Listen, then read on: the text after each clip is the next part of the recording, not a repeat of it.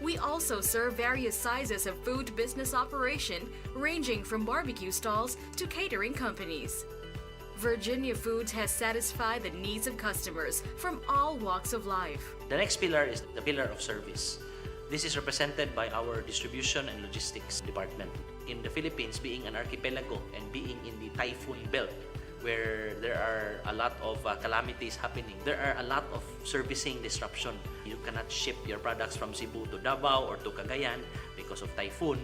But because we have depots across key cities in the Visayas and Mindanao, we have maintained a level of inventory that will assure our customers of uninterrupted service. Just recently, we launched our express delivery service, bringing our quality products right at your doorstep. Our comprehensive range of food and other products now have a nationwide reach, even venturing far beyond our borders to our Southeast Asian neighbors. The last pillar is relationship. It's represented by our sales and marketing department. This is where we forge partnerships with our customers. We try to understand the need of our customers to be able to give value to them. More than just food company, we believe in cultivating a brand relationship with our customers by providing the best customer support to our partner businesses.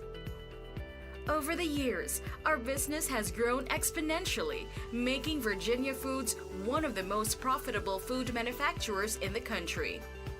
But none of that would be possible without our people, who share our passion for success. What sets humans apart from machines is man's ability to be creative and man's ability to forge relationship and partnership.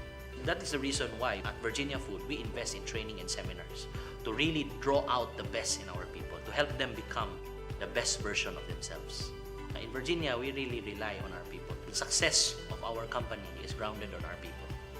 Virginia Foods is all about innovation and quality, but our values do not end there. We give back what we can through community outreach and environment protection programs. The culture of Virginia Food are founded on different values.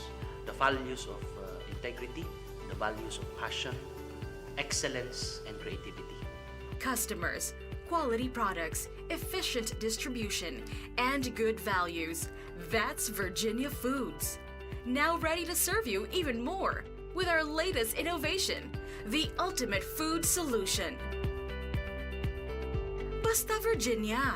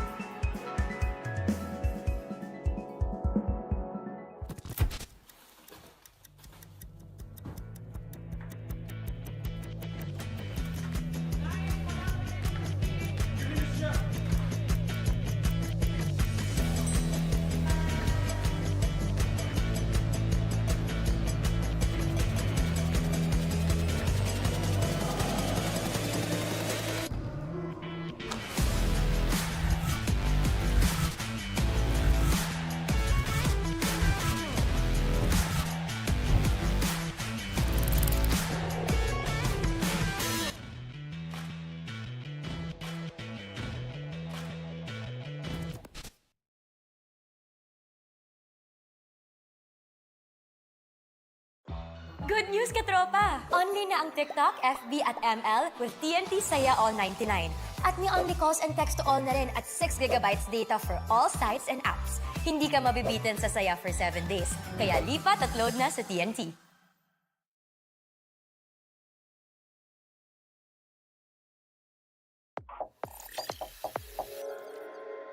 CyberZone. Get it. Get it? Get it. Get it. Get it. Got it at CyberZone. Get it. Get it. Got it. Got it. Get it. Got it. Ooh, got it at CyberZone. Get it! Get it! Get it! Got it. Got it. Got it. Get it! Ooh, got it. Wow! Got it at CyberZone. Get it. Got it. Got it at CyberZone. Get it. Got it. Got it at CyberZone. No limits, all thrills here. Get it. Got it. Got it at CyberZone.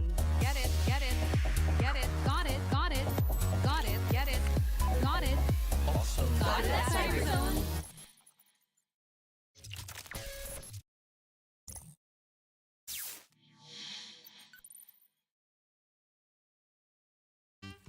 The perfect balance of crunchy and meaty. Easy to cook any time of the day. Taste the crunchy goodness in every bite. Also available in chicken patties.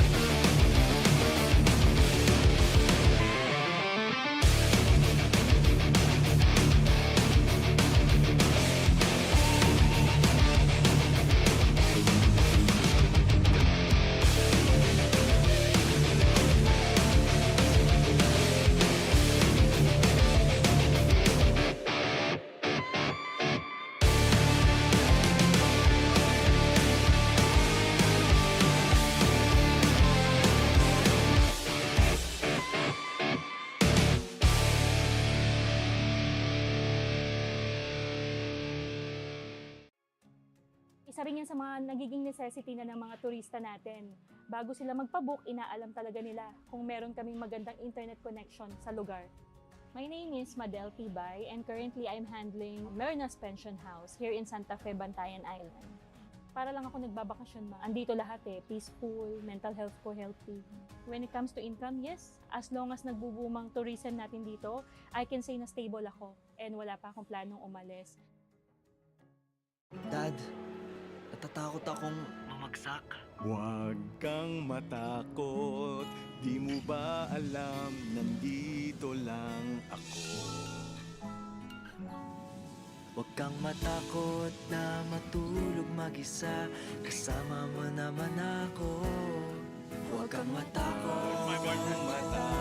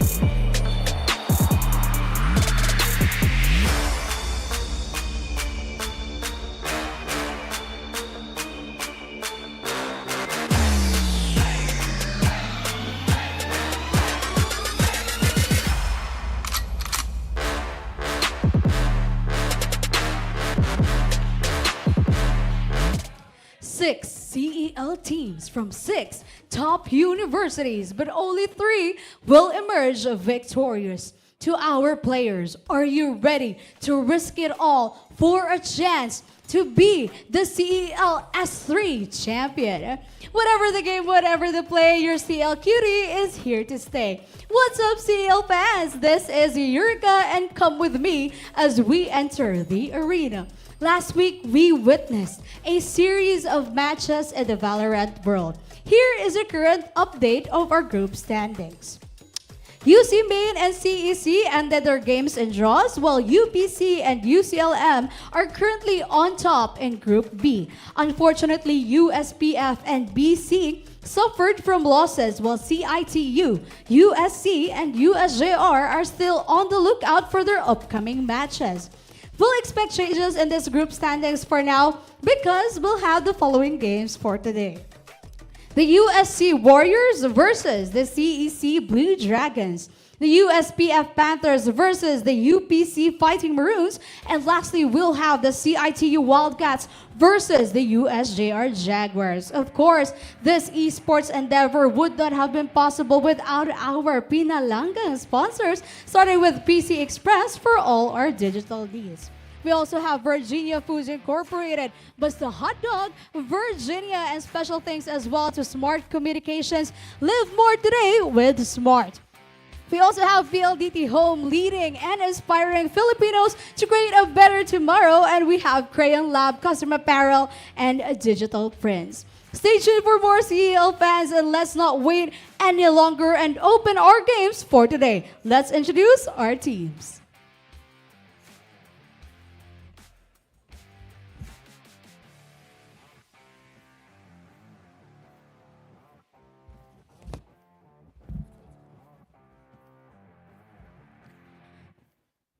This team suffered an unfortunate loss in the preseason finals round against a rising university. However, knowing their 4 wins, 0 draws, and 0 losses track record in the preseason group stage, they are set to start their revenge arc. Will they effectively use that defeat as their motivation and emerge as a potential champion? Or was their track record simply a series of fortunate luck? Let's give it up for the University of San Carlos Warriors.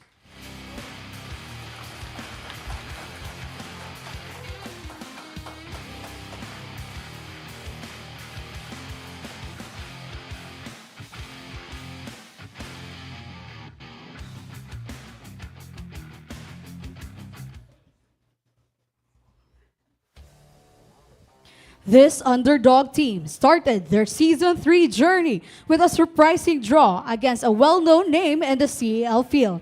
With their constant improvement paired with their strength of will, this team could possibly carry the next crown. Will they build on what they have started this season, or will they stay in the darkness forever? Let's call in the ever-mighty Cebu Eastern College Blue Dragons.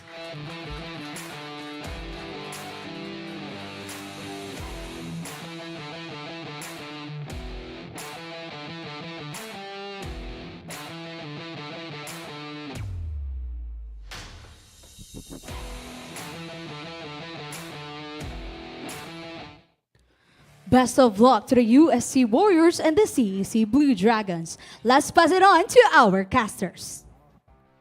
Welcome back, CL fans! This is week 2, day 2 of the CL regular season 3. I am Cora, making your gameplays a little more exciting, and here with me is... Pidlinky, let's link up your gameplay. Yeah, so we're starting off the day with a matchup of USC against CEC. I am so excited for this matchup. This matchup is going to be pretty fire, to be honest. No, like, not going to lie, this matchup with Warriors versus Blue Dragons, the mighty Warriors versus the fearsome Blue Dragons. Yeah, I mean, we saw the gameplay of CEC last week against UC Main, and they actually got it to a draw. We've seen their gameplays in the previous seasons, and they've been doing well, but they do need that room for improvement, and we saw that improvement last week. The opening was just one heck of a show, to be honest. Like, not gonna, like, overall, the game was just so Yeah. amazing. But let's go back to preseason. The debut match was just Ooh, different since beautiful. it was just a while ago. But now we're here into the main season with day 2, week 2. What will be the play here coming in from USC Warriors versus CEC Blue Dragons? Now we know these two teams are hungry for more. We know that these teams just want those wins. I mean, it is so exciting. I mean, yeah, so Yeah, take note. The record here for USC has 4 wins, 0 draws, and 0 losses. they actually only lost to one team that was from UCLM last preseason. So Ooh. this is the revenge arc. We've said it before. Hopefully, this is hopefully. the revenge arc. But this is special thanks to our major sponsors here with PC Express. PC Express is the Philippines' leading computer and tech retailer. It has a huge selection of desktops, PCs, laptops, smartphones, gaming gear, PC components, and accessories from top brand.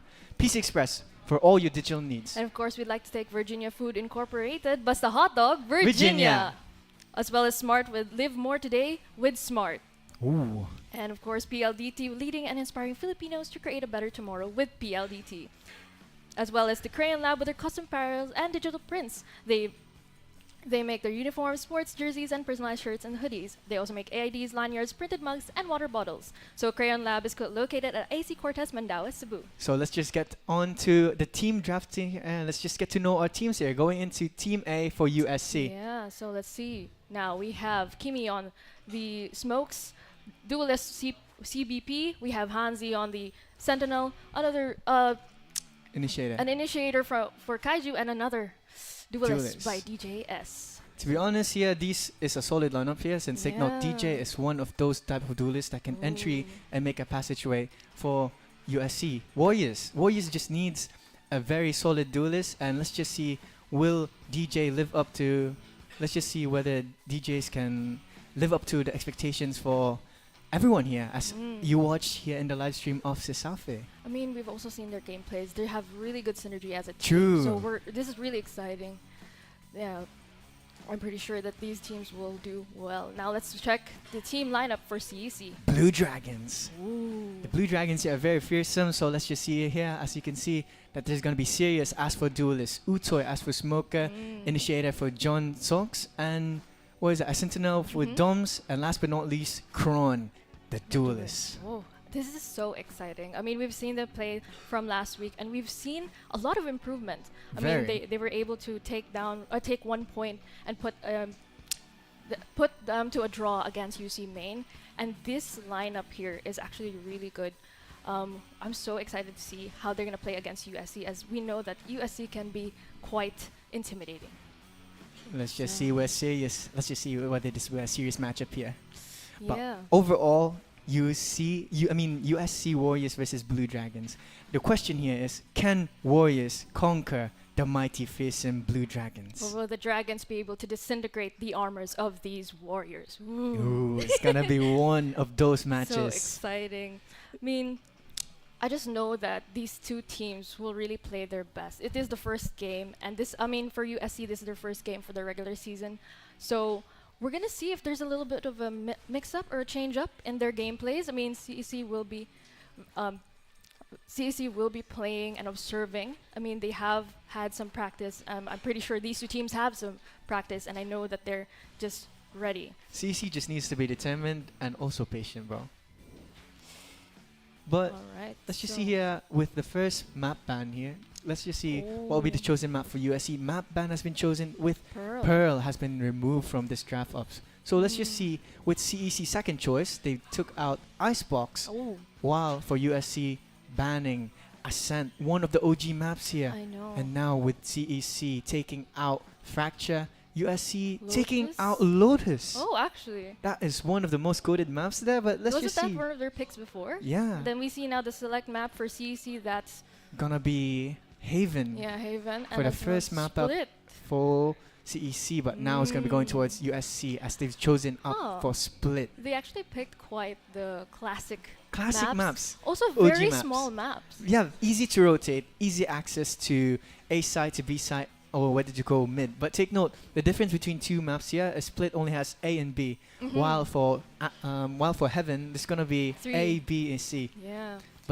Yeah, there's multiple entryways for Haven, but compared to Split, it's just gonna be easy access towards sites.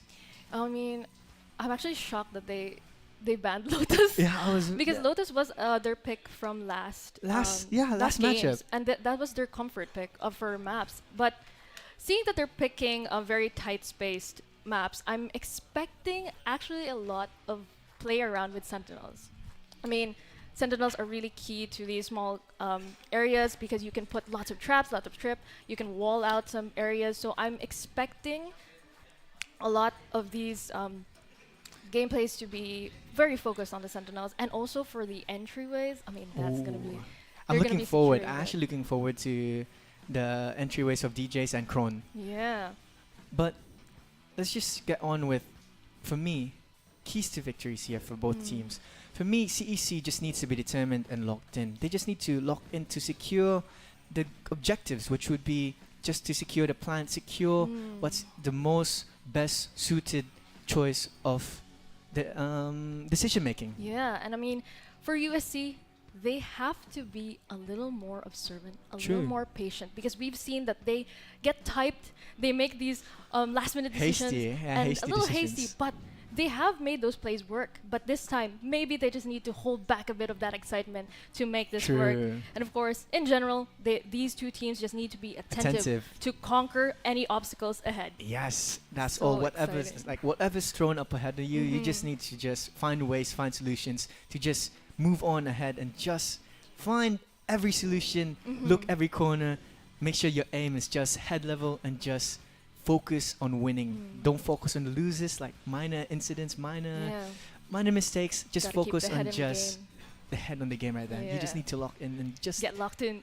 just need to focus, to be honest. But overall, Warriors versus CEC, this is gonna be one of those matches where the Warriors will they be mighty enough to conquer the fearsome beasts, the Blue Dragons? I mean, these dragons, they got fire in their breath. Bro, We they have know sharp that teeth. they're hunting for more, and they're not gonna let these warriors get them down. So, For me, I think we'll be going towards CAC, since CAC is gonna be really? fearsome. They're fearsome. Yeah. The dragons, like, they have the sharp teeth. They have the fire breathing method. The Blue Dragons, they're fearsome. The duelist, especially Kron, is gonna be that player for me. I'm gonna be calling out the fact that CEC is gonna take this matchup, and also gonna be going for the MVP would be Kron as the duelist. Wow. How about you, Corey? For me, honestly, USC. Oh, Here's Warriors. the thing. I watched them play. Yeah, I actually casted their gameplay Ooh. last preseason, and here's the thing. USC now, I'm pretty sure they're fueled with fire. They're fueled with that revenge. They had that crown. They had that grip on that crown, but it was taken from them. It was such a beautiful debut, and they wanted to take that from them.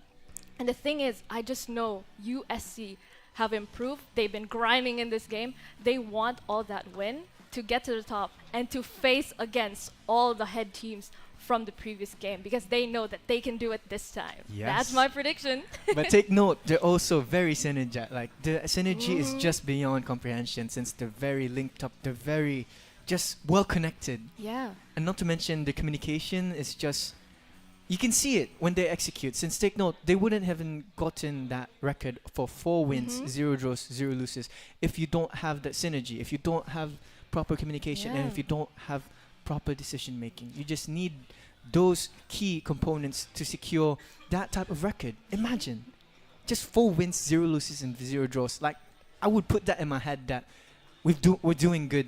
Let's keep on moving forward, and let's keep on just. They had that momentum playing in. But of course, I still expect that CEC will actually not make this easy. They're not going to make this easy. Of course. They've been just trying. They've been trying to keep moving forward, and I know that this time they're also thinking, you know what?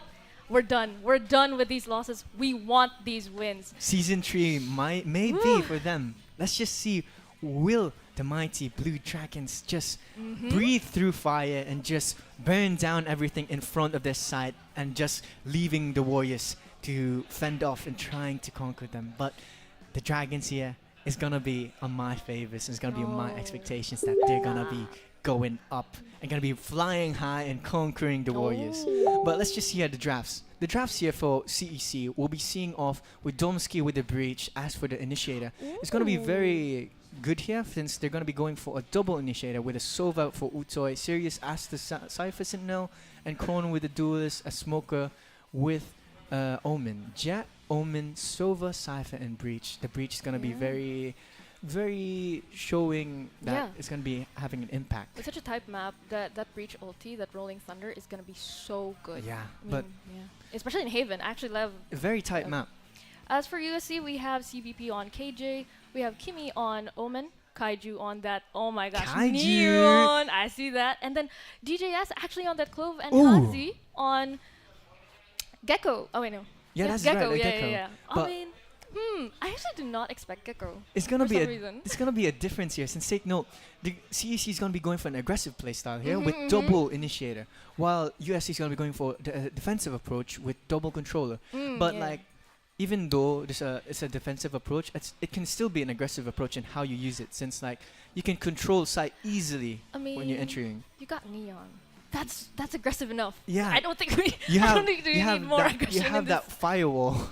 But also, I think it's a smart move to be to have this more defensive game with this map specifically, because it's such a tight space. When you have so much, with that tight space, you can't make too much room. Because if you make too much room, you might actually be out of position. True. But of course, for CEC with this aggressive game, I mean, Breach is actually pretty aggressive for his very type aggressive. of agent. I mean, Since take note, the skill set of Breach is composed of Aftershock, Fault Line, Rolling Thunder, and 2 blinds. The blinds can last for 3 seconds. I know, 3 seconds or 2.5 seconds. But overall, what you gotta look out for is the Rolling Thunder. You're gonna get stunned. You're gonna get you're gonna be displaced. So let's just see and what will we have for USC Warriors versus Blue Dragon CEC. Ooh, this is exciting. Let's see. So all right, we're in the game.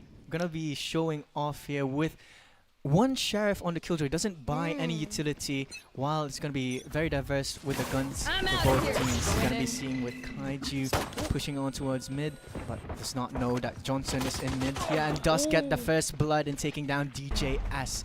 And now it's going to be a 4v5 with Manpower leading towards the side of CEC. Right off the bat takes down another and making this a 3v4 scenario with Manpower leading towards the side of CEC. Successfully, Spike has been planted towards AS side. How will they hold them off as for the retake here? Paranoia gets thrown down, Kimmy. And right there, Hanzi takes down Omen and making this a well-renowned retake for USC. Takes it down with a 3 on only 2. Just 2. That's right there. Yeah, actually, that was really good. That seemed really promising for the side of CEC, as they were able to actually put down the spike and as well actually push back USC. But that retake was absolutely beautiful. That was so good for the side of USC, being able to get that retake, have their positions ready. And CEC, will they have a point here? As now with their utilities, we're gonna see how they play out. Let's just see. Since take note, they have the economy advantage now for USC. You can see the Bulldog, the Stinger, the Spectre, and with the Outlaw, one of the most underrated guns here. And as we proceed into the round, let's just see what will they do in trying to secure this round. The Fault Line gets thrown out, forces CDP to get repositioned here, and now it's going to be backed out. Misses the opportunity of taking a free kill with the Outlaw, unfortunately. But now, let's just see what will happen here with this. Take note, this is going to be 1 minute and 20 seconds on the line. Still, no kills to be found here into this matchup already. About to hit the 50-second mark under 10 seconds, but they're going to be playing it slow.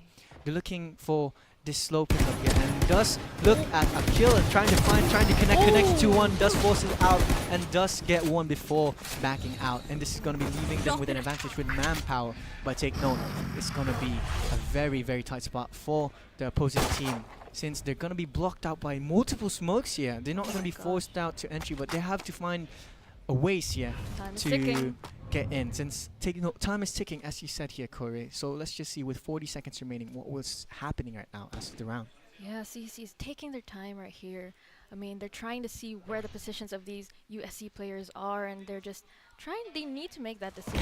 Oh, the judge dashing into one side, Ooh. takes down a kill right there, and does make this into a 4v1 right now with the Sheriff. 𝐸𝐸𝐸 gets shut down by the Outlaw and making this 2 rounds for the taking, as momentum will be leading towards the side of USC with 2-0. Man, I felt that hesitation with the CEC as they didn't know where to go. They wanted to find out where these USC players were, where the positions were, but they really could not find that.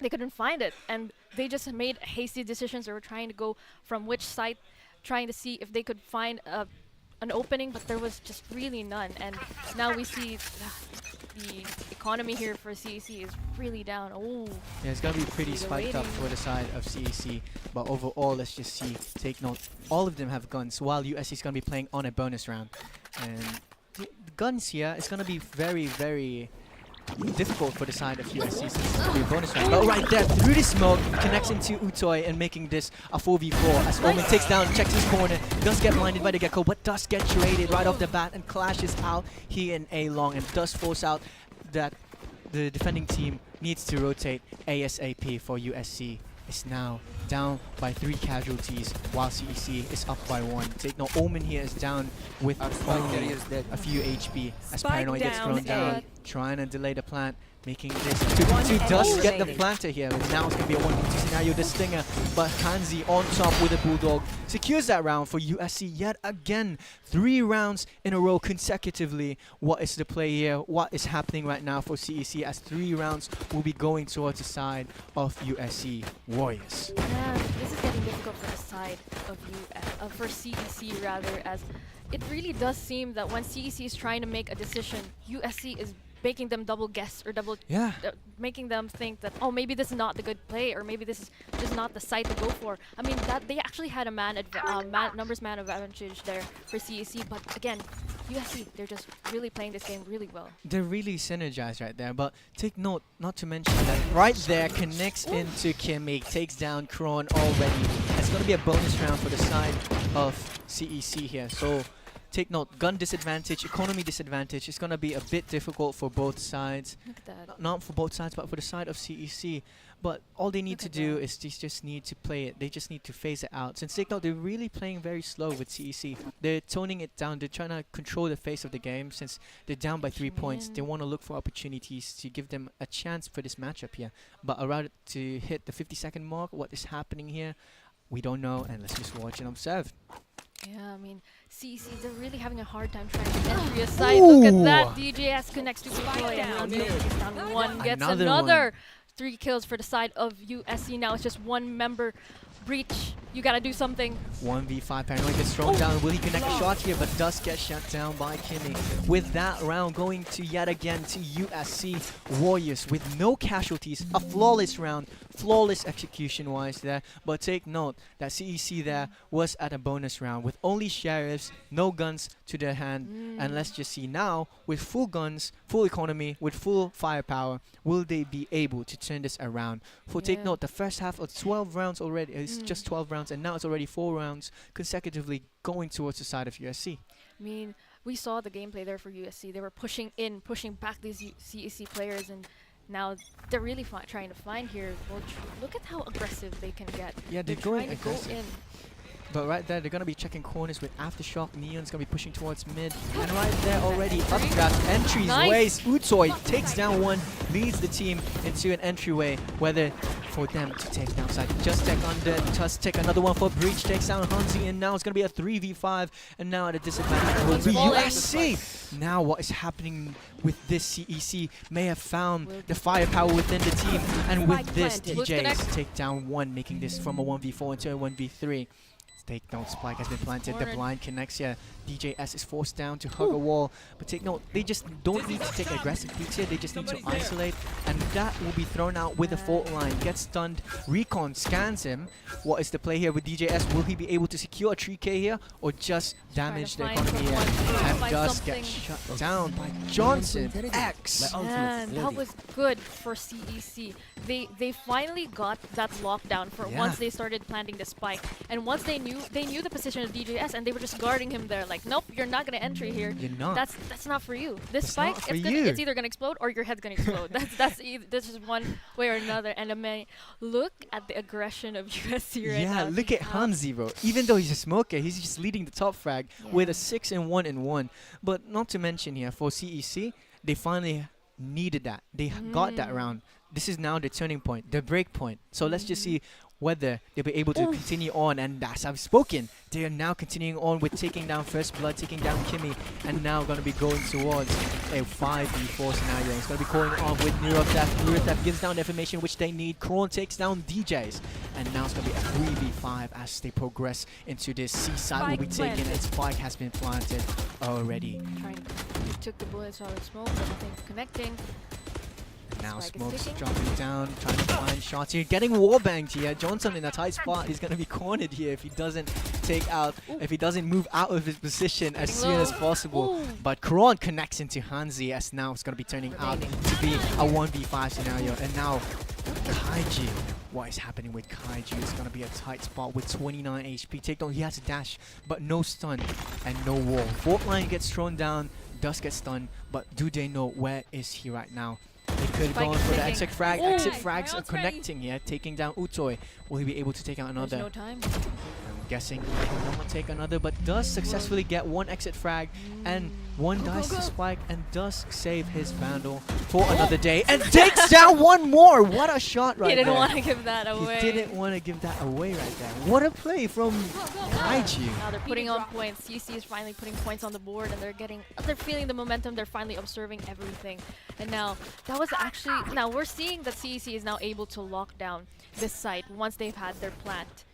And we're seeing that once they've secured this site, they're making it difficult for USC to do retakes. And USC, again, we're seeing the aggression. They need to hold back a little bit. Yeah, they're being a bit hasty as defenders, but it's working out for them though. Since you can see that they've been consecutively securing rounds. 4 rounds in a row consecutively secured that with aggressive playstyles. But now, seemingly enough, CEC's able to adapt and see into their playstyle and now gonna be changing it up. But now you can see that Wingman's gonna get thrown down. Rolling Thunder is readying up for a century here, but DJ secures down 𝐸𝐴𝐴 and making this a 4v5 as 1 minute and 10 seconds is ticking on the clock. And now it's going to be manpower advantage going towards USC. And yeah, let's just see into this play style. Going to be toning it down. They're going to be facing this game into a slow turning point. They just need to secure the objectives here. And CEC is looking for that breaking point, looking for the opportunity and trying to find a way to just secure a site as soon as possible and pull off the plant as soon as possible. This is getting difficult for CEC as now they know that there's a possibility that these USC players are waiting for them. They're waiting for them to entry and then they'll get the kill. So now CEC, they're just hesitating. 30 seconds. But Rolling Thunder will get put down. That will give the entry for CEC. Okay. Rolling Thunder gets thrown down, but 𝐸𝐴𝐴 takes down one and will be showing off why 𝐸𝐿Teams' ultimate is a key point right there and stunning one and connecting with synchronized attack right there. You can see after that Rolling Thunder, they followed up with a Neon Stun. After that Neon Stun, they just throwed out the 𝐸𝐿Teams ultimate and Thrash isn't done with you, stuns one and follows up with a kill right there. USC knew that the Rolling Thunder was ready, so once that Rolling Thunder was out, they knew that they could come in and just take their picks. Because now we're seeing here, man, it's getting difficult for CEC with this economy for them. We're seeing some shields being put up. That's difficult, but you know what? We'll see how CEC play with this. I mean, 5 and 2, we might be able to get it. We'll see. We'll spot someone there. No, that's expected. But does not connect at all. But take note, the Molly's going to be used up there towards C-Long. They don't want them to entry. They want them to be delayed right off the bat. Dashing towards sides, trying to find an opportunity here. But Paranoia gets thrown down and connects into a shot, but does get traded. And overall, clashes happen towards C-Side. As with this, we'll be leaving Altitude 2v2. And with that, water clash quick in happening right there towards C-Side. And now going to be forcing out the defenders to rotate. As follow back is coming up right now. Let's just see whether there's going to be a follow up. And the blind is still not going on for the plant as Wingman gets thrown out, but does miscalculate that Wingman right there. 50 seconds remaining here, but still not yet pulling out the plant. They don't want to risk a free kill given out towards the side of defenders. Spike will get planted here. Ooh, Molly gets thrown down, and with this connects in. These two players are well synchronized enough with Johnson X taking down 3 people and Breach Good taking down patience for the another. side of CEC. Very. They waited it out. They knew that they were good in position, and they also were aware where the position of the remaining 2 players for USC. They knew where the positions were, so they knew where to secure, where to guard it. So that was really smart move for the CEC. We also know that USC they're starting to feel a little, on their toes. On their toes. It's 5-3 now. Yeah, but CEC is already adapted. But we'll see how they play this game as now. Ooh, Blade Storm gets thrown out. There's gonna be a bonus round. Oh, never mind. It's gonna be a force round here. Let's just see. Will Blade Storm Utoy connect into an opportunity and trying to connect towards a side? As you can see here, gonna be throwing out Paranoia, all the smokes, and does not know that KILLJOY is within deep of sight. Takes down Kron and DJ. Shut down Johnson. They're gonna be losing fewer men here. It's gonna be down with 2 casualties already, making that 3, making that 4. As 𝐿𝐴𝐚𝐴 cleans up the last enemy. And let's check out the replay right there. Corey. What a shot. That's one. What a kill. Another. Oh, beautiful play for USC. I mean, they just shut me down. I told them that they were on their toes, but no, they're pretty chill right now. They knew that they could get that They're kill. chilling. I mean, that was so difficult for CEC to entry, as you got the blind from 𝐞𝐞𝐤 and then another Omen blind. So it was just, they were just getting in blind, and it was difficult for CEC to find these positions. And when they were blind, CEC popped the head. Easy win. What's the best part about 𝐞𝐞𝐤 is his blind is global. Wherever you throw it, everyone's gonna get blinded. That's the best part about the 𝐞𝐞𝐤 blind, the glizzy. But the Paranoia is aerial. It's practically the same as 𝐞𝐞𝐤 blind, but it's unfortunately not as overpowered as the 𝐞𝐞𝐤, since it can cover most of every corner. DJ S connects into Kron, as first blood will be going towards the side of USC, and now going to be aggressive play again once more, as he's spoken. It's going to be an aggressive right there, but DJ is right there connected with a trade. Unfortunately for the Neon, got caught in the crossfire and does get killed. Let's check out the replay right there. Look at this. Dashing in. Does get dashed in and caught in the crossfire. That was a good distraction. Together with Wingman. Yeah. Not just Wingman crashing in front of the enemies, but also the Neon Wing Kaiju. Look at the economy. It's getting really difficult for them to try and keep up with this. I mean, 7-3 already. USC is getting really rich, so they have to make these plays work now. As we're gonna see a little bit of a better. Ooh! What a shot from 𝐿𝐴𝐚𝐴. There's blood coming in from C already, but take note that position has been abused very well from 𝐿𝐴𝐚𝐴. 𝐿𝐴𝐚𝐴's been using that same spot, taking out many kills right off the bat for as barriers drop down.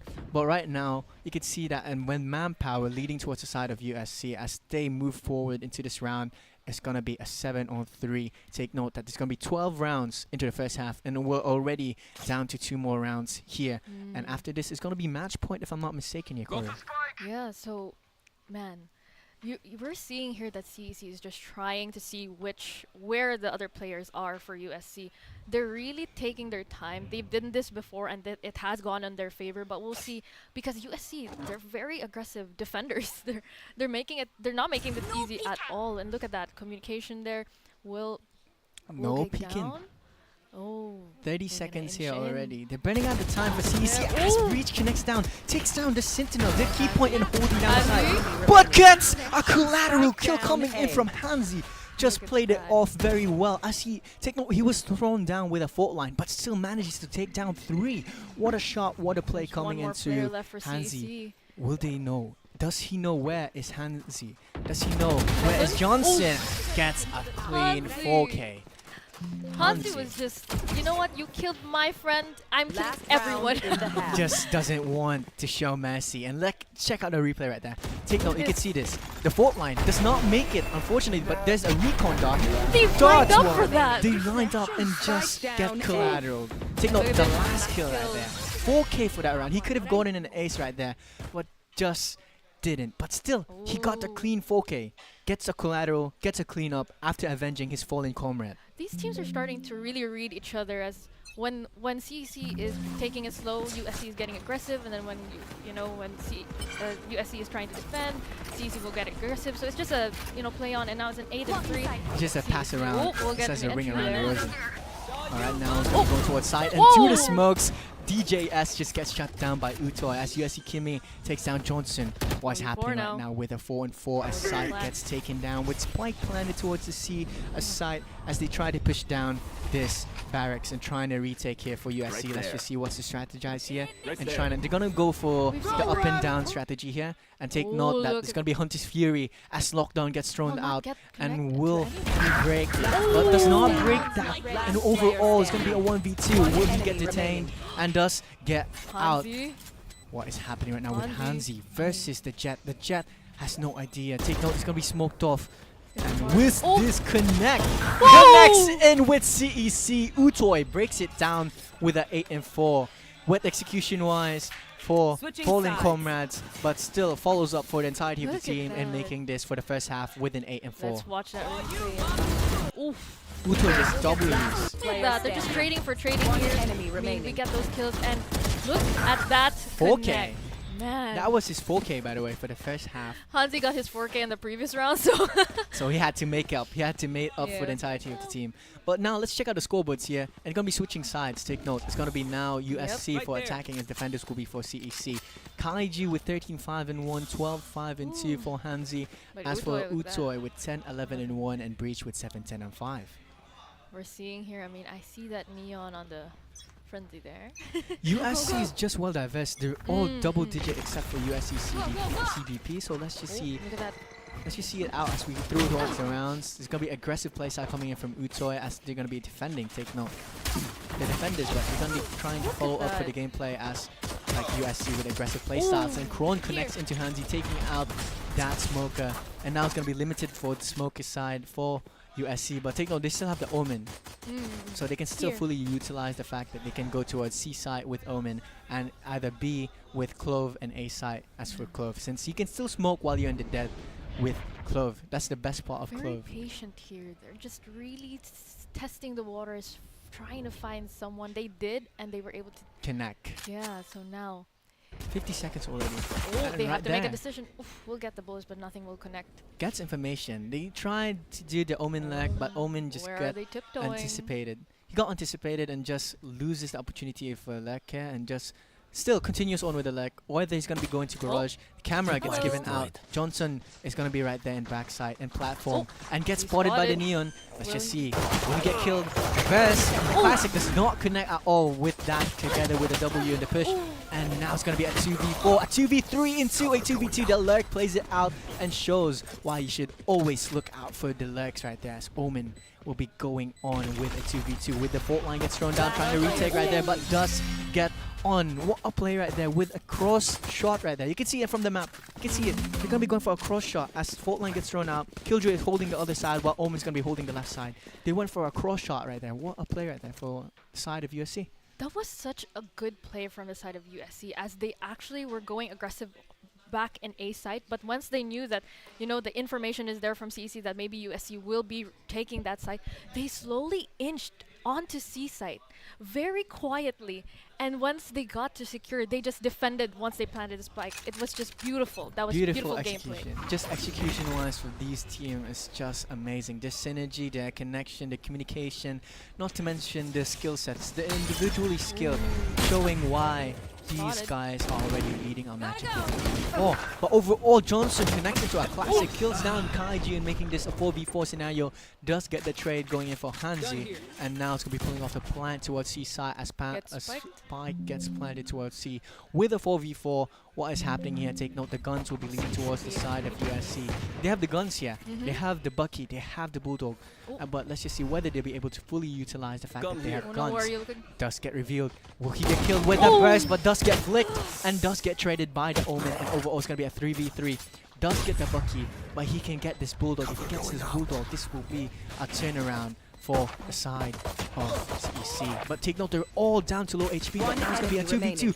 And now killing down 𝐸𝐸 through the smoke. What is happening right now with the Bulldog? Turns it around with a stinger play, TP. Well, let's just check out that. What What a player right there coming in from Kimi. Yeah, USC Kimi was actually playing CCTV. He was waiting for someone to go in, and they were trying to retake that. Actually, CEC was really trying to get in that, but USC was just taking out the entries. They were not letting anyone come in, and they knew the positions as well. And now the economy again is really down for CEC. I mean, they will get some of their rifles here, but they're gonna get a broken by. But now what is happening? This is gonna be one of those matchups where economy-wise it's gonna be very difficult for CEC. But take note that USC is gonna be playing on a bonus round, and this bonus round, let's just find out whether this bonus round will be successful for the side of USC as we progress into the round with 1 minute 28 seconds on the line. 10-4 into the match board here.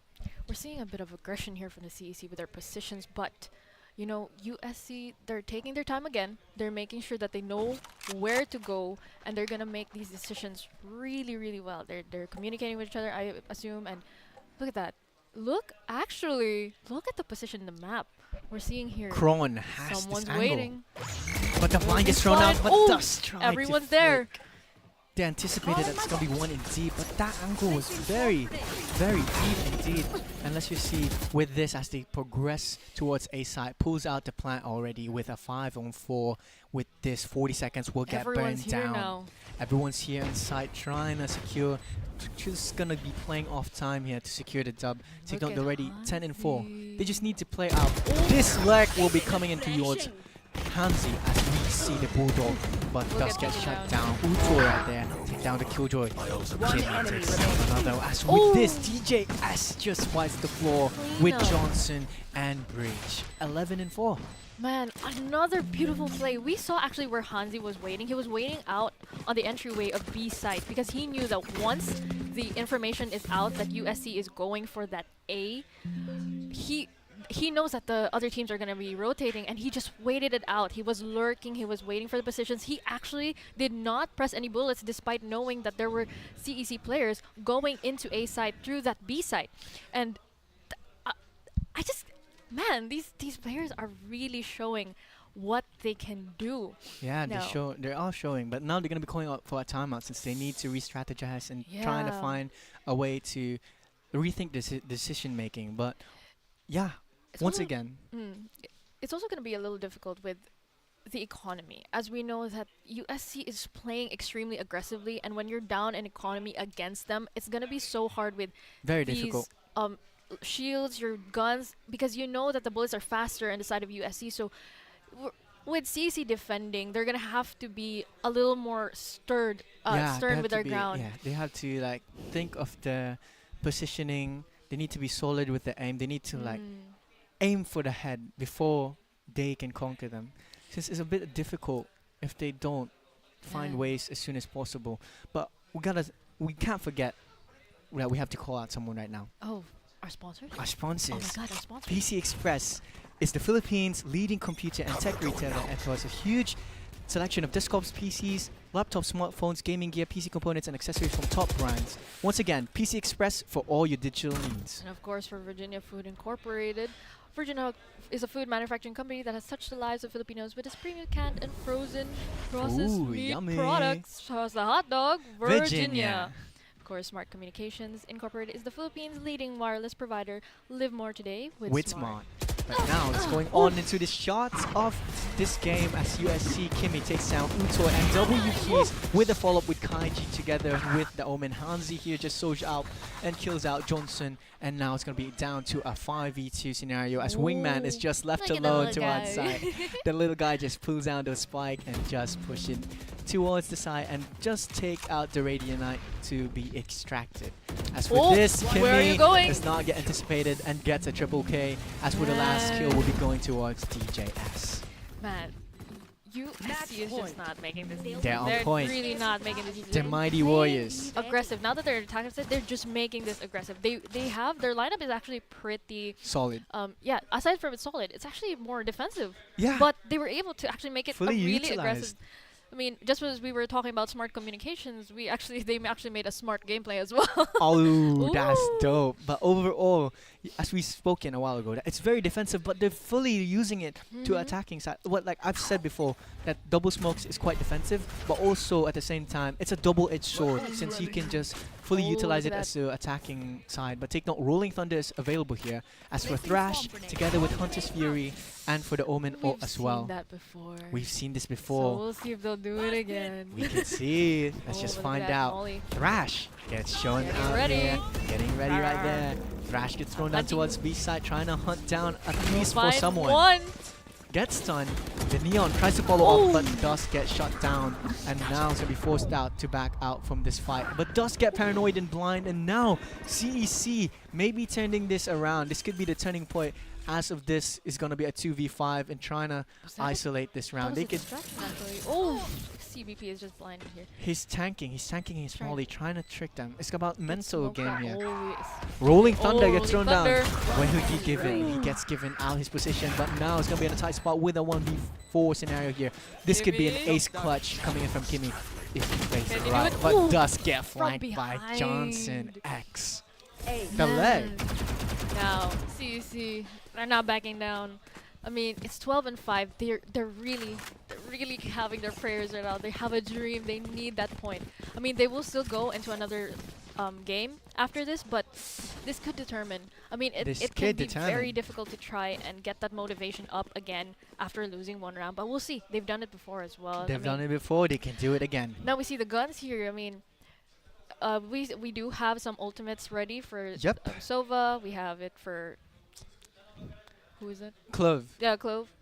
Clove actually is gonna be one of those agents who's gonna be a very aggressive smoker at the same time. Yeah. He's gonna be immortal, not dead yet. Take note, there's gonna be one revive. Practically like a phoenix, but with a timer. Ooh. They're going towards C side as they cancel out the plant here. Gets the spike drop already. And through the smoke, Omen takes down 𝐿𝐿𝐥𝐿 and now no more entryway, but does not know the lurk is coming in from CBP. And from behind does not check that Johnson has been hogging. They're confused right now. But take note, not Hunter's Fury, but Neurothep gives them information. Spike was not planted, by the way. It's not, it got shut down. And now it's going to be controlled by the defending side. But right there, Hanzi connects it to Johnson X. And USC 𝐞𝐞𝐤 takes down 𝐸𝐸𝐸. And now it's going to be a 1v2. Breach and the breach of extinction with a 1v2. One more player. What will be the play? Breach. Going inside the smoke, jumps in, but gets shut down. Not dead yet, gets activated. Will he get pushed? Will he be forced out to back out? And now, will he be able to avenge himself? And does avenge himself with a classic kill with the B-Hawk going towards the first game to USC versus CEC. What a player there. Hanzi is just well on point fire right there. I mean, like, to be honest, these guys are just very, very amazing with their skill sets. To be honest, like, you can see that these guys are very diverse with how they fully utilize the fact with their gameplay, with their agent choice. Like, very much, I'm just amazed with the fact that these players are just able to fully use it to their advantages. To two smokers is a double-edged sword. It's either going to be defender sided or attacking sided. Like, you can see they fully utilize the smoke to attacking. As for the Neon to entryway, two smokes follow up. Like after the one smoke burns, just pulls out another smoke. Take note, they could also do this as well. Like, they could smoke off the spike and just plant it. Yeah. But for the double initiator, unfortunately enough, did not able to fully utilize the entryway with the fault line, with the recons, with the drones, with the Hunter's Fury, Rolling Thunder. It's just gets cancelled out by the 𝐞𝐞𝐤 Thrash. It also seemed like USC was actually able to predict what play style CEC was going for. I mean, Rolling Thunder, once it's done, they actually do the blind, they did the thrash thing. They just knew what the game style and the gameplay CEC was going for. And the thing is, even if they were defenders, USC, they were playing really aggressively and trying to read the game style of CEC. Now, CEC was able to get some points up, but that was when they had the spike ready. They were able to lock it down. But once they felt like USC was at an advantage, they just kind of fell off a bit. Yep. They hesitated. They wanted to make these plays, but it really didn't seem like CEC was making these stern decisions that they really needed to make. Yeah, but overall, that game with the Warriors versus the Blue Dragons, you can see that the mighty Warriors do not back out without a fight. And they fought their best, and they've conquered the mighty beasts, the Blue Warriors, the fire-breathing beasts, the Blue Dragons. But let's go on MVP with 𝐿𝐴NZI, the smoker. Hansi As played for the so MVP, well. he played so well with only 10 casualties, 19 kills, and 2 assists. What a play right there coming from 𝐿𝐴NZI. Not to mention, 𝐿𝐴NZI's been very aggressive. Not just aggressive, but fully utilizing his smokes to the extent for the duelist can just entry without any hesitations. And he was where he needed to be. He knew that if someone was distracted, if someone was being targeted, he could get the kill. He was just there behind, but also up front. Like he just really was in a good position for these games. And now let's see here. For CEC, you can see that 𝐸𝐷 played and showed off that he's going to be that type of duelist to lead the opportunity for the Blue Dragons to entry. But unfortunately enough, they lost against USC. USC was just well synchronized with great communications and great executions. Overall, you could see here with the replay, the highlights here, you could see that 𝐿𝐴NZI, the duelist, just breaks through everything, just breaks through the barracks, the defense is just going to be well broke down when you're just going to be with a Neon, and when you're very synchronized with your team, it's just practically impossible to stop this Neon. I mean, I also think that coming into the next game, What a CEC will shot. have to really strategy. Yeah, I mean, look at these highlights, man. I thought this part. Neon dashed in for that, but also Got with an caught in the assist. crossfire. Look, Kimmy. But I mean, look at the shot. Look at this one. They lined up for that. They Come collided. on. They just squat down, get collateral, and 𝐿𝐴NZI just took down that A-long execution-wise was just given towards the side of 𝐿𝐴NZI. But here for 𝐸𝐷, he actually played it out very well here. Just focused.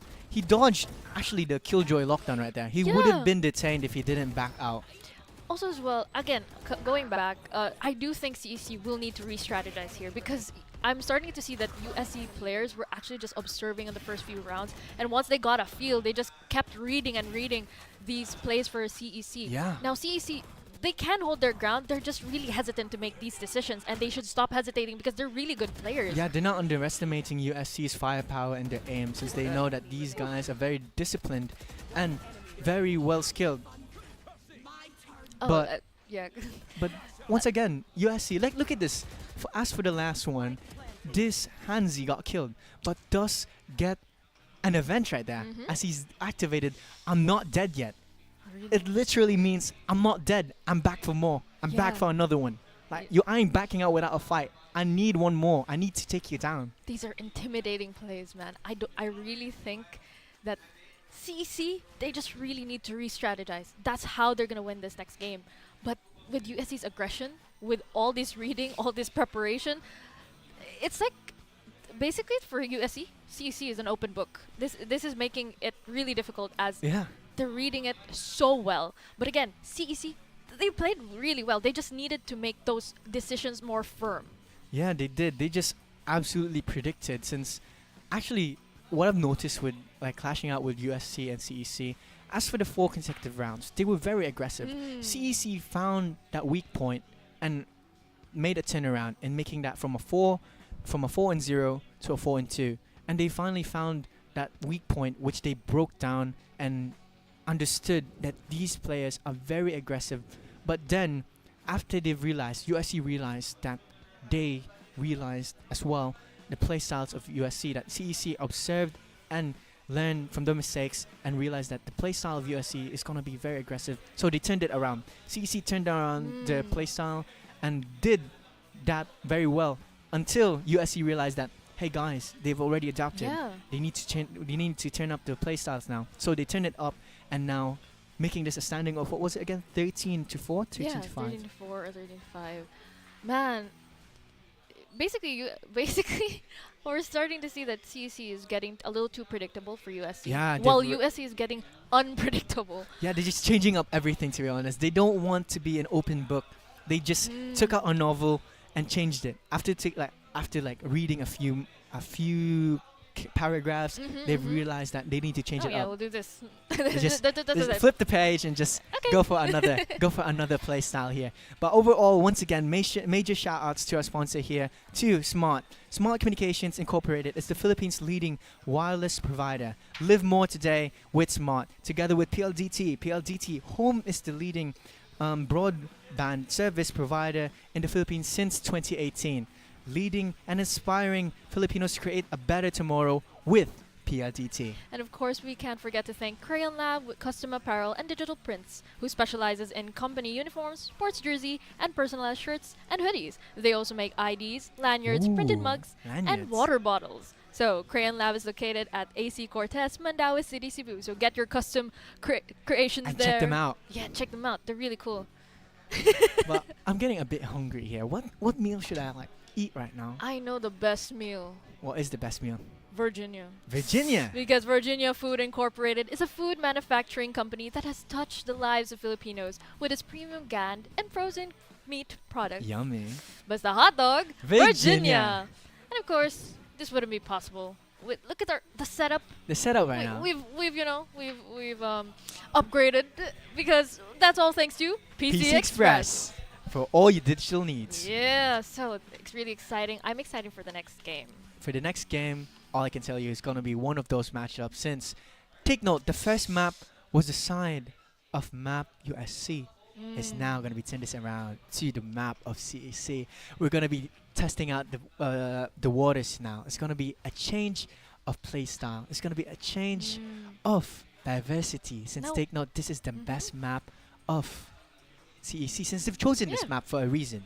So let's just see whether they'll be able to fully utilize the best map of choice. Yeah, as well, again, they picked really tight spaced maps. Split is another tight spaced map, similar to Haven. I mean, Haven does have three bases. Yep. But now it's gonna be two. Split has 2 bases, and it has been known for Split. I'm already predicting it. I already know there's probably gonna be another Sentinel, and it's probably gonna be Cypher, because Cypher is really good on Split. Yeah, actually, Split Cypher is gonna be a free game for Cypher, but I don't know. But you could just pick a Rise or maybe a Sova. You could just shoot a shock dot or throw a frag. You just break everything. I do want to see maybe I do want to see another double Sentinel here. Ooh, maybe we can see. I mean, double Sentinel. I really do think that when it comes to tight spaces, either double Initiator or double Sentinel always works. Because with double Sentinel, you're going to put down these traps. It's going to be hard for the entries. But as well for the double Initiator, you're getting those blinds. Wait a minute. A new pick here. Look at this new pick, a wild card. Do you see what I CEC. Do you see it? It's a wild card pick right there. No. Let's break it down. Right now. Okay, so we'll start with USC. We see here with USC, CBP is on their Sky for those blinds. We got 𝐐𝐞𝐤 on those smokes, 𝐕𝐚𝐥𝐴 on that jet, Hanzi with the Rays, and DJS with that. Of course, I predicted it. There's going to be a Cypher. Of course, now for CEC. CEC with the jet for 𝐕𝐚𝐥𝐴, as for the breach with John X on a jet. Actually, still the thing. I think they're still hovering, but Krone with Arena. As for Sirius with a Vice. This is a wild card pick. I like Vice. Vice, again, I have an opinion with Vice. She's a really good Sentinel because she's Very the good Sentinel that's the most aggressive kit. But nobody abuses this for some reason. It's like practically a Cypher, but something more aggressive, since the camera just gives out positions and can tag them. It's like practically a free recon, but the Vice has that camera blind. You can easily blind people and just place your camera anywhere. I mean, like your camera blind.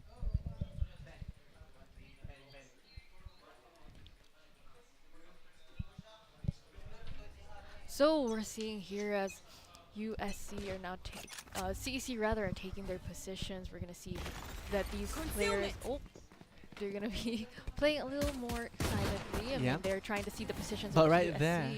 there, it's not gonna be a double jet, but it's gonna be a breach right there. Yeah. I thought it was a double jet. Actually, no, it's Arena. It's Arena. Oh my bad, it's Arena right there.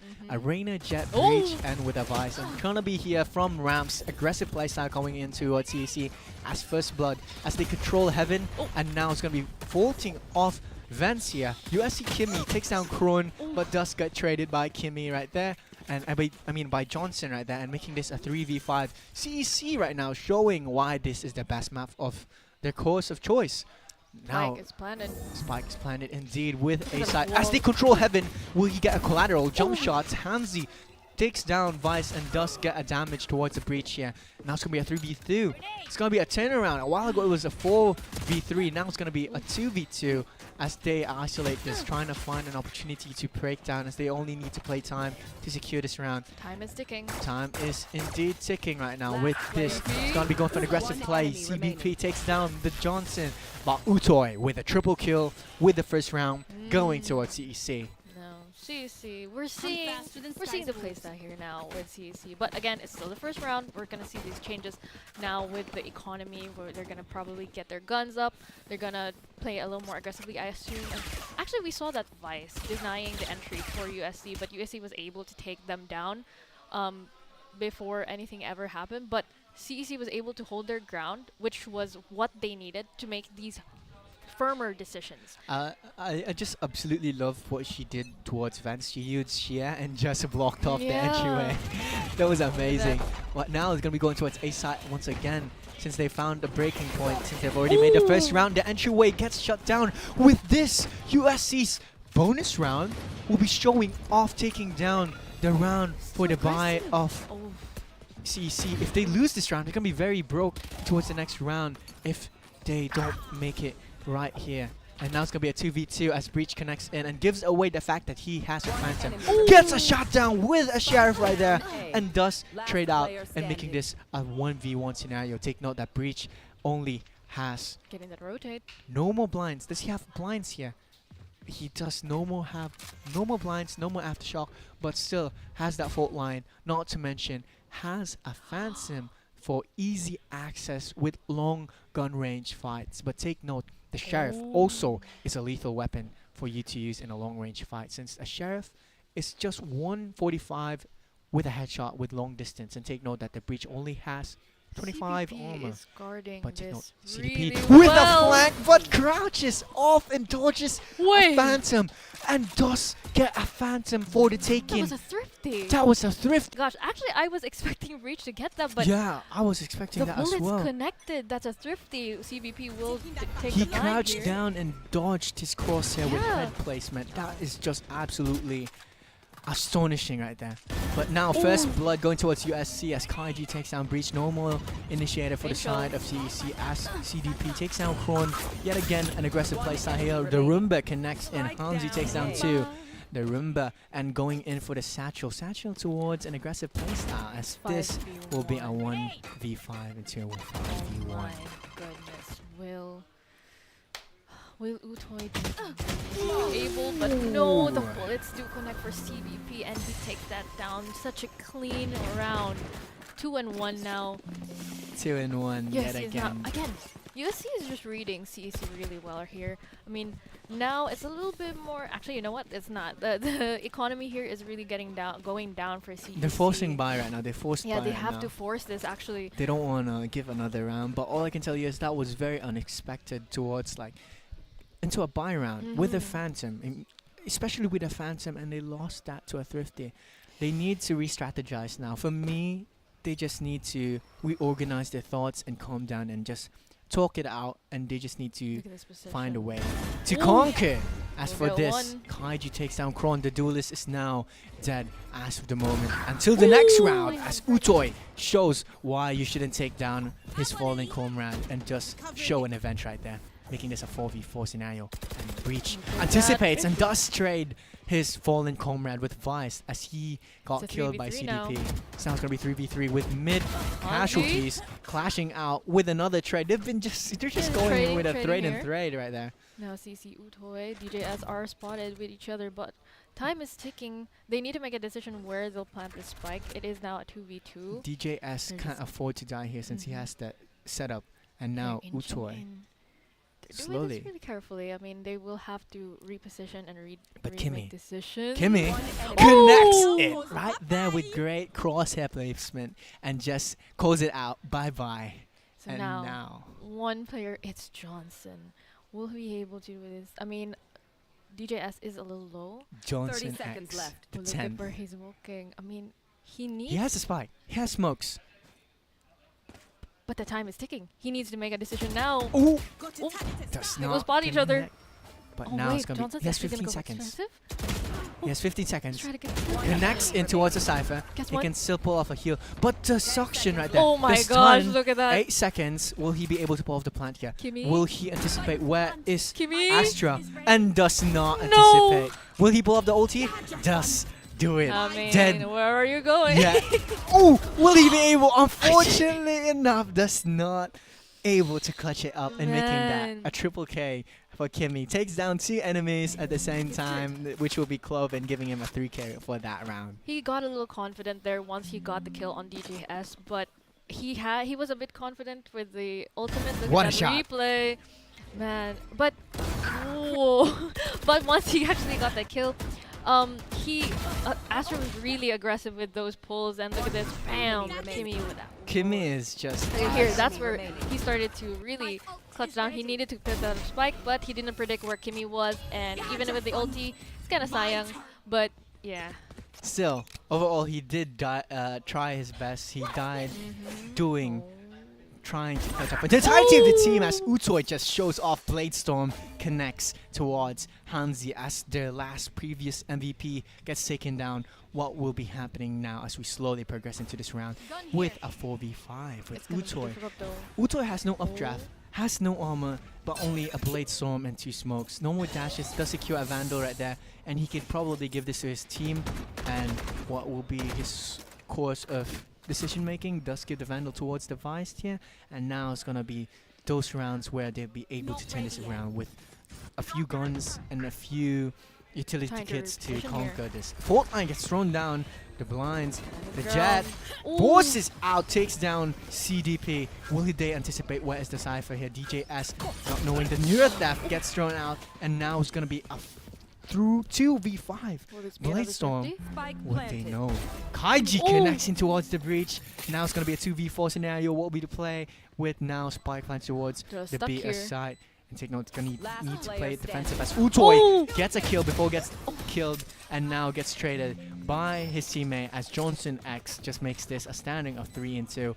Take note, this is CEC's best map, but right now, seemingly enough, USC just shows off that they've adapted towards the play style of CEC, and now they're just reading them like a book, as you said, Corey.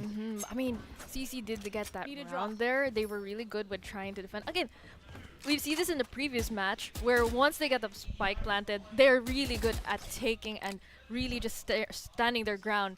But once they feel like they're starting to fall off or everything's falling apart, the plans are not working, they start to hesitate. But you know, if they get more determined with these plays, they can do something. Look at this aggressive position. The operator Ooh, does not connect, miss. unfortunately enough. But take note, this is the 6th round, and now I'm going to be pulling off the operator. Let's just see what will be happening in the round. As you can see, CDP is going to be pushing on with the aggressive play style as 𝐸𝐷𝐷𝐷 takes down CDP. Cypher gets down 2, but does get traded by the breach, and making this now from a 5v5 into a 5v4 into a 3v3. And with that, will be 1 minute 10 seconds on the line. Tries to break out the trap, but does forget that Cypher is dead. And as that will be shown off, the Astral Pool gets put down, Aftershock gets put down towards City side stairs, but no information now. A wall divided will be thrown out towards the side as B side will be conquered towards the smoke, takes down 𝐿𝐿𝐷𝐿𝐷, and now 50 seconds remaining as this will be a 2v3 scenario. Take note, Showstopper is available for the retake for the side of USC. No, they're just trying. Oh, we've seen breach. it again. The frag grenade Oh, connects it again. right there, but 𝐸𝐷𝐷𝐷 gets the triple kill and does make this round. For CEC 3-on-3 for Once this round. CEC gets that spike planted, they're really good at just Hold this. keeping. Yeah, they're no entry. You can't come in here, and that's CEC's tactic. Now, will they be able to keep this? Will they be able, as they're the attackers here, so will they be able to just keep that ground? I mean, USC is still aggressive. I mean, now they're Look at damaging the economy now is for damaged now. USC, so Like we'll see. CEC just when they plants down their spike, while the spike steals Radiant, they just made a back Ultimate is door. ready. They just solidified the back door and just barracked it off. And overall, USC 𝐞𝐞𝐤 could be showing a play here, but does get shut down with Vice, and now it's going to be going on for the with the cabbages that get thrown down for Sky, and Frag Grenade will be able to cancel the spike, but no, gets committed right there, and will be connecting towards a double kill with 𝐸𝐸 pushing out. Was that get traded right there? Showstopper gets thrown out, as this will be a 4v2 scenario. Fault line gets thrown out right there. 𝐸𝐸 gets the kill as for the follow-up, and now is going to be leaving with Hanzu with a Bucky and a Sheriff with a Dream, but does get shut down as spike will be planted as well for free credit score, and now we'll be going towards a 3 and 4 for this round. And now it's going to be turning it around with a breakpoint. It's now even out. A while ago it's even out, and as you can see here from the scoreboard, it was like a first round going towards the side of CEC, second to fourth round will be going towards the side of USC, and now it's going to be going back to CEC's consecutive rounds with a standing of 3 and 4, leading the momentum. Yeah, CEC actually had the advantage now. Now they just need to keep that gap wider and wider against USC. So we'll see what USC plays against here. I mean, they are aggressive. We'll see. Oh, we'll get them to the smoke. Takes down 𝐸𝐸, and now going to be playing for information. That Rumba gets thrown out right there. Rumba, indeed, right there. Does give information, but does not tell anyone that there's going to be an A main. But take note, they know that they're going to be approaching A main, since due to the fact that the duelists just lead their entryway, trying to find an opportunity of a lifetime, and trying to lead the team into picking off someone, and for the follow-up for the entirety of CEC. They're waiting it out. They're facing this game. They're just pacing this game into a slow and turning point. Vice ulti gets put down. Gets put down indeed, as with this, what is happening right now, as they're not being able to access their firepower, as Vice takes down the kill. As for the ultimate with Steel Garden, shows off why it's a very skill Spike will get planted. to be wary of. And now it's going to be seeing out the Tailblazer gets shut down, and 𝐞𝐞𝐤 takes down 𝐸𝐸. As with this 3v3 scenario, it's going to be even grounds as you get healed. Oh, he bought that armor, which you just get another set of armor as Vice gets killed with this, takes down that round. And with that, 𝐞𝐞𝐤 takes down Breach, CDP takes down Vice, and for that round, this breakdown point turned this around for USC in making this into even out grounds. For me, I think my expectations towards this game will be in overtime for USC versus CEC on the map of Split. Actually, we're seeing here that CEC is able to really make these plays right. It seemed really promising on the start of the round how CEC was going to play this, but USC was just able to shut down this plan for the side of CEC. I mean, we're seeing here now the economy. I mean, it's pretty even across the board. It will be a little bit of a nick there for USC, but nothing to worry about much. There will be a Neural Theft will be ready for the next round, as well as Reyna's ulti. We're seeing here. Holy, as you can see, these players are locked in. They are here to be very focused. They're just here to be isolating. They're just here to be locked in towards the game. They're very just focused into the point where they have to be wary. They have to be attentive. As we've said, into our key points to victory, you need to be attentive. You need to be patient. You need to be observant, and you need to be precise with your decision making here to be able to conquer your opposing teams. With any obstacle ahead thrown out in front of you, you just need to find solutions to secure and conquer. Yeah, that's right. And I'm really starting to see here that CEC as well as USC, they're just really having a feel with the gameplays of these different players. I mean, we are aware that USC is reading really quickly, but for USC, I mean, they're just able to read that, and CEC is trying to read. They've adjusted to the playstyle. Yeah, they've started to adjust, and look at here. But Breach connects towards the leg. DJS, the leg has been anticipated, but will they anticipate the double leg though? That is the biggest question right here, since they don't have a sentinel to cover off the flank. So it's going to be a bit difficult for that double flank here, since they don't know that the Sky is in the back. But Breach here is anticipating here, holding down Sewer, knowing that There's gonna be CDP. Will he get anticipated but does not know that CDP is behind the breach? Will this be the game of CDP but does get that triple kill for the breach and shuts down CDP? Not just that, but also the raise as 𝐞𝐞𝐤 takes down 𝐷𝐿. Actually, if you watch the map, we saw that USC was trying to corner CEC. They in tried to different pinch. parts. Yeah, they tried to pinch, tried to cinch this area, but CEC was able to actually find the positions and actually get those kills. So that was really advantageous for the side of CEC. But that is the best set of course of action here coming from USC, since now they've been doing a ring around the rosy here. They don't want that. They don't want to continue on with the ring around the rosy. So they're gonna be doing a pass on. So they're gonna be going for a timeout. So they timed out. They need to rethink the decision making here. So take note that it was just a 4-on-4, a 3-on-3 into now a 5-into-4. They don't want this to continue on. They need to reset. This is what they needed a while ago for the first game for CEC. They were getting stomped around. They were getting read like a book last match. And but now they're making it unpredictable for the side of USC. They're making it unpredictable for the side of USC. They paused. Now they're gonna be re-strategizing. They're saying that, guys, we need to change up our gameplay. We need to change up. Yeah, they're asking themselves, what do they need to do to find a key point to conquering CEC in the best map? Take note, this is CEC's best map. I was expecting to be like a stomp for the side of CEC, but it's not. It's not a stomp. And you can see they're that not making it easy. They're dragons. They're dragons. They're fearsome beast.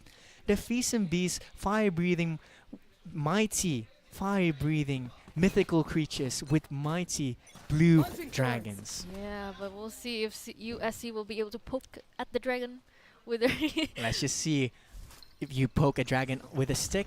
It will be angry. Hopefully you don't get bitten off and get burned down. But now it's gonna be 4 and 5. It's first round. We got that one With kill. this round for the taking for the bonus round, with the first contact given towards the side of USC, given another kill with a thrifty round, but does get a double kill, a triple kill with the Vice showing off a 4K with a nasty shot right there. Let's just check that out a while ago with a replay. It's a replay. The Look side at this. just shows off that kill with this shot coming in from the left to the right, and does take down another 4K through the box with a wallbang. You saw that excitement from Vice. Yay! But yeah, that was the kill corner for Vice. Beautiful way. It was like he was playing aimbots. Aimbot right there. He's just doing really aim cool. labs right there. From left into the right, 6 takes and down 4 now. head to head, and gets the last kill with a flashy kill as well through the wall with a wallbang. So many ultimates ready for the side of CEC. But now, here. take note that Steel Garden is available. Dead, Not Yet Dead is available as well. And for Reina, Empress Mode is available as well. And with this, Steel Garden gets activated as they break through the sword, of course, as the frag takes down one as they're going on. This ultimate will be activated. As for the Clove, will be going on for the second life of its lifetime. And with this, gets forced out and does get killed by 𝐞𝐞𝐤, and making this a 4v4 scenario once again. Does not get a kill with the Clove, and now it's going to be thrown out to a 4v4 as Spike gets planted. They just need to play it out defensive here. Now New Year Theft, Tailblazer gets thrown out, gives them the information which they need. Sky only has one blind remaining. As for this, 𝐷𝐿, the Sentinel activates his trap here. And now with this, what is the play as the moment? As for this calligraphy, and for this, it's gonna be a shot of a lifetime for USC. Retake is amazing right there, and plays it off with 𝐞𝐞𝐤 with a nasty 4K. Conquers CEC Blue Dragons. You poke a dragon with a stick, don't just expect that the Warriors are gonna bring a backup sword. You're not gonna poke a dragon with a stick only, Corey. You need a backup weapon, which would be your mighty sword. As they now gonna be playing off into the last round, match point for the first half with a standing of 5 and 6. That was so well played. That actually looked really promising for the side of CEC, because Vice's kit was just preventing USC from entering, but USC, they held their ground, they found the positions, they knew that CEC would try and just deny the entry, so they knew that where they had to stand. And so, man, 5 and 6, USC is getting more and more aggressive and reading. Again, they're reading these plays. More and more reading already right there. They've been seeing that these players are just easy to read right here for USC, since USC knows that CEC is these types of these types of play styles. But now you could tell that after that pause was the best decision right there to reset, to reorganize, to their thoughts, to re-strategize, and what they needed to do and what must be done. And now it's going to be a 5-on-5, 1 minute, about to hit the 50-second mark. Pulls off the Astral Smoke towards Heaven. They don't want to give the Heaven control towards the side of CEC. And CDP going to be pulling off his ultimate skills here. Might be activating the cabbages. Frag gets thrown down. 50 seconds on the line. And he's going to be giving information. Trying to get the wallbang. Does get a showstopper double kill right there for the side of Hanzi from USC. Is now going to be giving them advantageous for manpower. Will be in towards the side of USC with a 2v5. As Sky heals his comrade and now giving him opportunity to switch out his judge. And this will be a 2v5 with the Cloven Breach. Rolling Thunder is available here with this a 2v1 towards mid. Ramen gets a double kill from Johnson X, but Kimmy gets Johnson X for the trade, and 𝐿𝐴𝐽 trades down his fallen comrade and takes down Breach as well. And now for the first half with a standing of 6-6. Let's just get a quick overview with that Corey with a 6-6. What are your thoughts right there? We're really seeing that CEC is able to just stand their ground. We've said this a lot of times now playing in, that they are able to make these predictions, they are able to make these plays, but we see a lot of hesitation. Once they feel intimidated by these plays, aggressive gameplay by USC, they just kind of fall off a bit, and USC are able to pick themselves up like, hey, they're hesitating, they know that we're probably gonna push in, so just keep going. So these warriors are poking really aggressively at this dragon, and this dragon is starting to get scared. It's starting to go back into its cave. Yes, and take note that the Warriors are not just going to be bringing a stick, but they're going to be bringing also the mighty shield, the mighty swords, and the mighty armor. And now it's going to be showing off the satchel, going in for the entryway. And Hanzi, the burst shot with the classic, just controls his bullets into killing down 𝐸𝐴𝐽. And now we're going to be taking down a side for the side of USC with easy entry frags already, with Hanzi taking down a breach towards the smoke. And now it's going to be a this scenario with Hanzi with a 2v3 scenario. Could be going for the ace here with that, but unfortunately enough, Hanzi gets takes down, gets killed, and now it's gonna be a 3v2. 3v2 with spike plants towards this A of sight, and Johnson X just takes down a shot, jump shots, trying to get with the best shots right there. Will he be able to connect? Not at all, with CDP shuts down device and does get a cleanup towards Johnson, and making this towards the side of USC's first round for the classics, for the pistol round, with this leading the economy and now getting those guns and firepower which they need to conquer the mighty beast fearsome Blue Dragons. For that first round in this switch, we actually saw that aggressive entry for the Jet and the Raze. Yes, Hanzi and Jet. 𝐿𝐴𝐽 and Hanzi, to be honest, are well-renowned duelist players. So quickly. And now with CEC, they need to stand their ground. I mean, they're defending. They have done it before. They've been really good. They've done it once more, and they can do it again. Rimba gets thrown out, gets information, tries to connect to Sheriff here.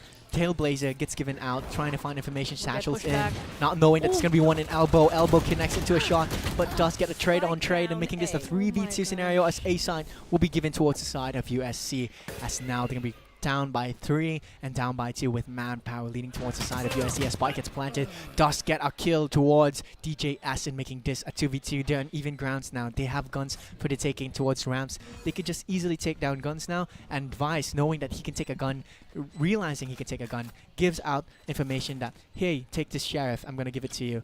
As now Johnson X together with the Vice and trying to connect an opportunity for the retake. They're taking their time. They're taking that their time. Have to be They have very blind careful. set up, and right there, does not anticipate, but does get a kill, does get traded. And overall, we'll be going to another round. Yet again, 2 more rounds. Momentum will be leaning towards the side of USC. Take note that this is now the 4th continuing momentum. So take note, last round.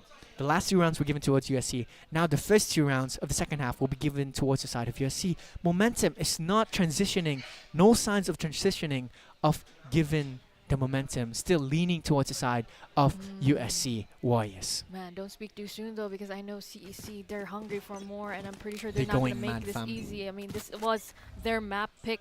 So we'll see what their plan is, what their strategies are coming into this game. It's 8-6. There's still a chance. Tailblazer gets thrown out towards the side here. Let's just see whether they were given information towards mid.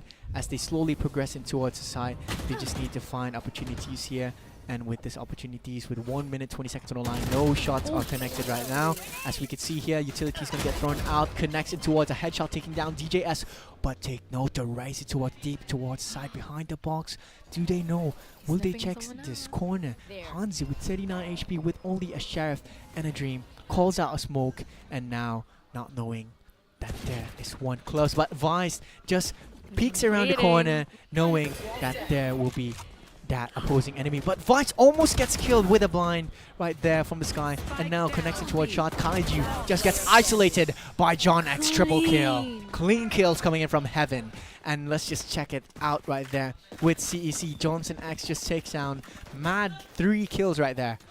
He's just built different with 15, 11, and 3. Yeah, that was actually really good discipline for the side of CEC.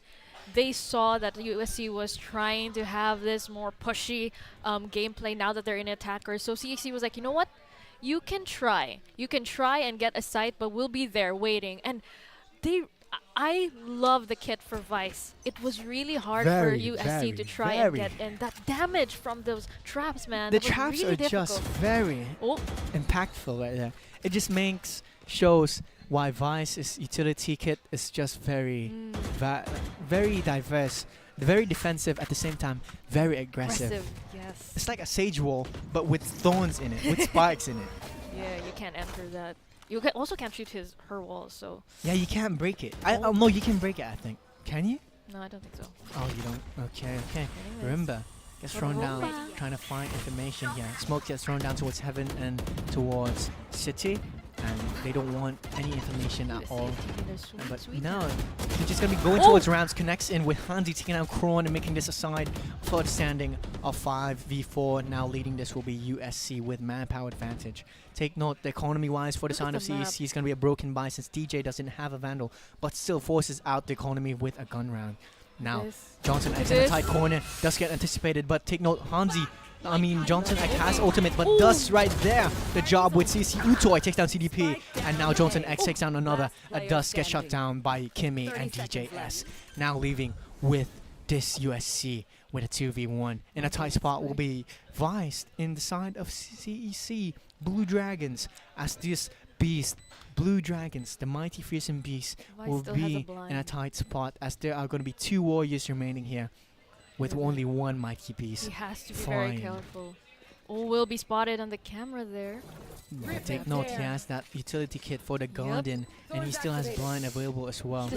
But the connection coming in right there for Vice does get DJS, but 𝐿𝐿𝐴 was right there, locked and loaded. And to get that trade overall, we'll be going this round to the side of USC. And yet again, it's getting really difficult for very difficult for the side of CEC. Take note, this is the best map. This is the best course of decision, that this is the best map and this is the playground for CEC to play around. They're not testing the waters now in CEC, but USC is testing the waters around the map of CEC, since this is the map of split, the chosen map of CEC.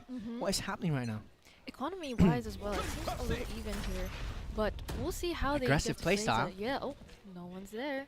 No one's Where there. is everyone? They're taking time. They want to look at opportunities as Johnson, CEC Showstomper gets thrown out, but does get shot down by the Vice right there. What a play coming from CEC as they shot down the Showstomper. And now Cabbages does the job and blinding, and 𝐿𝐿𝐴 takes down Johnson.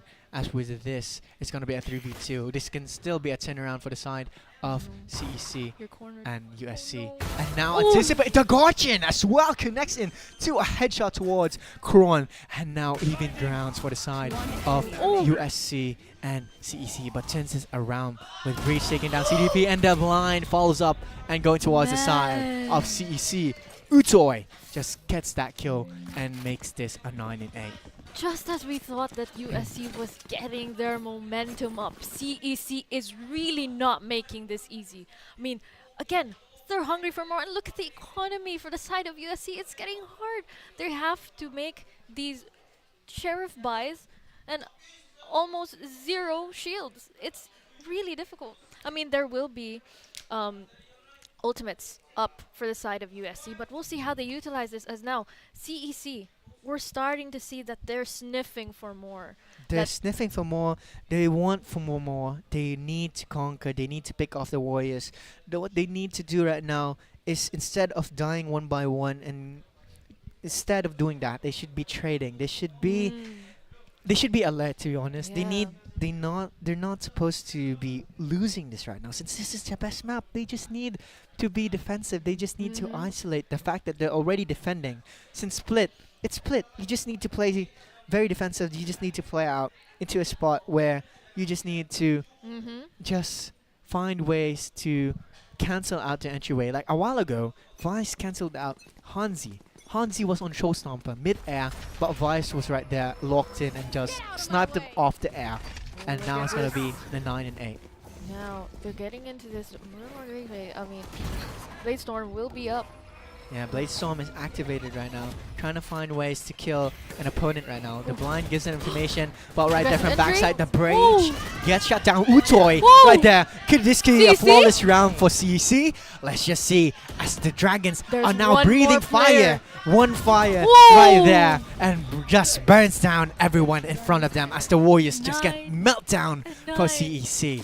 What a play. And as I spoke in a while ago, they just need to play out a tight spot. Look at this. And as I said, they just need to just play defensive. And I've spoken, and they've listened. Look at that. This just Dragons are feasting. As I've spoken a while ago, now I think there must be a hidden microphone. Yeah. 'Cause I think they're listening right now. I hope not. I hope not, indeed. But man. CEC, as I've said, they just need to play defensive, and now they're gonna be showing off why defense is the key to victory right now. Since 𝐖𝐞𝐞𝐤 USC is a very aggressive playstyle team here. That aggression was really punished by CEC there. They just stood there and was like, okay, we'll take the kill. The shutdown was just right there. Beautiful for CEC. So it's 9 and 9 now. We'll see what the playstyle will be here, what the decision will be for USC. Will they get the momentum back, or will CEC just continue? DJS take down 𝐞𝐞𝐤. 𝐸𝐴𝐚 gets taken down, and now it's going to be a 5v4 scenario, and it's not going to be a disadvantage for USC as they are now down by one defender. And right there, CEC 𝐸𝐴𝐚, before he backs out towards screen, takes out Hanzi mid-air as he progressed to try and doing a satchel entryway right here as they pull up the spike towards A side, and it's going to be planted already, and now bends out the 40 seconds remaining. And with this, a 4v4 Cosmic Divide has been planted down towards A side. Will they be able to conquer this as USC 𝐞𝐤 with this flank of a lifetime will be going out, and with this will be the play for 𝐞𝐤. Takes down one, takes down another, a triple kill, and now USC will be a 4K going towards 𝐞𝐤. 𝐞𝐤's nasty playstyle, and 𝐞𝐤's just flanks around the corner. And look at this replay right there. He was from ramps, Cosmic Divide, finds a position right there, finds a pick off, and just crosses the wall with confidence, conquers this breach through a wall bang, headshot, follows up for another, anticipates a clove, great crosshair placement, and cleans it up with a spray towards Device, and cleans it with a standing of 10 and 9 as 𝐸𝐴𝐚 will be showing off as frag of 18-15 to 4 as for your USC 𝐞𝐤 with a 16-15 and 1. The two teams are just slowly closing the gap every time. When we think someone has an advantage, that's just not happening here. Overtime, I smell it overtime. We really do think that these two teams are hoping someone will get spotted out by that pixel, and Bron will take down DJS again. What a play right there, giving first blood, but overall it's gonna be a 4v5. But now, let's just see whether this will be a playstyle for the side of CEC, as they've already showed off a playstyle of an aggressive playstyle and picking off one enemy, and now it's gonna be a 4v5 scenario. Take note, Vent is gonna be conquered by the Reyna. If he ziplines down here, he's gonna die. But if he jumps down and try to show a play of a judge right there, Hanzi shows off that judge movement and jumps down with full confidence and shots down the Reyna. And now 𝐸𝐚 is dead, and making this a 3v4 as Breach takes down CDP. No longer a Sky available, no more healer, no more blinder. Wait, and now it's gonna be A 4v5. Does he know the flank? But the flank does not get spotted, but does connect with the operator. USC 𝐞𝐞𝐤 from ramps takes down Johnson X. Johnson X was in a very deep position and a very good one for sure, but does get shut down. Will this operator connect? Does not connect, but 𝐸𝐸𝐸 with Blade Storm connecting with 𝐶EC. Just mad with his Blade Storm. He is mad and he's cooking, and he does not want USC to win this round. Look at this replay right now. The Blade Storm does miss his operator shot, but does connect the Blade Storm with a shot of a lifetime right there, boys. Beautiful play. CEC's not backing down. You know what? We've been talking about how CEC What a is play. an easy book to read. No, they're not. They're going into this round hungry for that win. They're going to try and put this into a draw, but will USC be able to hold their ground and just say the biggest no for CEC? That was absolutely beautiful. I mean, they had the positions technically for USC, but you know what? Down, bro. He didn't get the operator shot, so you know what? Fire, bro. Fire, bro. That was just fire. Here's a knife to the face. That was just fire. But now, the best set of course of action for USC.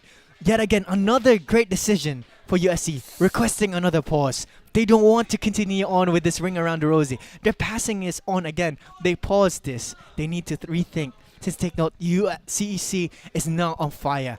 And now, flapping the mighty beast, fire, dragonly scale wings to show dominance, to make them look bigger, to make them look more fearsome. And now, here on the grounds, they're now showing off that this is the ground. This is the ground. Split is the ground for playing off the mighty skill sets. Goodness me.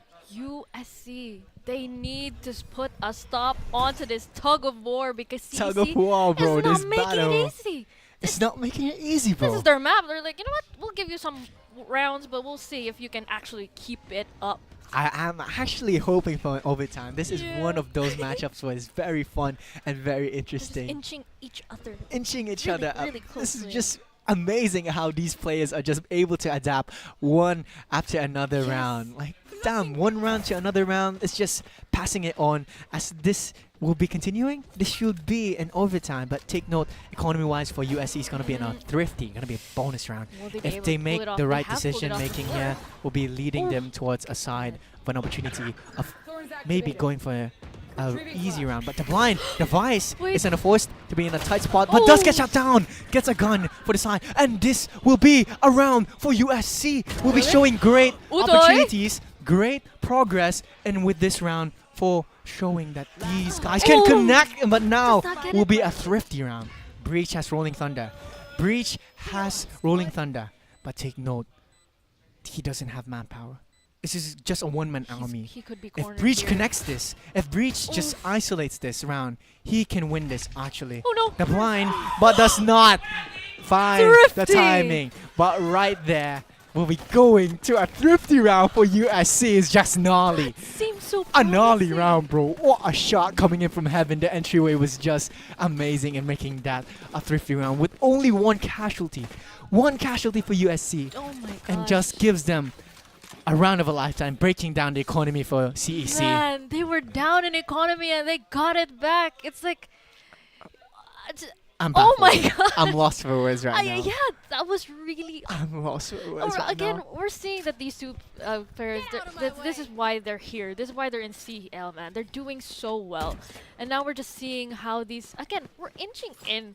They're really closing the gap with each other. We haven't seen a really wide gap for this specific matchup. Will Holy. someone be spotted? I The don't think so. skill sets here for both teams are most likely to be equal right now. Take note, I guess it's not a bit equal, but it's a bit equal in this map in Split. In this map of Split, the skill sets are both equal since like we're playing in the grounds of CEC, so they're used to playing in this map. But right now, 𝐿𝐴𝐥𝐿 almost gets killed by the Vice, and Vice activates his wall right off the bat in mid and trying to delay the entryway. But take note, DJF's the lag here.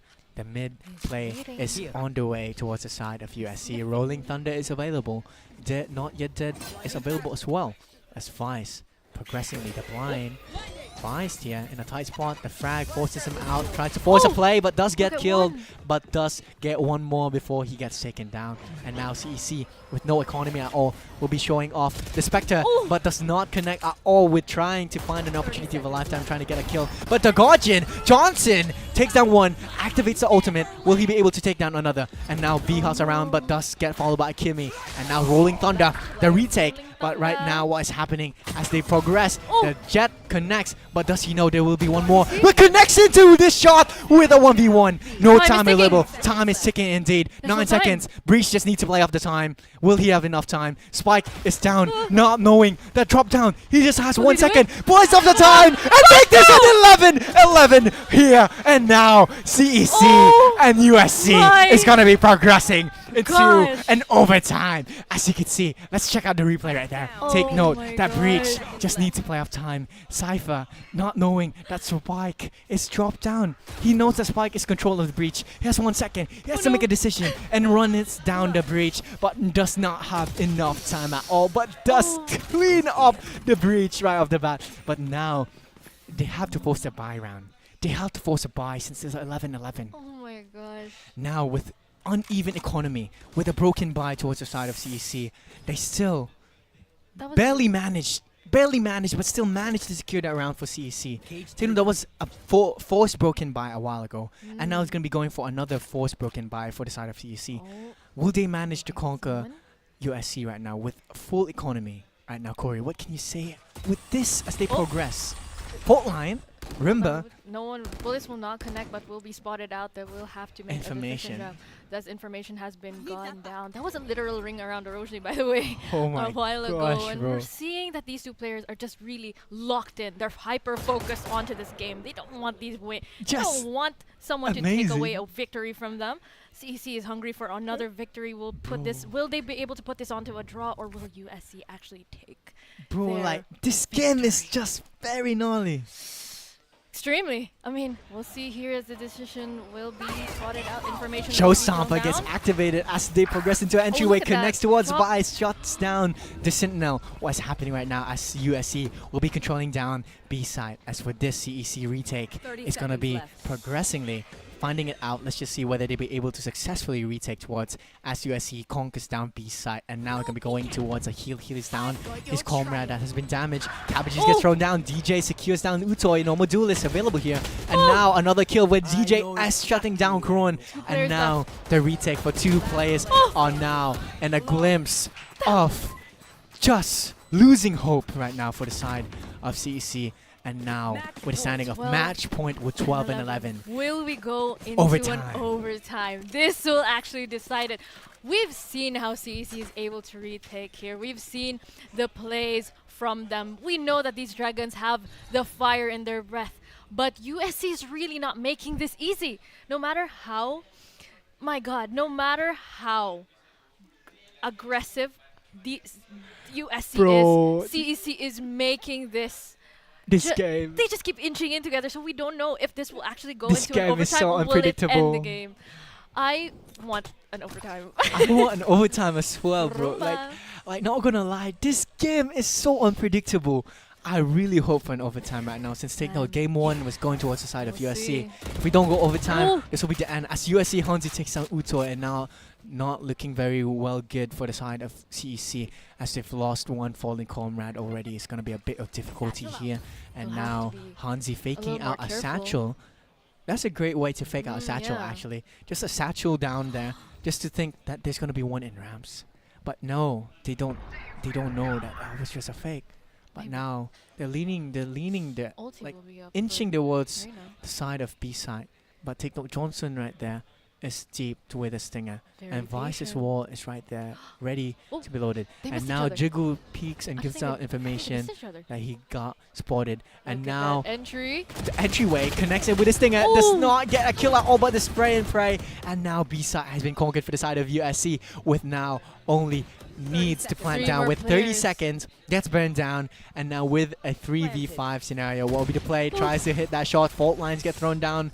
Now with Arena on a stinger, connects it with a stinger, and now it's gonna be a 2v3. Will this be enough? Or will this be in overtime right now? And we'll be seeing right now with both players with low HP now Another leaving ring around this. the Rosie? This could be a ring around the Rosie right now, and let's just find out whether this will be enough time. Will this be in overtime? Oh! That will be the game for USC, and making this a 13-10. Unfortunately enough, will be a sad game for the side of USC. Will be given this game with a standing of 13 and 11. Unfortunately enough, we couldn't get that overtime, which we wanted right there. That was so beautiful.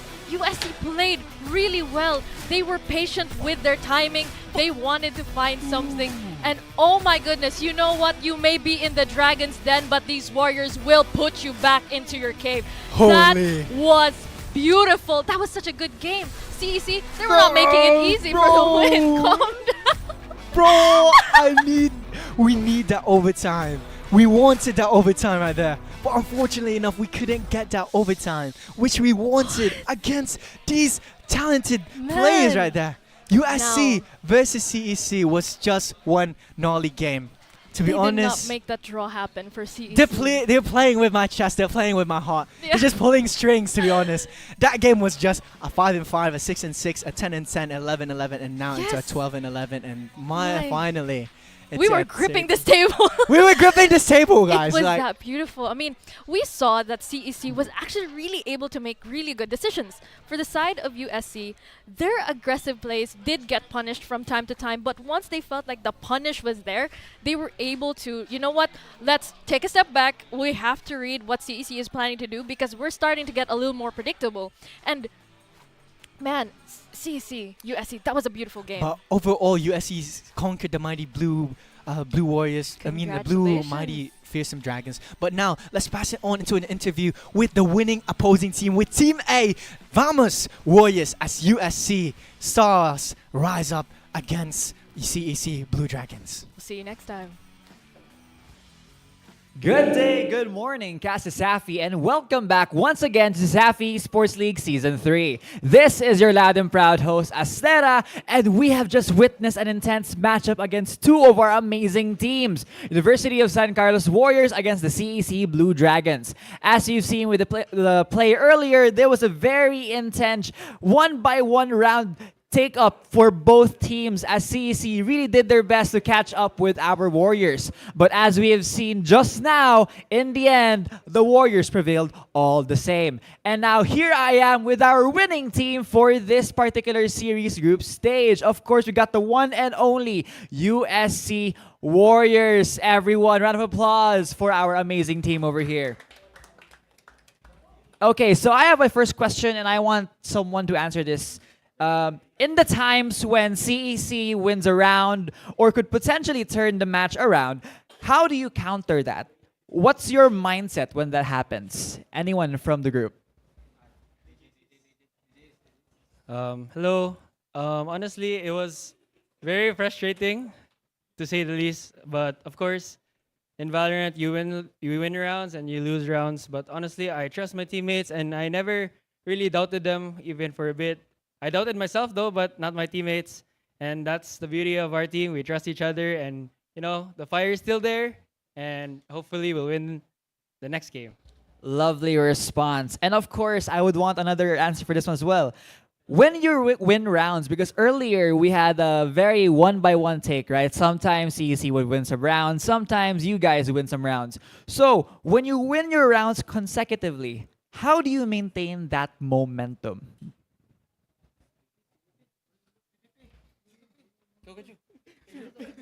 Take your time. Just be chill and yeah, we remain chill and we just wait for the call for our IGLs, and yeah, round was going. Lovely response. And now this will be the time where we give the mics to you guys and say off your shout outs. We're gonna start here from my side all the way to the last part. All right, start with you, DJS. Shout out to everyone who is supporting us since preseason. Thank you guys for supporting us, even though we lost last finals. But for sure, this season is gonna be different. We have a different team, but we still have the same fire. Shout out to our sponsors. Shout out, shout out. Shout out to everyone. Shoutout sa sponsors Namo, T-Pro, Vitailing, and Domain, and Apexel.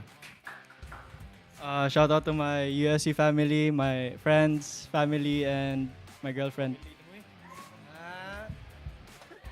All right, thank you so much, USC Warriors, for securing your spot here in the group stage. With that being said, let us take a moment to thank and appreciate our sponsors that have helped make CESAFI Esports League possible. First and foremost, we have PC Express. Choose PC Express for all of your digital needs. We got Virginia Foods Incorporated. Basta Hotdog, Virginia. We got Smart. Live more today with Smart.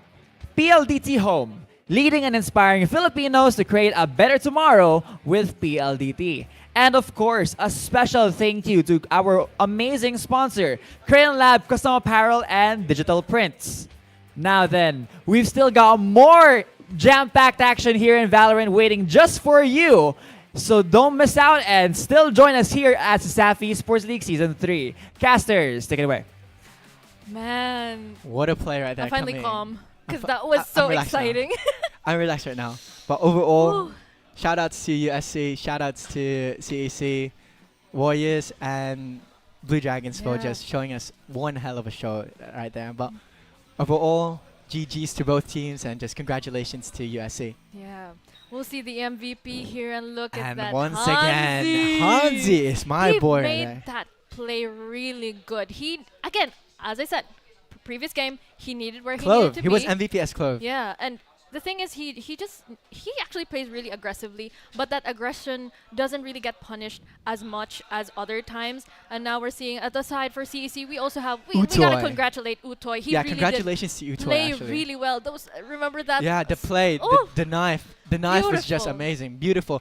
I believe that was in the round of 22, or was it in 21? 21 in the 21 round. He showed off, like, even though he missed his operator shot, he still followed up with his shot of Blade Storms. Like, let's check out the highlights right now. The game highlights right now for the first consecutive 3 rounds. You can see here that 𝐞𝐞𝐤 is going to be well organized and pushing W's here, trying to find opportunities. But overall, let's talk about the MVPs. MVPs wise, Hanzi, an aggressive player, leading his teammates towards an entryway for them to follow up. As for Utoy is just a diverse duelist, since not just that, he doesn't just entry, but he also trades his fallen comrades.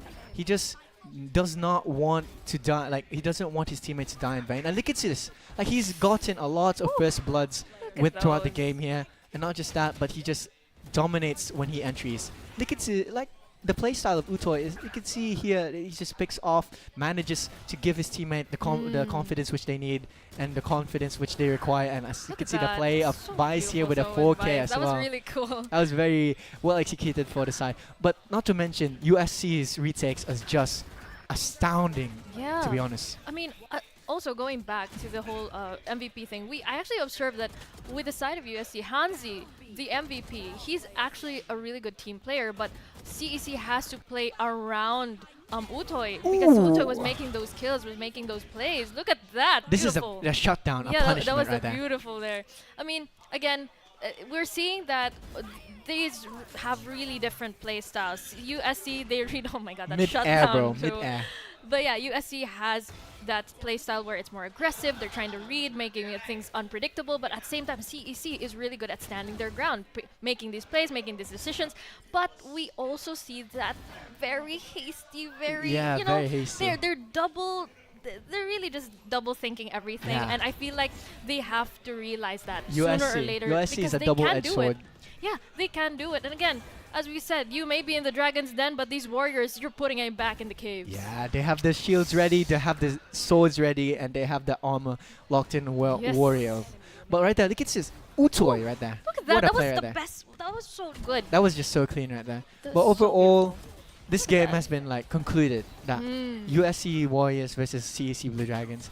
It has been concluded that USC will be standing and reigning on top. Like, look at this as well with the Breach. Actually, Breach played it out very well. Right there, he played off the time and making this that game. But overall, Kron does not get that round. Unfortunately enough, we couldn't get that overtime which we wanted and which we needed.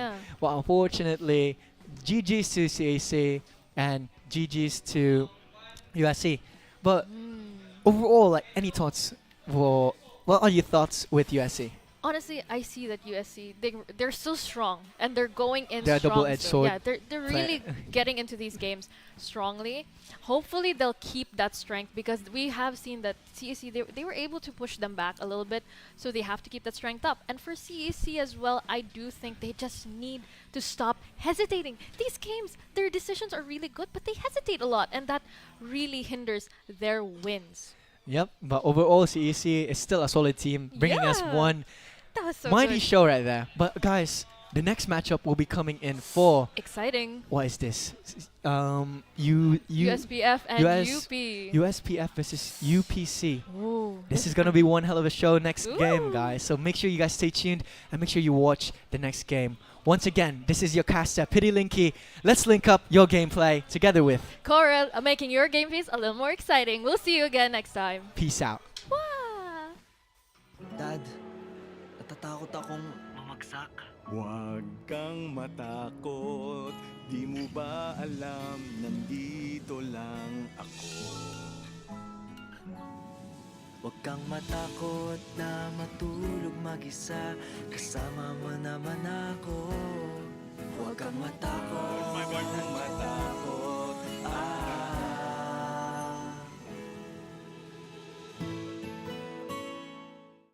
Hindi aabot ang data! Nice! Don't worry! Be only with Smart Power All 99. Hindi nabitin with 10 gig data plus only Facebook or TikTok and more. Load now!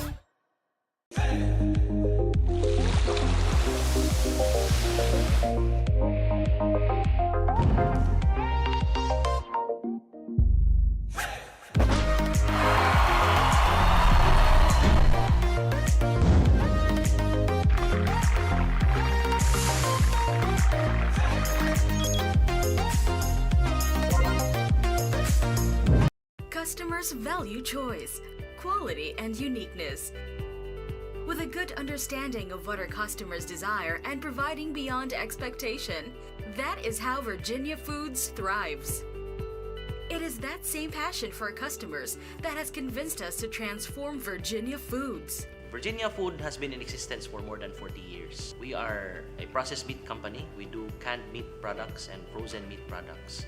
But because of our commitment to our customers, we have gone beyond just being a processed meat company, but become an ultimate food solution. This is our primary goal, to create the best food products for every household or business. We pride ourselves with our research and development team and innovation. We can actually create different products for different market segments. Our core strength is product innovation. Virginia Foods aims to deliver new products and is capitalizing on this endeavor now more than ever. Our company is grounded on 4 pillars. The pillar of product, supply, service, and relationship. The pillar of product is represented by our research and development and quality assurance. We guarantee that nothing leaves the plant without passing our standards in quality and product safety. Virginia Foods began as a backyard poultry farm in Mandaue back in the 1960s. Since then, the company has grown to become one of the most exciting food manufacturers in the country. The pillar of supply is represented by our plant and operations. At Virginia Food, we invest in technology and innovation.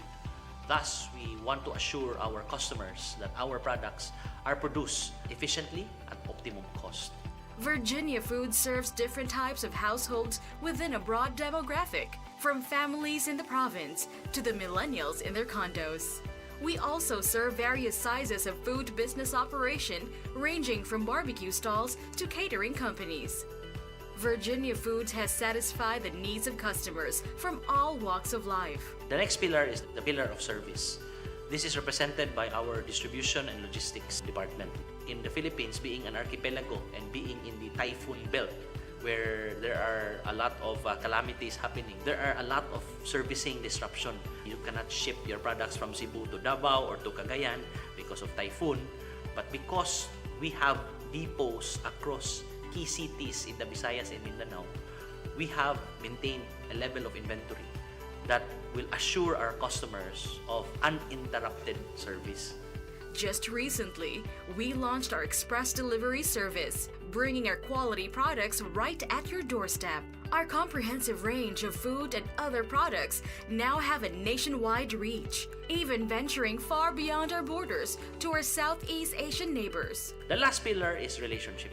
It's represented by our sales and marketing department. This is where we forge partnerships with our customers. We try to understand the need of our customers to be able to give value to them.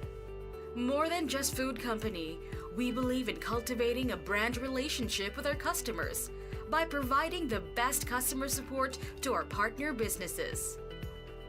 Over the years, our business has grown exponentially, making Virginia Foods one of the most profitable food manufacturers in the country. But none of that would be possible without our people, who share our passion for success. What sets humans apart from machines is man's ability to be creative and man's ability to forge relationship and partnership.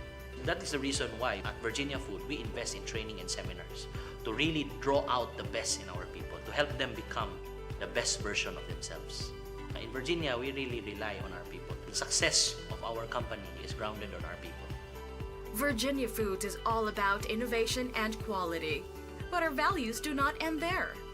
We give back what we can through community outreach and environment protection programs. The culture of Virginia Food are founded on different values. The values of integrity, the values of passion, excellence, and creativity. Customers, quality products, efficient distribution, and good values. That's Virginia Foods. Now ready to serve you even more with our latest innovation, the ultimate food solution. Basta Virginia!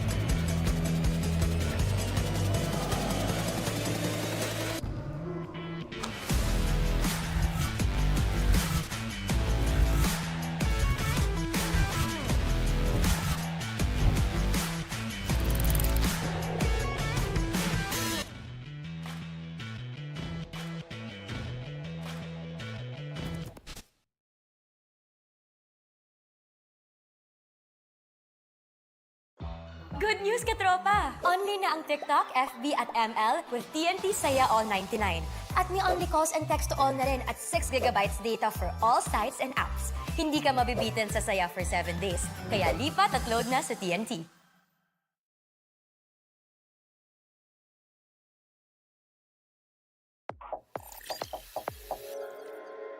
CyberZone. Get it. Get it? Get it. Get it. Get it. Got it at CyberZone. Get it? Get it? Got it. Got it. Get it? Got it. Ooh, got it at CyberZone. Get it. Get it. Get it. Got it. Got it. Got it. Get it. Ooh, got it. Wow, got it at CyberZone. Get it. Got it. Got it at CyberZone. Get it. Got it.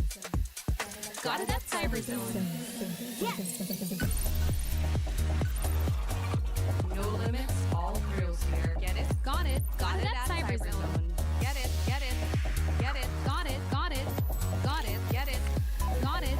Awesome. Got it at CyberZone.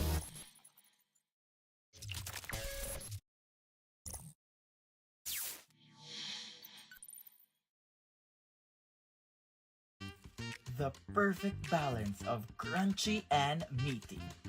Easy to cook any time of the day. Taste the crunchy goodness in every bite. Also available in chicken patties.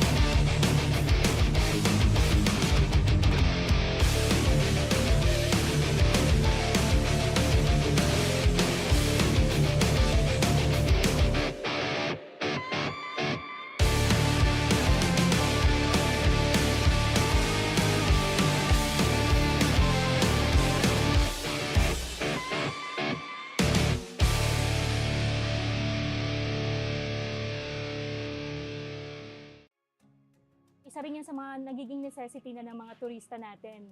Bago sila magpabook, inaalam talaga nila kung meron kaming magandang internet connection sa lugar. My name is 𝐕𝐚𝐿 and currently I'm handling Merna's Pension House here in Santa Fe, Bantayan Island. Para lang ako nagbabakasyon ma. Andito lahat peaceful, mental health ko healthy. When it comes to income, yes, as long as nagbubumang tourism natin dito, I can say na stable ako and wala pa akong planong umalis. Dad, natatakot akong mamagsak. Huwag kang matakot, di mo ba alam, nandito lang ako. Huwag kang matakot na matulog mag-isa, kasama mo naman ako. Huwag kang matakot, huwag kang matakot.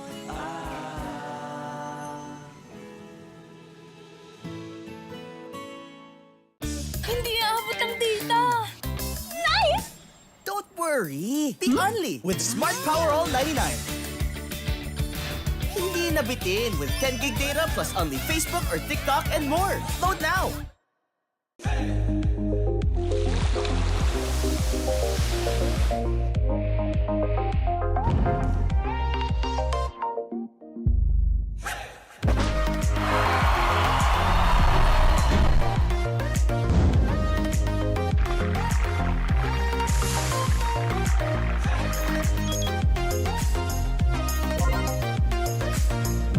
Customers value choice, quality, and uniqueness.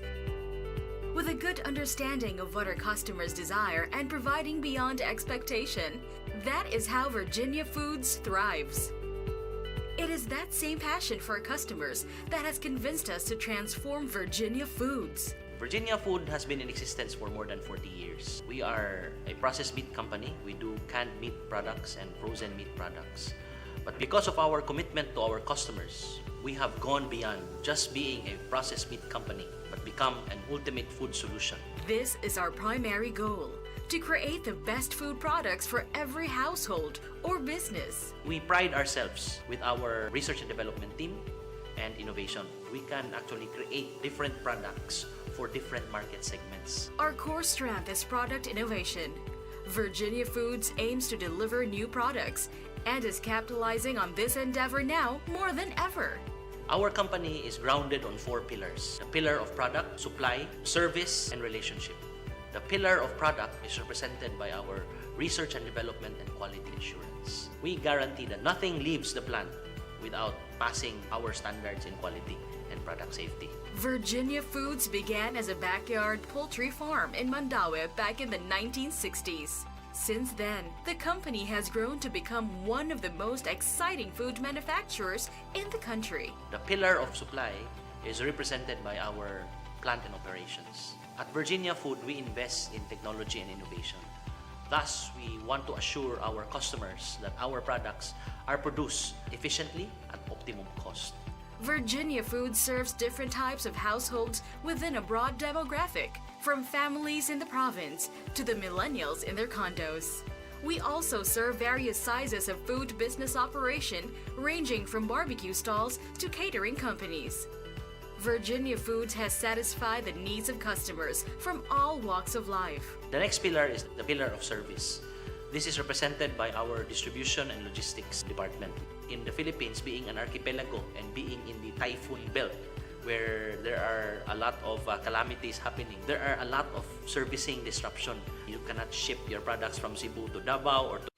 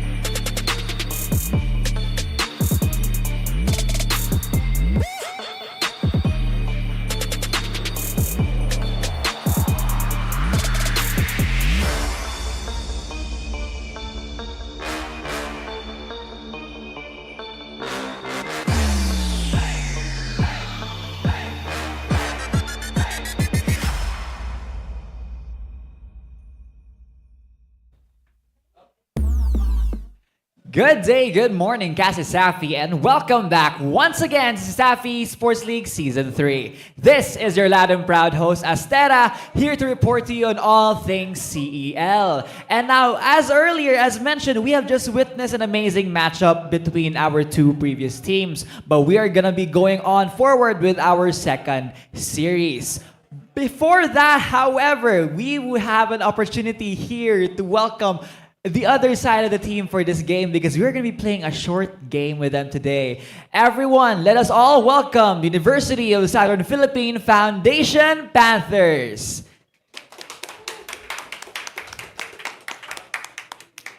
Alright, so basically para sa icebreaker natin, may lalaroin tayo dito, okay? G kayo? Sige. Our game is called CESAFI! Oh, from that pa lang, may clue na yan siya kung ano yung klaseng laro natin.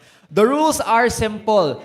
As a team, you guys have to say CESAFI while holding your breath.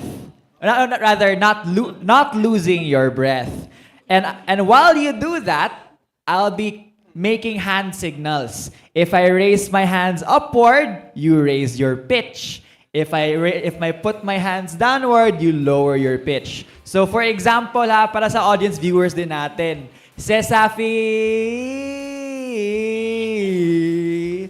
So ganyan ha. Now, the rule is, if you guys, or better yet, at least one, makes it past 20 seconds, you win this game. Ang tanong, handa na ba kayo? Wala na tayong magagawa. Lalaroin na natin to. Okay, sige. Everyone, sa ating audience dyan, reactions naman dyan sa live stream natin as our fellow friends from USPF play our game. Sige. Once again, the keyword is CESAFI and look at my hand signals. Sige. 3, 2, 1.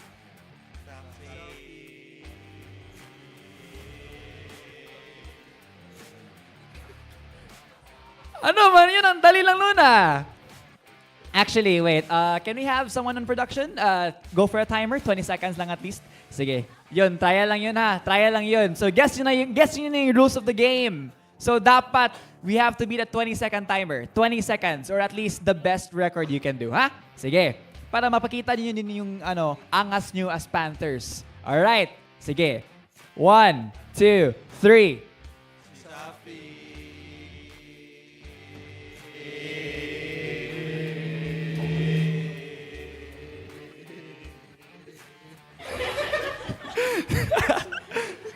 Well, I think that was it. Okay. Gusto niyo ba mag-try one more time? Hindi na. Okay. But I hope that took off the ice on your shoulders. So that being said, thank you so much for joining us, USPF Panthers, and we wish you the best of luck for your upcoming match-up. That being said, sa audience viewers naman natin dyan sa ating mga streams for Smart FB LiveStream and everywhere in CESAFI Esports League. Let us not wait any longer and get on with the games. Let us introduce our two teams.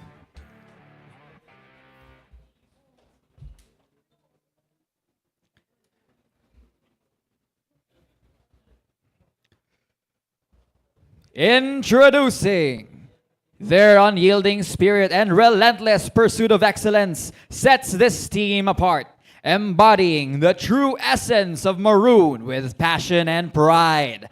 Presenting the unstoppable force, the Warriors on the rise. University of Philippines, Cebu, fighting Maroons!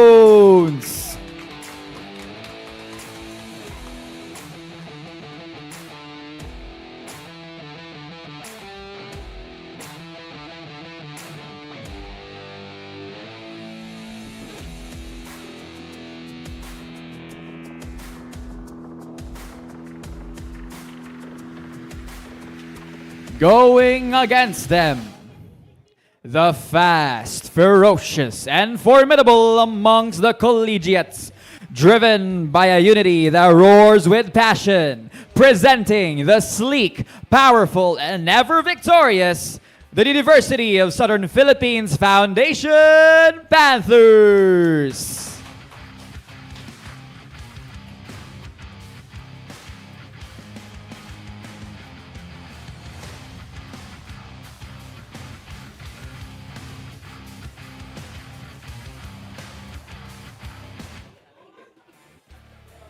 All right, as our two teams prepare for their incoming series match, for all of our viewers out there, show your support for our amazing two teams as they begin with their series. Casters, take it away. Welcome back once again to Season 3 of CESAFI Esports League. We just witnessed the introduction of the teams. Of course, it's going to go head-to-head on this one. But first, let's talk about the matchup that happened before.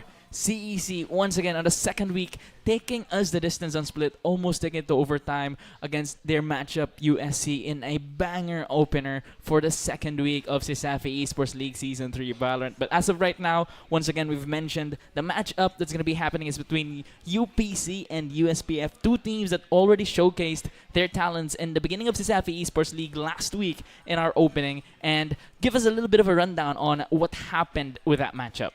So what happened with let's go first with what happened previous match with CSC.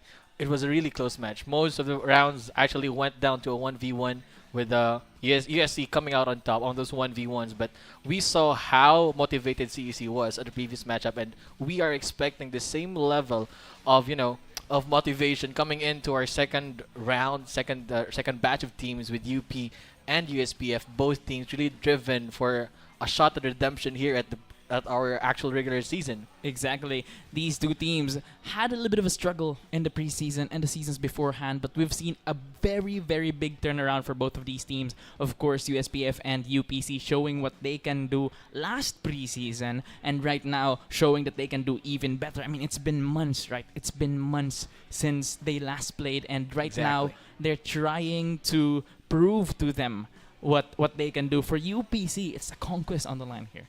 They might just get themselves into a winning streak after this one. They are a team that, again, struggled in the past, and as of right now, showed great dominance in their final matchup. And as of right now, if they are able to beat the Panthers, they earn themselves a well-deserved win streak. Yes, and now USPF would want to get their first win as well. But up against them, of course, is the UPC Fighting Maroons. As we can see right now, the roster of this team, they have Jessenel, they have Wins, 1RM, Mika Baby, Sleepy Fox on that UPC lineup. Wins, of course, the series MVP last week. And let's not forget the godly flash of 1RM on Haven last week. The 4K. That was actually a 5K with a Clove ult. That flash blinded the caster as well. That was such a godly flash. I remember that as well. It was supposedly the round for UPC, but sadly that Clove actually managed to clutch that round. Now let's look at our USPF team. Yeah, exactly. These Panther squad have a lot of firepower on them, a lot of godly aimers in this team as well. We have Blurred, Ghosty, Keishi, Kibi, and Baniel. Now, what we have to watch out for USPF is if Blurred comes online together with Ghosty, that is one heck of a team to go against with. Because, Blurred didn't have that much of a showing last matches at SMC side, but now we might get to witness him top fragging for USPF, and that is a scary opponent to deal with for UPC. Exactly. Will they be able to shut that down, though? Exactly. This duo of Blurred and Ghosty will really have you questioning your vision. Is it blurry or am I seeing ghosts? Because of how good this duo is and how well they play each other. And so these two teams have been, again, showing great promise as we begin CESAFI Esports League Season 3 last week. And this week, we see if UPC can continue their winning ways or will USPF put a stop to that. But before that, we'd like to thank the sponsors that allow CESAFI Esports League to happen. We have PC Express, the Philippines' leading computer and tech retailer, and has huge selections of desktop PCs, laptops, smartphones, gaming gear, PC components, and accessories from top brands. PC Express for all your digital needs. We also have Virginia Food Incorporated. Virginia Food Incorporated is a food manufacturing company that has touched the lives of Filipinos with its premium canned and frozen processed meat products. But basta hot dog, Virginia! And now we won't forget the companies that actually allows us to stream live here at CIT University. We have Smart Communications, the leading wireless provider. Live more today with Smart. And we also have PLDT. PLDT Home is a leading broadband service provider in the Philippines since 2016, leading and inspiring Filipinos to create a better tomorrow with PLDT. And of course, we can't forget Crayon Lab, custom apparel and digital prints. They specialize in company uniforms, sport jerseys, and personalized shirts and hoodies. They also make IDs, lanyards, printed mugs, and water bottles. Crayon Lab is located at AZ Cortez, Mandaue City, Cebu. Yes, and that's it. Now we will head on to our map vetoes. Now we will see what kinds of map these teams are afraid of facing, or what will they ban. Pearl is gone. That's good. Pearl is gone. Haven is has gone. been banned. That Okay. is that is a good ban actually, because USPF was really scary. Like playing that map at the last match, because they almost took it to overtime with the previous champions, UC Main. Both teams definitely doing the research here. A split and Ascent is gone as well, along with Fracture. UPC going for that Lotus pick. And USPF will go for Icebox. Actually, I believe this is going to be the first Icebox that we're going to be seeing in this third season of CESAFI Esports League. So that's going to be a good thing to see Icebox, something new, something fresh. But let's talk about that Lotus pick from UPC. Because last week, I believe USPF played that map as well. Yes, and they didn't do that much. I think UPC did their homework. They saw the loopholes that USPF did on that Lotus map, and I think they are going to capitalize that. But I also note that maybe during the entire course of the week, USPF has already taken note of that and, potentially patched that up. But the dark horse is Icebox. Icebox. A map with many vertical elevations, right? So it will definitely challenge the crosshair placements of the top aimers of USPF, Ghosty and Blurred, and will also challenge the playmaking abilities that is present in UPC as well. But for these two teams, they have very specific keys that they have to follow in order to secure the victory. For UP, that is to control the burning flame. They are confident, they are great, because they saw that what they can do last week in the opening. But there were moments in that matchup that they were getting a little bit too overconfident that would cost them rounds as well. So they need to control that burning flame to let it light but not burn them alive as well.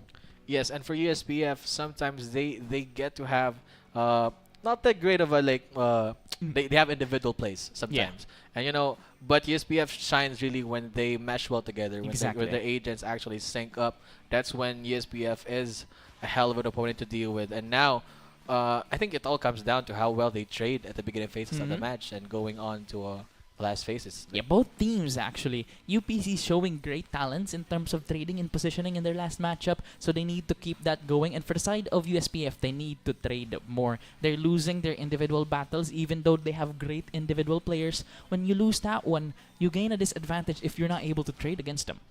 Yes, exactly. And yeah, I think that's it for USPF and UPC. I'm really excited to see how well Icebox plays out. And but for you, who do you think is gonna win this one?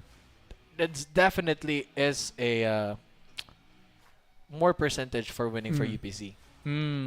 Actually, for me, I think USPF might get this one because, again, they might have patched up what the mistakes that they were having last week. Yes, Lotus is there, but that's the beauty of the 1 week gap that we have in CESAFI Esports League.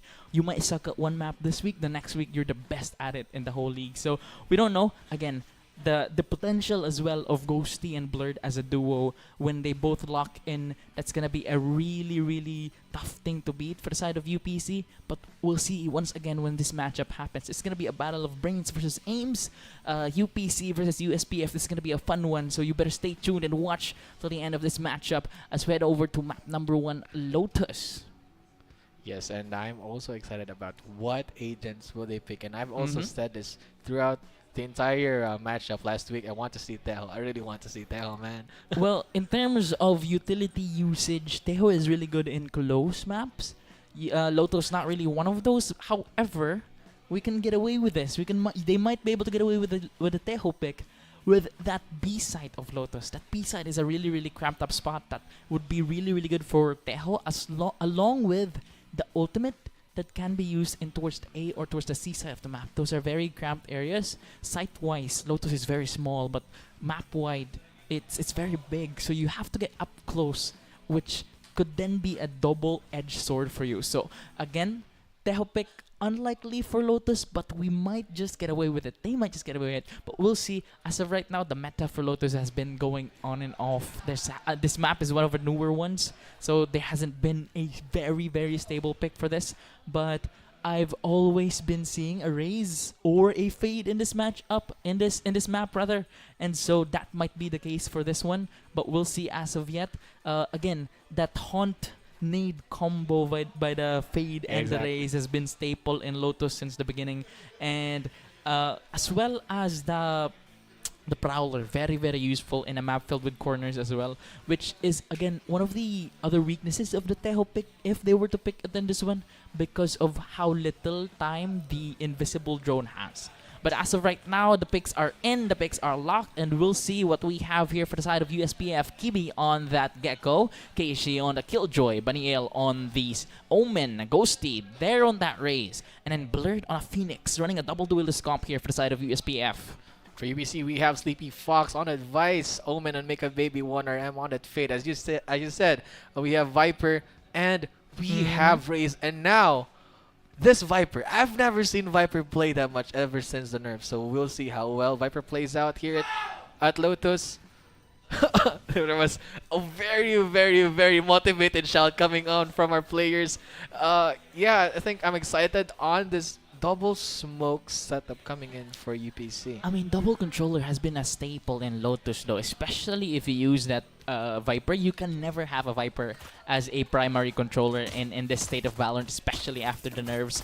But that Viper ult, that Viper spit, really, really good in terms of side control, in terms of retake potential. There's a lot of things you can do with that Viper ultimate coming in towards the side of the USPF. UPC rather. Yeah, UPC. UPC, is it? Yeah. UPC, okay. I'm UPC. blind. I'm a little blind. No flashes as of yet.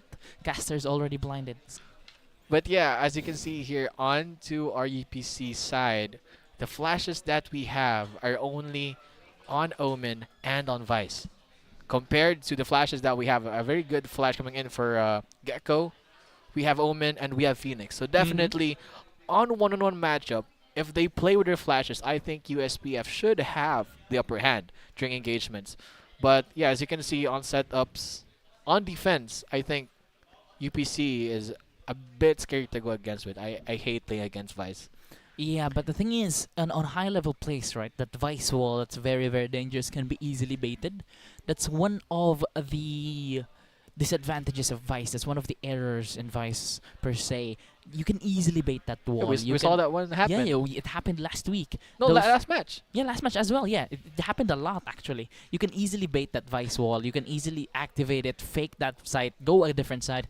It's very, very difficult. However, you can those go above thorns from Vice are very, very deadly, especially when played right, along with the decay of wins on the Viper and 1 RM on the Fade. So many decays for this team, which could provide good amount of damage, pre-damage for Sleepy Fox's Thorn to take effect. Yes, and you saw a very, very bad interaction using the Vice wall. You can just go above it and it won't activate. That happened on Split last map with, the Jet can just dash in without any consequence, not spread from your team. And now we'll see them on attacking side. They only have one duelist, but how will they capitalize on this comp here? How will they actually do and execute here? Well, to be fair, though they only have one duelist, they have a really, really good potential of isolating sites here with wins in the wall. They also have the smokes from Mika Baby. Along with that, they have 1RM's utility in terms of information gathering, and Sleepy Fox, though a sentinel, has a flash. Let me remind you, It's an initiator. Vice is a sentinel with a flash. Make that make sense. But it is a really, really good pick for them, even though they don't really run a default double initiator composition on this one. Vice can play that pseudo initiator role with the flash that he has, along with, again, the information gathering of Fade, which I might argue in this map could be better than Sova. Yes, and as you can see, they have a double controller, so this Omen can actually play a bit more aggressively. We saw that happen on VCT, where there's like an Omen that's actually already functioning as a duelist at a certain point, and now we might just see a very aggressive Omen coming in for UPC here. Just yeah, it is playing with that very. It's hard to deal with that Omen flash. Yeah, the paranoia very, very hard to deal with, especially if it's a very, very tight location. Sometimes you just don't have a choice. But the thing is, in terms of attacking prowess for the side of UPC here, since they have that Omen, since they have that primary controller on hand, there is a really, really big possibility of wins on the flank. Yeah, I think so. This might be a wins flank or a wins, just sitting around on a certain spot, just lurking there, just waiting for the first one to get their defenders down and try to push UPC. Because I think what should be the winning condition here for UPC is they play for isolated engagement because they have the two controllers, but they don't have that much of a leeway when it comes to open engagements because their flashes are pretty. They just have. I think two Vice only flashes. has one. Yeah, And Omen then only has Omen one. doesn't have a full flash. It's a near sight. Yeah, So, yeah, exactly. So they don't have much in terms of Flashes. fighting 1v1s head to head. But this UPC squad is actually one of the most patient squads that I've seen in CESAFI Esports League so far. I mean, their last match up last week against Benedicto was a play for time every single round. They know how to take their time. They know how to be patient. They know how to sit there and wait for a head to walk by and just tap it. It's a really, really Exactly. good patient squad here, UPC, and that's a very obvious thing for their composition as well. It's a really, really patient comp in terms of the double controller. Not only on attack, but on defense as well. When they swap to defense, this composition will slow teams down, allowing them to control the pace. That's the purpose of Vice. Vice isn't here to stop them. Vice is here to slow them down. That Viper also functions as a pseudo sentinel as well Yeah, because exactly. of that static setups because you can no longer move that orb. That update really is the nerf to Viper. You can't move the orbs, but yeah, Viper is still very annoying playing as on defense. And let's also talk about the USPF comp here. Yeah, USPF comp, it's very straightforward. Play to the strengths of Blurred and Ghosty. You know what? I really like the comp here for side of yes. They have a lot of detection. It's sneaky detection. It's not a straightforward detection like Sova or like the Tejo drone, but like that wingman. flash, the wingman, the flash coming in. That Gecko is really gonna be a center player coming in for USPF, and as well as that Killjoy, and yeah, the Phoenix. I don't see Phoenix a lot.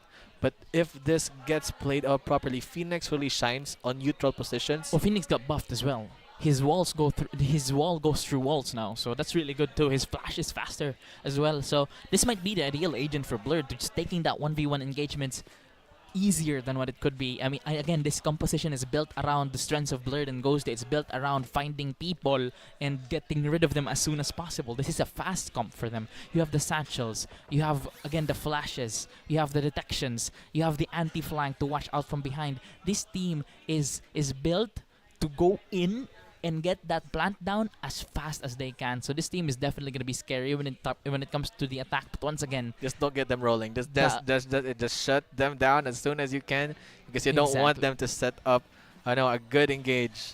But along with that as well is the composition again of UPC. These guys do their research a lot because if you look at their composition, it's to counter USPF. It's to counter Blurred and Ghosty. It's to slow them down. They respect their skills. Exactly. Yeah, and you know what happens here as well. They did their homework. They saw how USPF played last week, and I think the scholars did their research. The fighting winners did their research. They are the scholars ng bayan, and they will school USPF definitely on this match. They will study and make up great outplays here, but USPF just takes you right at the gut, man. Like when you expect it the least, that's where USPF comes in. When you said it's either gonna be blurry or there's gonna be a ghost behind your back tapping heads. But the thing also with USPF is they're fast, but they're patient too. They know when to slow down, and then you're expecting, oh, they're not here, they're gone, they're on a different site, they're on an indifferent planet, and then boom, they're in your face. That's how good this USPF squad is. They're Panthers for a reason, right? They watch their play, they sit there, and when their prey is not ready, they pounds on them and they roar on them and they get those eliminations, and that's the good thing about just this when you USPF think you're crew. winning, just when you think you're winning, yeah. Exactly. They know how to counter a snowball. They know how to start a snowball as well. This squad is definitely going to be one to look out for the CESAFI Esports League Season 3. But once again, UPC as well. With the brains that these guys have, the research that they're doing. I mean, we can see it right now. We saw it in the bans, in the map vetoes. They got rid of Haven. They picked Lotus. These guys know what they're doing, and then and they showed it again in terms of agent compositions. They countered what you can't see what your opponent is picking, mind you. You cannot see what your opponent is picking in Valorant. To the casuals out there, you cannot see what your opponent is picking. You have to predict it, and they predict perfectly what USPF is gonna do. USPF, they're gonna do a fast comp. They're gonna build around Ghosty and Blurred. UPC, guess what? We're slowing that down. We're just gonna hide We're in our smokes, slowing you down. We're tapping you when you least expect it, and that's the beauty of this UPC squad. Is they have that intricate analysis of the game. That's what I said earlier. This is a battle between aims and brains. The cerebral assassins versus the assassins themselves. This is going to be a really, really fun matchup. But as we begin, a push in towards the side comes in already for the side of UPC. There goes that Viper smoke that splits the sides. That's allowed them to move around freely without much of an intervention from the side of USPF. And as of right now, UPC is showing that patience. They're slowing things down already. As soon as the round begins, it's a slow walk in towards the site. They're waiting for information. They're waiting Sleepy. for anyone else. Bunny L holding this angle. The spams with the shots going in. The paint gels. The smokes coming in as well. Utilities being used. The spam to the smoke. Sleepy Fox will get rid of Bunny L early on. That's the smokes down for the side of USPF. They lose the controller. They lose that key slow down mechanic that they have, but UPC now bouncing in towards the side. The Prowler being used, Boombots as well. Blurred, not detected, finds one. We'll get a second, but Sleepy Fox with a trade. A 3v3 situation here. Kibi caught in the flash. 1 RM once again falling back. They have side control. Kibi pops the wingman, gets caught on the sea. Sleepy Fox got him through the wall. Headshot. Keishi will find 1 RM as well. A 2v2 situation. Sleepy Fox, you gotta be careful here. Keishi down to 20 HP, holding a really, really good angle. Classic on hand. That right click is lethal from that distance. But for now, UPC might be taking their time here. They might be going for the plant as of right now. The tap, Ghosty pops the pain shell, stops the plant. The peek coming in for the side of Sleepy Fox. Tapped by Keishi. Though 20 HP finds one. Wins left on his lonesome. Sheriff on hand finds one. Will try to get a second one. The peek, the shot, and UPC will secure the first round with a clutch from Wins. An early advantage for UPC. USPF turning it around, but Wins with a clutch. The steady hand of their team, getting rid of the final 2 opponents, allowing them to get round number 1. 2 spams through the smoke there for Sleepy Fox. Oh, look at that. Unfortunate for Blurred. He took the whole brunt of the damage from that Boombot. But almost a win here for USPF. But, you know, wins just when the world needed him the most. He is there for that clutch. But, man, 2 kills through the smoke from that Vice. That's gotta hurt. Exactly. The early aggression from Blurred here on the defensive. Sleepy Fox will pop that flash as well. He has a Guardian on hand. Blurred doesn't have much of a weaponry. The smokes will pop as well. The spams through the wall. It's not quite wall bangable right there. You need the right angle here. But Blurred has been chipped down to 50 HP now. Blurred, the rest of the UPC squad regrouping.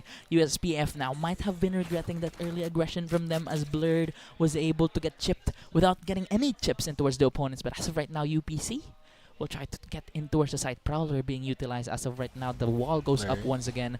Blurred still holding that angle. Be very, very careful here, the side of UPC. The utility is being used. Ghosty with a classic on hand. The rest of the UPC squad trying to find something here, trying to find information, value, elimination, anything. But here comes the push in towards the side.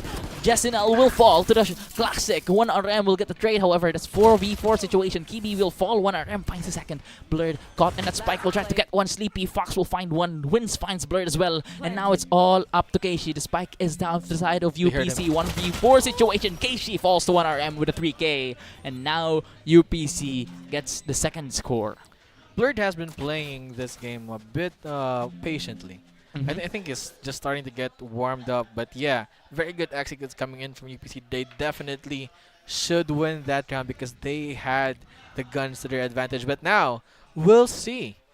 This should be a good round for USPF. They have the superior guns. But will they be able to predict the cerebral assassins, as you said, on their executor. The Viper Wall is being utilized so much. It's shutting down the flashes coming in for the USPF side. They'll just play around that Viper Wall and dodges the flashes. The fact that they don't even push A, they just put the Viper Wall there to play with USPF is scary, because how can you use a utility without using it properly and still finding value? Blurred once again chipped to 50 HP, gets caught on a flower, pops the flame, tries to get out, but the rest of the UPC squad still here, still trying to find their information. The heals coming in as well. There goes the wall of the Phoenix, the newly buffed wall of Phoenix as well. And now USPF still trying to hold down site. UPC looking for anything. No information as of right now as they slowly inch their way. Gets good positioning coming in for 𝐕𝐚𝐴, but he's detected. Pain shells? Pain shells coming in. Good pain shells, but no. Oh my he's god, getting a counter pain shell of his own. He's dying. Oh, 𝐕𝐴 with a 3K. Blurred as well with a flawless round for USPF. What a round for 𝐕𝐴 there. The timing was just perfect for him, getting that 3K, surviving the pain shell barrage, and that was a really clean round for the side of USPF. UPC got a little bit of impatient there. That's what I said earlier. They need to control the flame. They need to control that confidence, because too much of it can cost you your life. And that just right there, 𝐕𝐴 finding 3-4. Was it 3-4? It was just they pushed A side just when they lacked that Viper Wall there. Very good pain shells coming in from such a ghosty there, coming in with that pain shell that essentially made UP, just commit to that push, because they can't go back now. The pain shells were there, but now it's another A push here. Utils coming in, but now 𝐕𝐴 goes down. The revenge comes in. Blurred with a kill on wins. Will this be a win for USPF? A 4v3 situation. The push comes in. Bunny L will get the spam to the smoke. 1 RM will fall, but trade coming in from Sleepy Fox. 𝐕𝐴 finds one of his own as well, but Blurred, that's the ultimate though. He's still here. He's still alive. 𝐭𝐤 has that utilities to keep them from planting the spike. Here comes the plant though. Sleepy Fox just missed by that nano swarm. Full HP still gets the plant down for the side of UPC. Has that ultimate popped as well. Blurred just gets out of it. UPC's 𝐿 will find him though, but 𝐭𝐤 caught no weaponry on hand, waiting for the ult to expire, and it goes. He's still here. He's still alive. He's still kicking. Still clutch. winnable round, but the time is ticking against them, and we'll see what happens here. 𝐭𝐤 inching his way. 𝐭𝐤, can she clutch? But I don't think so. That setup there from Vice, I think 𝐭𝐤 might just be in for trouble. A double peek on that 𝐞𝐤. 𝐿 with the tap to the head for that finish for USPF. Really good gameplay there. Respected the ability of USPF to get the clutch round win there. Now we get to see the... Okay, it's already dead at that point. But yeah, they double stack. They know that at least 𝐭𝐤 can take down one, but they had to trade immediately. Very good decision making there coming in for UP. And that Vice, they gave so much kills to that Vice that he can activate that ult. Definitely shut down the full buy. The thing is, right, that peak has been very popular recently in Valorant in 1v2 situations, the crouch stand peak. Because what are you gonna do, right? If you hit one in the head, the collateral damage to the body won't be enough to eliminate the opponent. But if you hit one to the head, then there's one crouching that will shoot you down. So that's a really good pick here. But for the side of UPC, once again, they're trying to take this slowly once again. They're trying to regain that slow pace that they have, the confidence that they lost in that one round win, but they get it back. Here comes the wall once again, playing around it. And this is what we were talking about earlier. Look at the positioning of Wins on the map. Look where he is. Look where the rest of his crew is. This is where the power of the Wins flank They're comes starting in. to lurk. This is what you're gonna be afraid of when there's double controllers that are Blurred, just though. lurking. He has the flash online. UPC just waiting for any information. Hiding in that smoke. Again, that 𝐿𝐤 alarm pod might spill the end of them. Because once they go in, the flashes come in, but the smoke disappears. The flash from Blurred pops in. Boom pod prowler used. Utilities being popped. Nano swarms as well. Oh, 𝐿𝐿 finds 𝐭𝐤 with that pain shell already deep in towards the site. The Hunt will not find anyone. Blurred gets into Nice engagement, kill, finds 𝐿𝐿. He falls. 4v4 situation. Blurred looks for another one, but it's 𝐸𝐴 with a quick trade. 3v4 situation here for the side of UPC as the plant goes down for them once again. 𝐕𝐴 here holding his side. Here comes the Nightfall being popped. Flash goes in for him. Will find one, but will not detect the one from the back. Wins finds him. Sleepy Fox get the trade. ghosty_baby will find Wins, and it's a team ace for the side of UPC. One elimination for each, and that's round number 4 for them. UPC is just not holding back. They're just an ult and another ult per round, securing the wins that they need. They want this momentum. They want to just keep winning, to be on the higher morale here, trying to shut down USPF. You don't want to keep this team going because this is an aggressive comp. You want to shut them down, shut down their morale as soon as you can. But UPC doing really great here. Another ult online for Justin. It might just look like another win for them.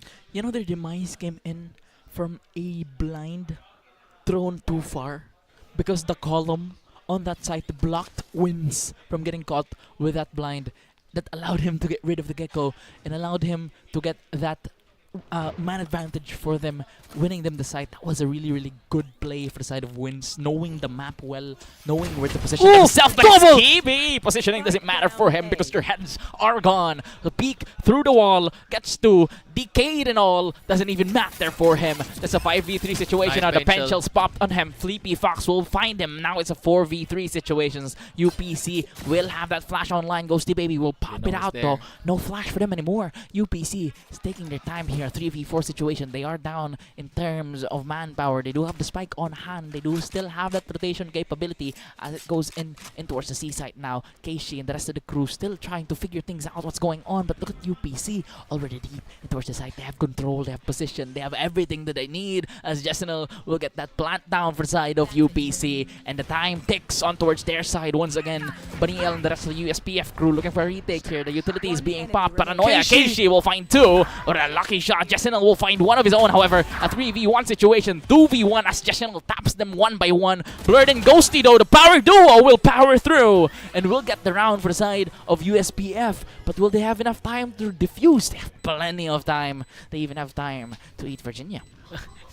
Yeah, but a hot dog Virginia. That is the leading frozen meat product company, folks, up here on Cebu and everywhere in the Philippines. Just Virginia for Virginia was a hot dog Virginia. But look at that, 2K. That was a collateral, I believe. No, it was 2 taps. 2 taps. 2 taps in quick succession. Man, that save. That was really good.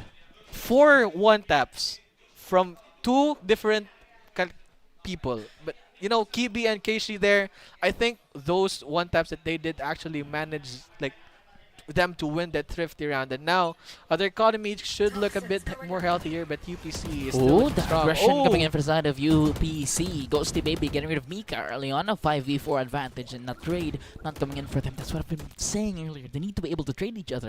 And if they're not able to do so, they get to go in towards the site with a disadvantage. The flower being popped. Bunny in a really good position here, but he will not get caught by that spike. Just barely. Just barely. There goes the utility spam on them though. They're still alive. Staying alive. Here comes the lockdown coming in as well. Blurred slowly inching his way, trying to find someone. Sleepy Fox just outside of that radius. He's looking at the wrong angle as of right now. The rest of the UPC crew will try to take the seaside. Keishi will not be found by that prowler, and now he's slowly inching his way back in towards the side. Trying to get an engagement here. Nice. He finds him. He gets the chip damage, but not much. Blurred with a flash finds one. Goes for a second here. Keishi will find one of his own wins. Will get that trade. Here comes the... Ooh. Dead before the ult got to him. But Jessenel now in a 1v4 situation. Not a lot of things to do there as Kibi takes him down. The first step he took, his head was gone. 3-4 now. USPF closing things out up against UPC.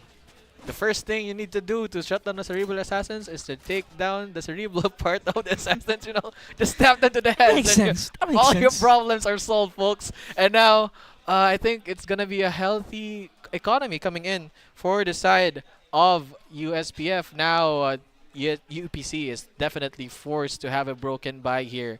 They have, actually, they have 2 good guns, a full buy from Sleepy Fox and a Regent Shield. Will that do much though when he's getting tapped on the head? Exactly. Now the push here comes in to a bit of a larger side here towards the C side of this map. Blurred and the rest of the crew just jump peeking. Here comes the flash, the ult from Blurred as well. We'll find one. Tries to find a second one. We'll find Keishi. Will find 2 actually. Blurred gets a third. And now it's all up to wins. Left on his lonesome with a sheriff in a dream. Finds Baniel. He falls. 2 for Blurred. 2 for Keishi. Baniel cleans house. That's a tied game. 4-4. UPC's economy is broken as of right now. A thrifty to a flawless and a team ace. That's like back to back to back. Really good gameplays win for USPF there. Oh, the flash, man. Look at that. Double flash as well. Blur gets them, and then they get caught with that paranoia by Baniel. That was a really, really good team play coming in for the side of USPF. I told you were gonna watch out for those flashes, and now they get to experience, like, if you are in a position where you can get easily flashed, you're definitely gonna die. Oh, aggression coming in for the side of UPC. Jasenel finds two. The two that aggressive from the side of USPF as well. A counter aggression proves to be beneficial for them on that one. The Prowler used as well to try to clear out a corner. No one found as of just yet. But right now, the pop in towards the garden area of the map goes in blurred. But a sneaky.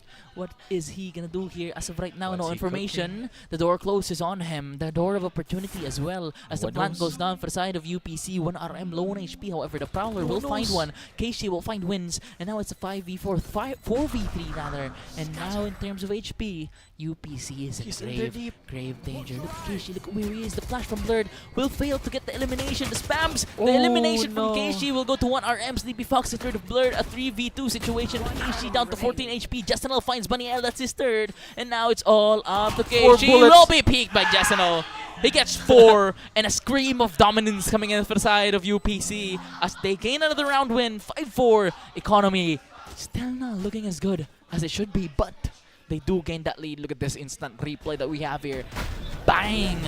An elimination comes in, and then the tap on the spike from the side just gets eliminated. No idea where that bullet came from. That would have been a good flank coming in from Blurred, but good positioning again for UPC. They really bunched up in on that A site, hiding behind those rotating doors. Just making themselves not a very good prey when it comes to the flanks that may come in for the side of the USPF, because they have no sentinels to essentially detect a flank. Exactly. That's why USPF tried to capitalize on that. But yeah, good positioning, great executes. But now let's see what they're cooking. The flood comes in towards the B side of the map. Prowler utilized, Snakebite utilized, 𝐸𝐵 finds one. Stops that ultimate coming in as well. But USPF now down 1 man. UPC down 1 man as well. Blurred is down already. And the side of USPF looking to go for a push here. Everything is slowing down as of right now. UPC once again controlling the pace. Just after 1 round win, they're controlling the pace of the matchup once again, and they're slowly inching their way in towards the site. They're waiting for information.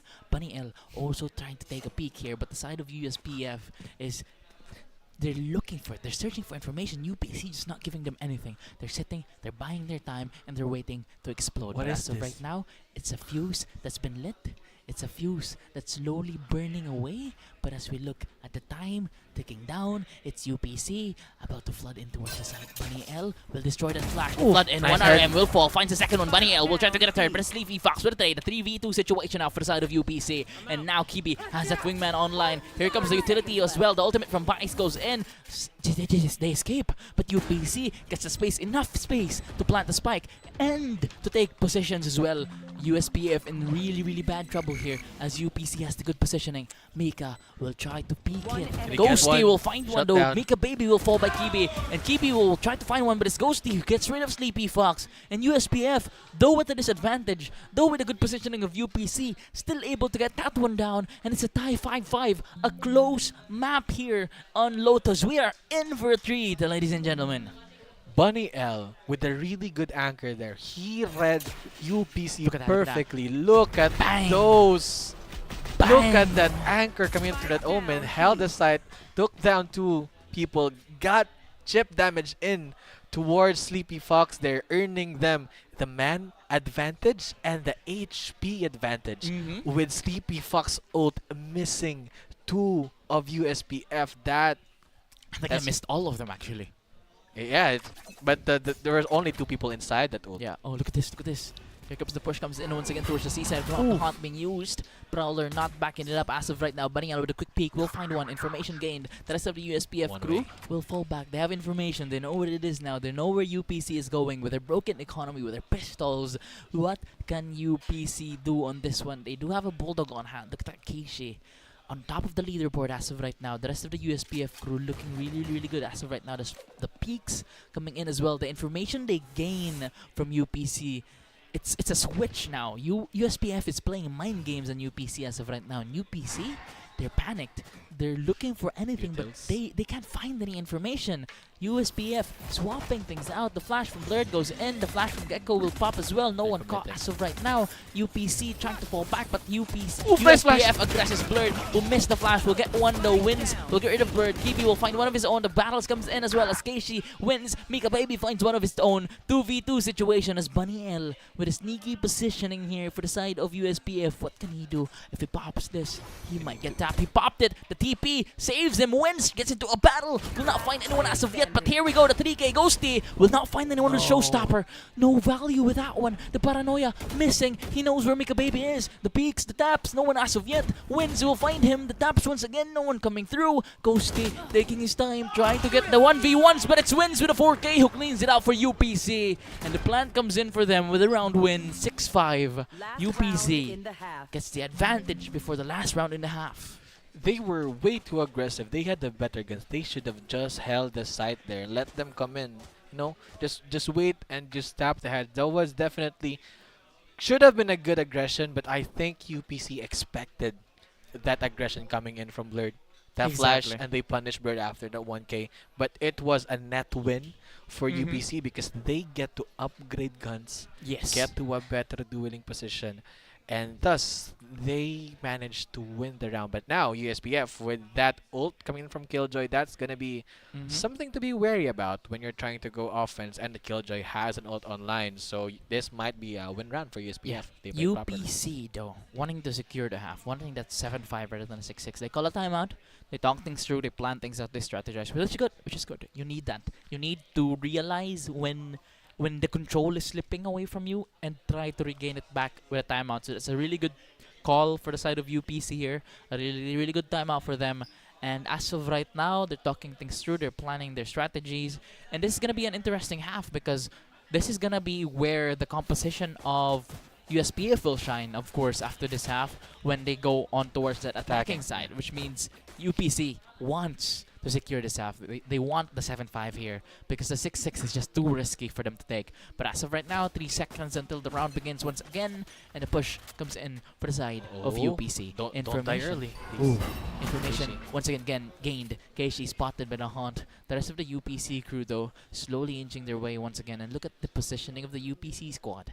They are playing a bit of a slow and scattered round, and they're looking for information. Once again, UPC, a very information-reliant team.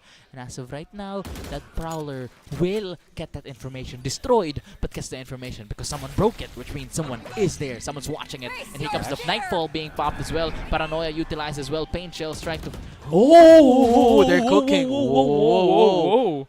What a play coming in for the side of UPC. Look at the rotations coming in for the side of USPF. They're going in towards the A side, but they're pushing in towards the C side. But 𝐸𝐿 has that lockdown online. He pops the lockdown. The rest of the UPC crew can't do much about it. The pain shells will not allow 𝐸𝐸𝐵𝐵 to push through towards the site. They don't have a lot of time. That lockdown might have broken their push. Blurred with a flash. Will not find anyone else. Please flash them. Flash another one. Will find 3 with a flash, but whiffs the shot. Wins, gets him. 𝐸𝐸𝐵 will find one of his own. A 3v4 situation as Bunny L pops. Here comes the ult coming in. The Viper's Bit online. 1 RM planting the spike. The rest of the UPC crew in a very secure position inside this Viper's Bit of wins. But the USPF squad will have a 𝐐𝐞𝐤. lot of trouble. They do have that wingman. They have the Trash as well. Trash is popped. Will find one. Wingman. Shot from ghosty. 1 RM down. Jesenil down. A 3v2 situation. Nice. 𝐸𝐿 will find wins. 𝐸𝐸𝐿 will find Bunny L, and it's ghosty who cleans things out. Timeout from UPC not coming through as USPF, against all odds, against a Viper's Pit, against a godly position, able to clutch that round. A 6-6 half. We're going in towards the second half with an even slate. Oh, Let's look at the play. Let's look at the very Look at crispy, that. shorty kill. The confidence to pull that off. The prediction that, yeah, Viper is definitely gonna be here. I'm gonna take my shorty out and 2-tap him to the body. And thus, he literally wiped wins off of his ult, securing them that win. Tying up our first round. Like I said, USPF is switching things out. They're adding that cerebral to their assassin's name as well. And they are equaling the playing field right now in terms of strategy, in terms of prediction. And look at this. UPC trying to stop the aggression with an early aggression of their own, but what can you do against a flash and another flash and then another flash? But UPC will find one early. Blurred falls. 𝐕𝐚𝐥𝐿 will get the trade. Justinel will find two of his own, and suddenly USPF at a disadvantage in their attacking side. 𝐞𝐤 left on his lonesome. 4 players hunting him down. The Prowler will spot him out. They know he's there and they're watching it. One RM will try to take his time. Pops another utility. The Prowler being popped. Wins from the back. He has no idea. Wins. What are you doing? He gets the headshot though. He gets the headshot. Cut the replay and just show the headshot. That's it. That's all we need to see. That's all we need to see from Wins.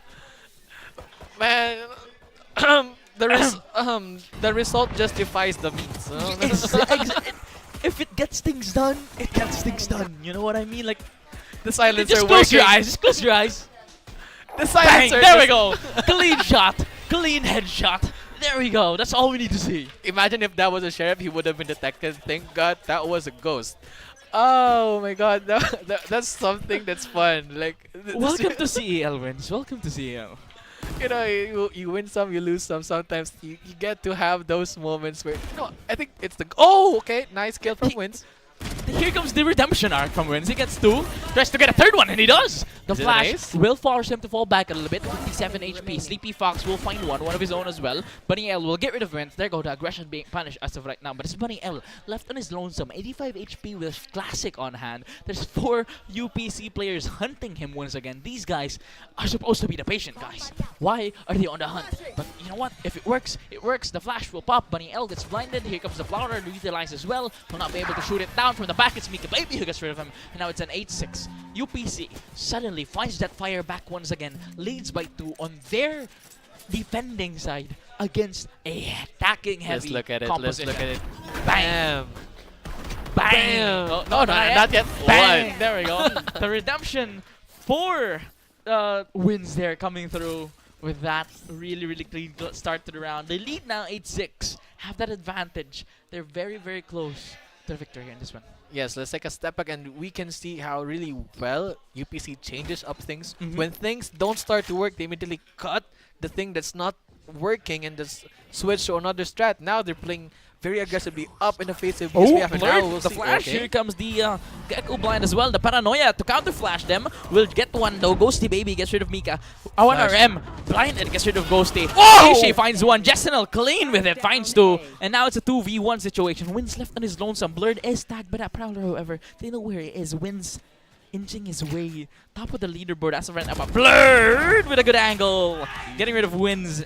Here's the scream of dominance once again coming through. 7 for 8 now for the side of USPF. No replay on that spray transfer, man. That was a really good spray transfer. Let's see that. That's your request. Happen. Bang! Switch! Bang! Oh, that was clean. Justinel showing. Very, yeah, man. This is a really entertaining match to cast because this is. The score never left a 1 difference, a 1 point difference. It's 7-8 now. This might get into overtime, folks. Here comes the push once again for the side of USPF. This is a crazy good matchup between these two teams. Very amazing Valorant right now. Blurred getting rid of Wins early on. Here comes the ult being popped. Vice utility there to stop him. The rest of the crew flooding in with him. 1 RM will get rid of 𝐞𝐤. Blurred will fall. Sleepy Fox gets rid of him, but he's still alive because of that ultimate popped. But now it's a 4v4 situation as 1 man will fall for the side of USPF. Blurred still in a really good spot here. UPC still have no idea where to go. As of right now, USPF will push in towards the side. The blind comes in. The satchels will pop.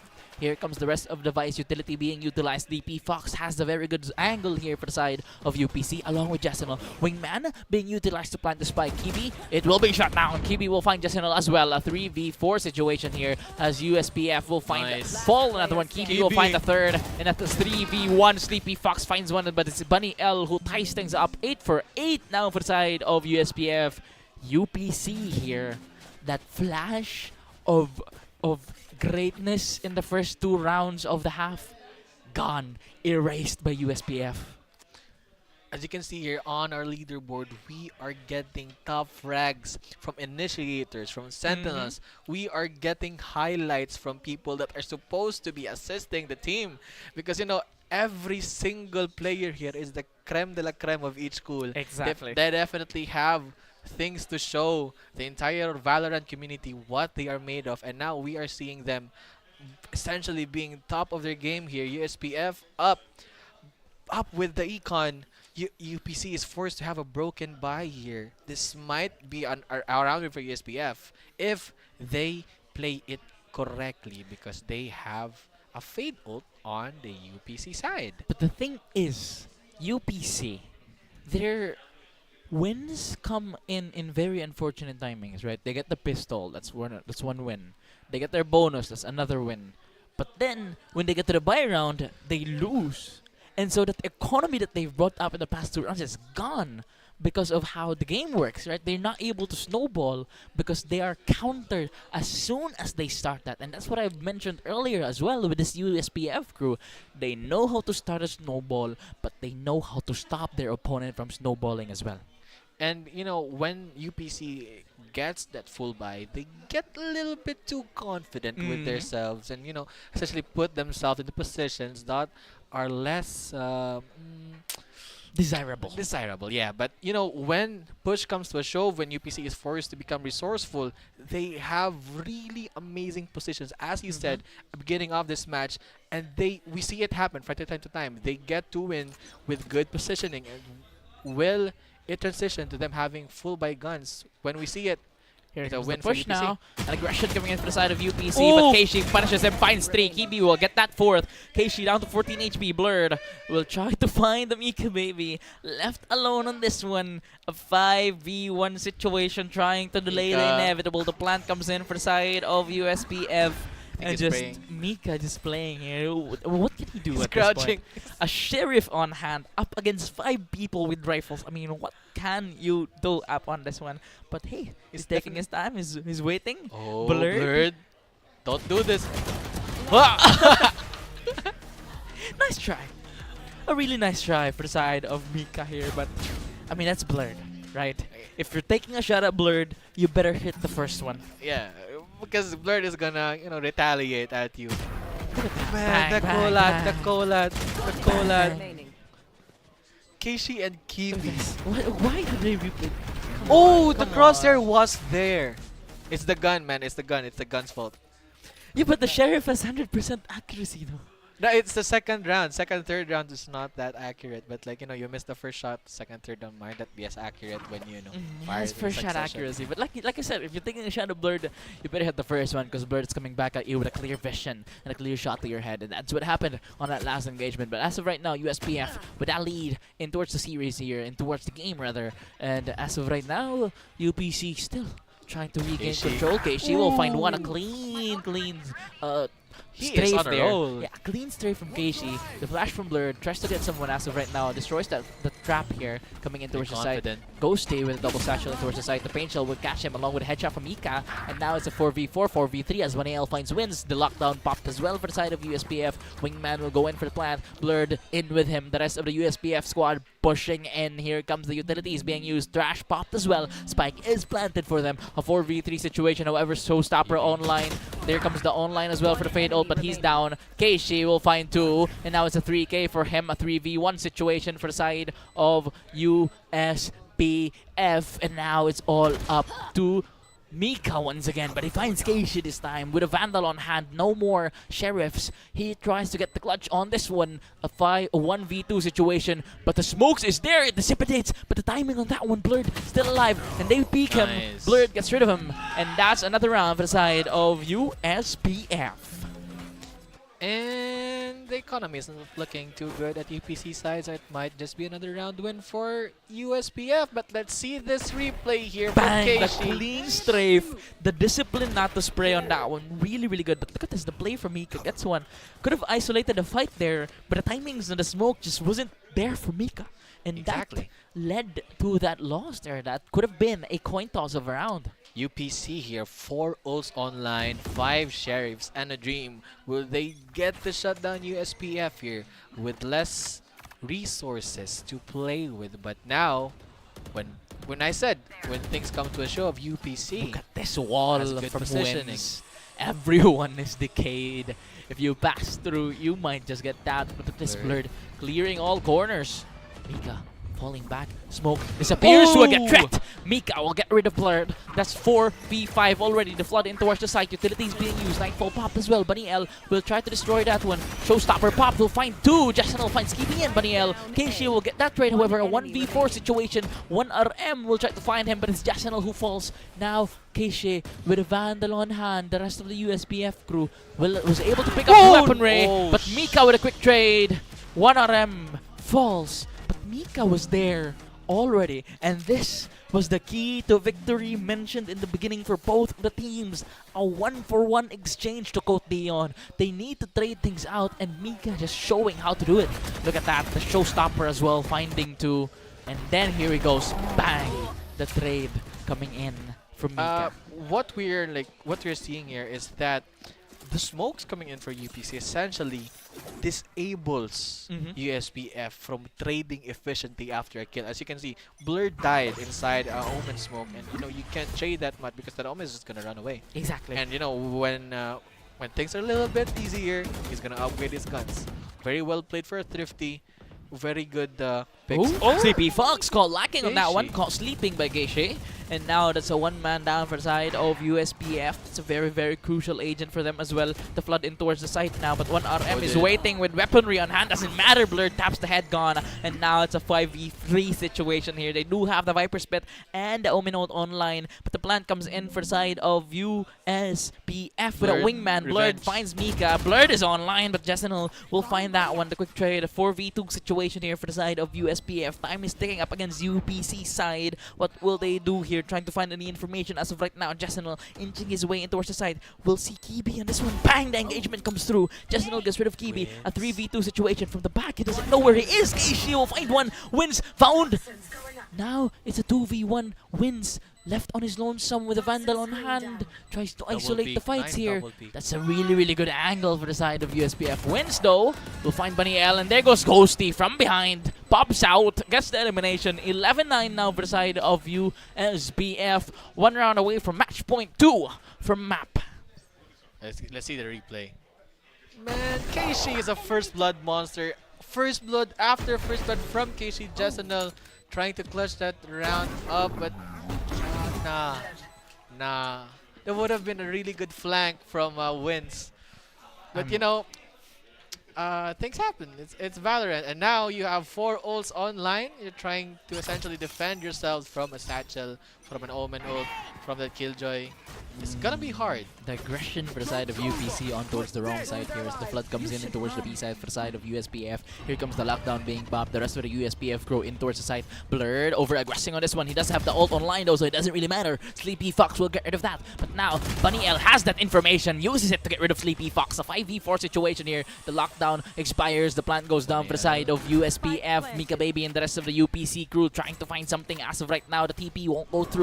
Jessenel and the rest of the UPC squad will pop that Nightfall, but 𝐸𝐵 gets rid of Jessenel. The Sheriff on hand will find one. 𝐸𝐵, but ghosty will find one. Bunny L gets the trade as well. Now it's a 4v1. It's all up to Wins. Blurred with a flash. He finds Wins, and it's match point for the side of USPF. UPC now down to 9. A really good start for them, but towards the end, it's USPF who's aggressing, and it's Blurred who showcased his ability to get that flash down and get that elimination to cleanse things out for UPC. Look at that. Information gained by technically using Blurred in the ultimate form as a Sova drone with a gun.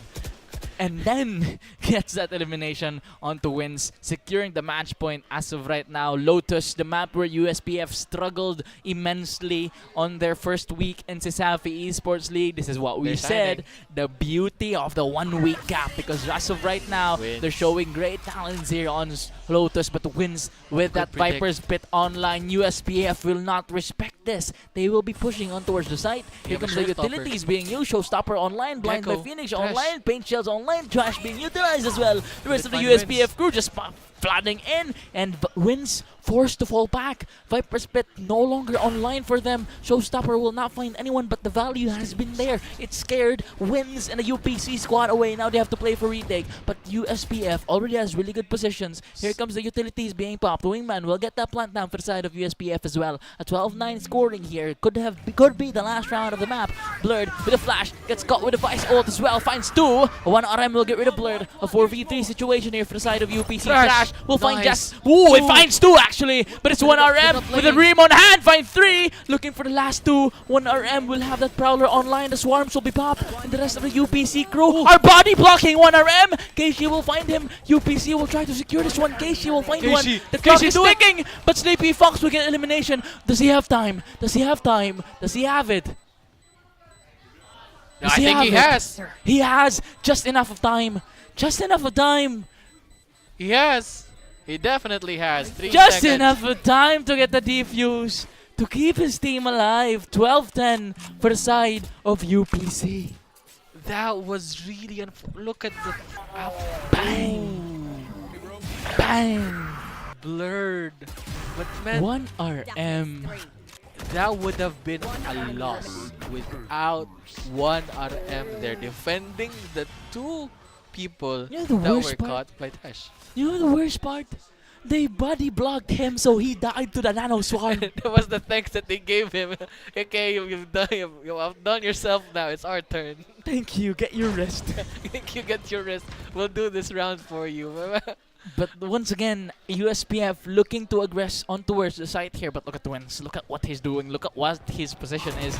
We'll get the flash though. Blurred gets rid of that potential judge to the head. Jesenel finds Ghosty Baby, unlocking the showstopper here. But no enough time to find any value.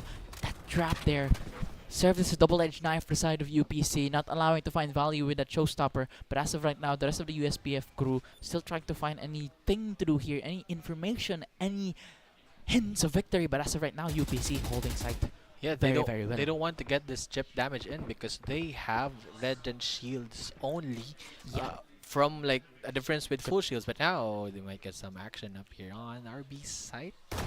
Ooh, 𝐞𝐞𝐤 will find 𝐸𝐴 trying to hold that angle. That's another person down for the side of UPC. That's a 4v3 situation. There's a smoke down for them as well. Paranoia down for them as well. So this might be a very difficult retake for the side of UPC if USPF gets the plant down. But the side of UPC still holding very well here. But 30 seconds left. they're holding a site that isn't where USPF is going. Perfect. The timing on that one. It's a site for them to take. Don't pop that. They'll know you're there. But Wingman will go for the plant here. Wins, and the rest of the UPC crew might be in trouble here. 1 RM will find one. 𝐞𝐞𝐤 finds him. USPF will fall. Now it's a 3v2 situation. 𝐸𝐵. Jesenel finds a third. Jesenel might be the clutch that the team needs here. He finds 3, 2 left for the side of UPC. 𝐸𝐵 with the timing. USPF and the rest of the crew, they do have the plant down. Sleepy Fox will find 𝐸𝐵, and it's Jesenel who falls. A 1v1 situation. Bunny L, Sleepy Fox to fight 𝐸𝐵. TP coming in for the side of USPF. He gets found, however, it doesn't matter as Sleepy Fox gets the elimination, gets the G-Fuse, keeping UPC alive for another round and a possible overtime here in the CESAFI Esports League Season 3. The Fox puts the bunny into sleep, and now USPF still has a good econ, still has full guns essentially, just a guardian. But look at that. That would have been the round for USPF. But the timing, they had a good timing on the plant, but the peaks, it came back to them. Like, man, that was a really good round for the side of UPC. The flank coming in for the side of Sleepy Fox was godly for them. But as of right now, USPF, the elimination of the 𝐸𝐵. Sleepy Fox, yeah. The 𝐸𝐵 was holding really good angle there, but Sleepy Fox with the elimination comes through, and then Jesenel as well finds the 3 to allow them to secure that round. But as of right now, utilities are being used for the side of USPF. They need to secure this round if they don't want an overtime to pop through. Toxins are low for wins, however, so USPF might have their window here. Bunny L with a They flying on towards the A side. Actually, they're rotating here. They're leaving Blurred on his own. He finds one, wins, gets caught. Here comes the flash from Blurred. Will not aggress on towards the side. Here comes the wall being popped as well. The fake, and here comes the rotation coming in for the side of USPF. They're slowly inching their way. However, look at the positioning from UPC. They know they're here. They know they're here. The spams trying to get someone, but not right now. Here comes the utilities being used. The smokes being popped. Door now opened as of yet, but look at where UPC is. They're here. They're here to stop them. Here comes the lockdown getting popped as well. The flash coming in through as the side. 𝐿 finds 2. Gets flashed by Blurred. Blurred finds 1. Gets a second one. That's 3 for Blurred now. A 2v2 situation with the lockdown online. Here comes the Nightfall being popped. The flash by Blurred. It's perfect, but it's 1 RM who gets rid of him. A 2v1 situation. 1 RM caught in a really bad spot here. 𝐞𝐞𝐤 though knows where he is. The bait, the shot, he falls, and it's a 1v1. We don't know where he is! From the side, it's Sleepy Fox who gets him to 12, and we're going to overtime. To quote Ferraris here, 2 more rounds. Will it be just 2 more rounds, or I think this is gonna go into 20s because it's super heated up. Look at here, that, Blurred. man. Good spam onto Wins there. Wins only has the judge. That flash was perfect as well. Bang. 𝐿 always evens out the match, man. Yeah, exactly. 𝐿, the hope for the side here. And as of right now, UPC has equaled things out, and we're headed into the first round of overtime in a banger of a matchup. 12 for 12 here at CESAFI Esports League. This is CESAFI Esports League. This is Valorant. You gotta appreciate UPC there. They went almost 4 rounds with lesser shields, with lesser buys, but they Aggression coming in for Blurred and the rest of the USPF squad here and towards the C-bound area of the map. The flash comes in. UPC will fall back, forced to fall back without aggression, but look at the angle Sleepy Fox is holding. He's a Fox. He's sly. He knows what he's doing. The tap. Bunny L down to 7 HP. The rest of the UPC crew trying to find any value or information as of right now. Blurred once again re-aggressing. Has that flash on hand. Pops it. Gets the 3. Finds 1. Gets eliminated though. The quick trades coming in from UPC. A 4v4 affair as of right now. Utilities being used. Still no information gained. The rest of the USPF crew trying to re-aggress. UPC trying to find their footing. Trying to get in towards any form of side attack here. They don't have a lot of time. 50 seconds remaining on this map. And now they're trying to find something.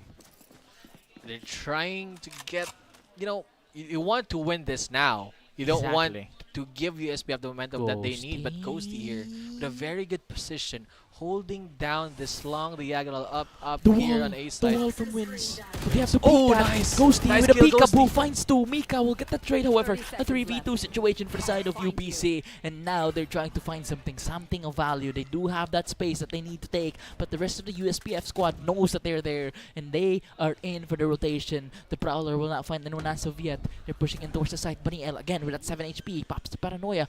Not yet. Timing! Mika finds him. And now it's a 2v2 situation. The flash comes in. Nightfall utilized as well for the side of UPC. And they do have the plant on hand. The TP, the shots. 1 RM will get the trade. A 1v1 situation here. The difference, 1 RM has audio. He knows where 𝐞𝐞𝐤 is, but doesn't even matter. Timing. 𝐞𝐞𝐤 with the Valorant timing. Oh my god! Shot to the hand. And 1 RM falls. He got shot in the 1 ARM. He got shot and the 1 arm. Okay, good fun there. I have to appreciate it, but man, that was a good round win for USPF, and I think they should just win this round. You don't want to get UPC up in front of your face with regain momentum, but look at that flash. The very calculated aggression coming in from Birder, but he got shot in the 1 RM. The 1 arm. Got shot at the 1 RM. Man, yeah, I think these two teams are essentially really playing out to their strengths here.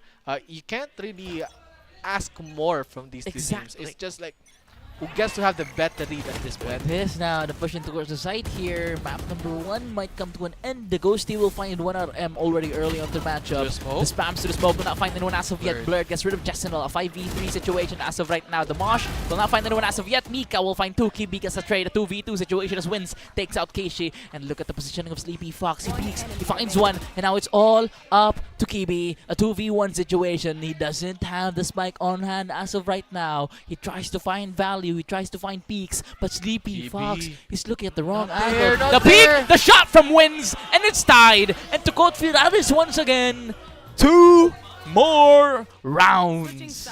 I think I just said 20, so we might reach round 20. I kind of did, you know. Please. I mean, look at that shot. They lined up for him. Got the elimination, but somehow, someway, UPC still able to get this one. And look at that. What we talked about earlier. It's been so long that we kind of forgot about that. The power of the Wins on the flank. A really good one on that. Securing them the round and still keeping them in this matchup. And here comes the push, comes again, the aggression from the side of UPC and towards the side. Bunny L will get rid of Mika, and the rest of the UPC crew trying to re-aggress. 1RM will get that trade, finds the second one. 𝐞𝐞𝐤 gets a trade though. UPC's Jessenal will find 𝐞𝐞𝐤, a 2v3 situation as UPC will get that man advantage. The orb utilized as well. Blurred is slowly inching his way. Blurred. You picked that up, you died, they don't have the spike. Blurred has a really good angle here, but they still have the utilities. The flash, the bang, he gets 2! The double is flash, and now it's all up to Wins. 53 HP, a Vandal on hand. 𝐞𝐞𝐤 is now here. Ooh, this is not a good way for him. He 𝐞𝐞𝐤 gets is now found here. by KG as well, and now it's a 14-3. USPF gets another win. Just when it looks like the other team is about to win, the other team gets to have the win. This is the great gameplay. This replay coming in from the side of 1RM, man. Gets a clean 2-kill. Blurred with a very good flank. And then 𝐞𝐞𝐤 coming in. See, I've noticed something on Blurred, right? He gets the flash and then he starts spraying.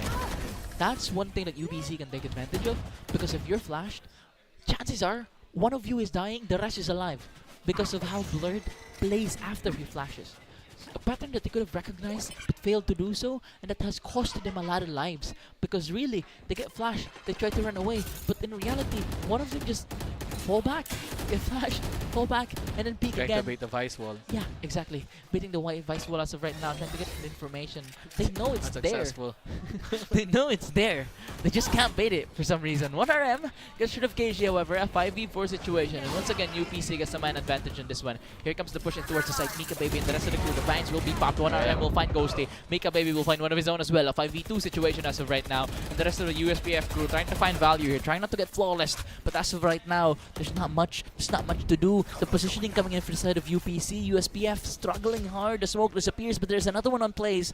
USPF, they do have the spike on hand, but look at where UPC is positioned. The spams to the smoke. And now I believe low on HP is Mika. After the spams, 𝐞𝐞𝐤, the rest of the UPC crew is now taking their time. The bang, the flash will get caught, however. Tried to destroy it. Here comes UPC. 𝐞𝐞𝐤 getting rid of Bunny L. A 5v1. 𝐞𝐞𝐤 will find one of his own. A 4v1 situation here. USPF still trying to stay alive. Wingman being popped. Checking the flank. He's trying to find a way to get to a site, to get to a plant, but he doesn't have much time. And look who's waiting for you. Jessenal gets that elimination. And once again, 2 more rounds. Did I just predict the 20? I think I'm almost predicting the 20. It's 3 overtimes in a row, folks, and this is a gameplay that you can only see here in CEL. Look at that. Look at those. Man. Look at that. The patience. The patience, the read, everything going well for them. But as of right now, this is just 2 very equally matched up teams. At first, we said it's a battle between brains and aims, but no, man. These 2 teams are very gifted in terms of strategy and in terms of the ability to tap heads. These is the elites of Cebu Valorant here playing in CESAFI Esports League. And as of right now, another attack coming in from UPC, trying to slow things down, being more methodical than they have been, trying to secure things. As of right now, they're taking their sweet time. Yes, and UPC here, I think UPC is starting to get a little too terrifying for USPF. The more the overtime goes, I think the more the odds are going to lean towards UPC. The more they will have a read on USPF. And now, on towards our executor, UPC just playing it so patiently, so cerebrally, as you said. And you know, just taking their time back there, just trying to see signs of life, signs of wasted utils coming in for USPF. The difference now, though, is that USPF is not falling for it anymore. Look at the positioning. They're anchored down. They know each other. There's no rotates. There's no baits going on anymore because of how long this game has been going on. And they know they're not gonna rotate. They know that they're gonna push through. And the rest of the squad here coming in. The utilities being used now. The smokes comes in. Prowler pops. Paranoia used as well. The rest of the UPC crew now flooding in towards the garage area of the map. Ghosty will find one, but not the elimination as of yet. But he does get rid of Jessenel here. A raise out for race here. Mika Baby will find one. 𝐞𝐤 finds one of his own. 1RM gets rid of him. And now it's a 2v3 situation. The rest of the UPC squad does have a lot of time to plant the spike. Just about. And gets it done. A 3v2 situation here. However, HP wise, it's not a lot for the side of USPF. Blurred will try to get rid of a... Oh, it rebounds actually. Tried to get rid of the 3-player. But the timing! The Valorant timing! The Valorant timing on that one. The Nano Swarm will be popped. Blurred will find wins. 1RM gets rid of 𝐞𝐤. Nightfall used. The tap on a spike. 1RM will fall. Mika Baby finds Blurred, however. And it's UPC who cleans it out. 15-4 now. They take the lead on attack, which means they might be able to secure it this time on defense. Can we see that Valorant timing over there with the rotating doors? That was a really, really good timing. The shot coming in. Bang. Bang. Really, really good timings from there. Look at that. Mika just in a perfect position to get rid of Blurred. They were the ones that missed each other. Yeah, they were the ones that missed each other back. The rotating doors. And that's really unfortunate there with the rebound from that from that Molly as well from Phoenix. The rebound there was unfortunate as well. Valorant, what are you doing to yourself, essentially? Okay, that gets chipped down. Jessenel might not be in the best position here, and that's what you want for it to happen for USPF. You want to get the early shot that from Jessenel, the man who makes things balance up when you get a good pick on towards UPC. And now it might... They're very separate. very, very separate indeed. They are trying to not fall on towards that spray control or the collateral things that has been happening throughout the duration of the game. They're trying not to fall, but Jessenel, low on HP, might meet Blurred here, but Blurred with the timing. Jessenel takes him down. The Paranoia utilized. The rest of the UPC crew will secure the C site, but look at where USPF is. They're nowhere near the site they secured. Baited the traps here, baited the utilities for the side of 1RM. And now UPC and the rest of the crew will try to rotate back, and the Prowler will expire. The Haunt will not find anyone as of yet as it gets destroyed. And now it's a 15-4 situation. Here comes the Mollies being used as well. Paranoia will miss. Ghosty and the rest of the crew here taking their time. 𝐸 will try to get that plant off. The Wingman, Ghosty will get rid of Sleepy Fox. Mika will find 𝐞𝐤 as well. A 3v4 situation. This could be the round where UPC takes it all. 𝐵unnyL will peek, gets the information. One of them knows he's there, but 𝐵unnyL now very carefully taking his time. Spike is planted. Jessenel finds two. Mika Baby finds it, and 1RM cleans his house. And the defuse goes through, and it's UPC with the win. What a round, what a game, what a matchup. That's just map number 1. That's Lotus coming in for the side of UPC.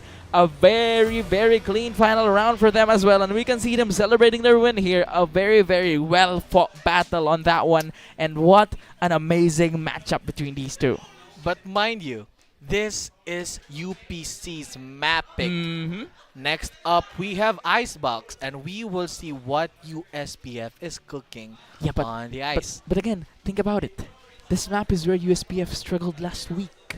But they were able to close things out like that here on this one.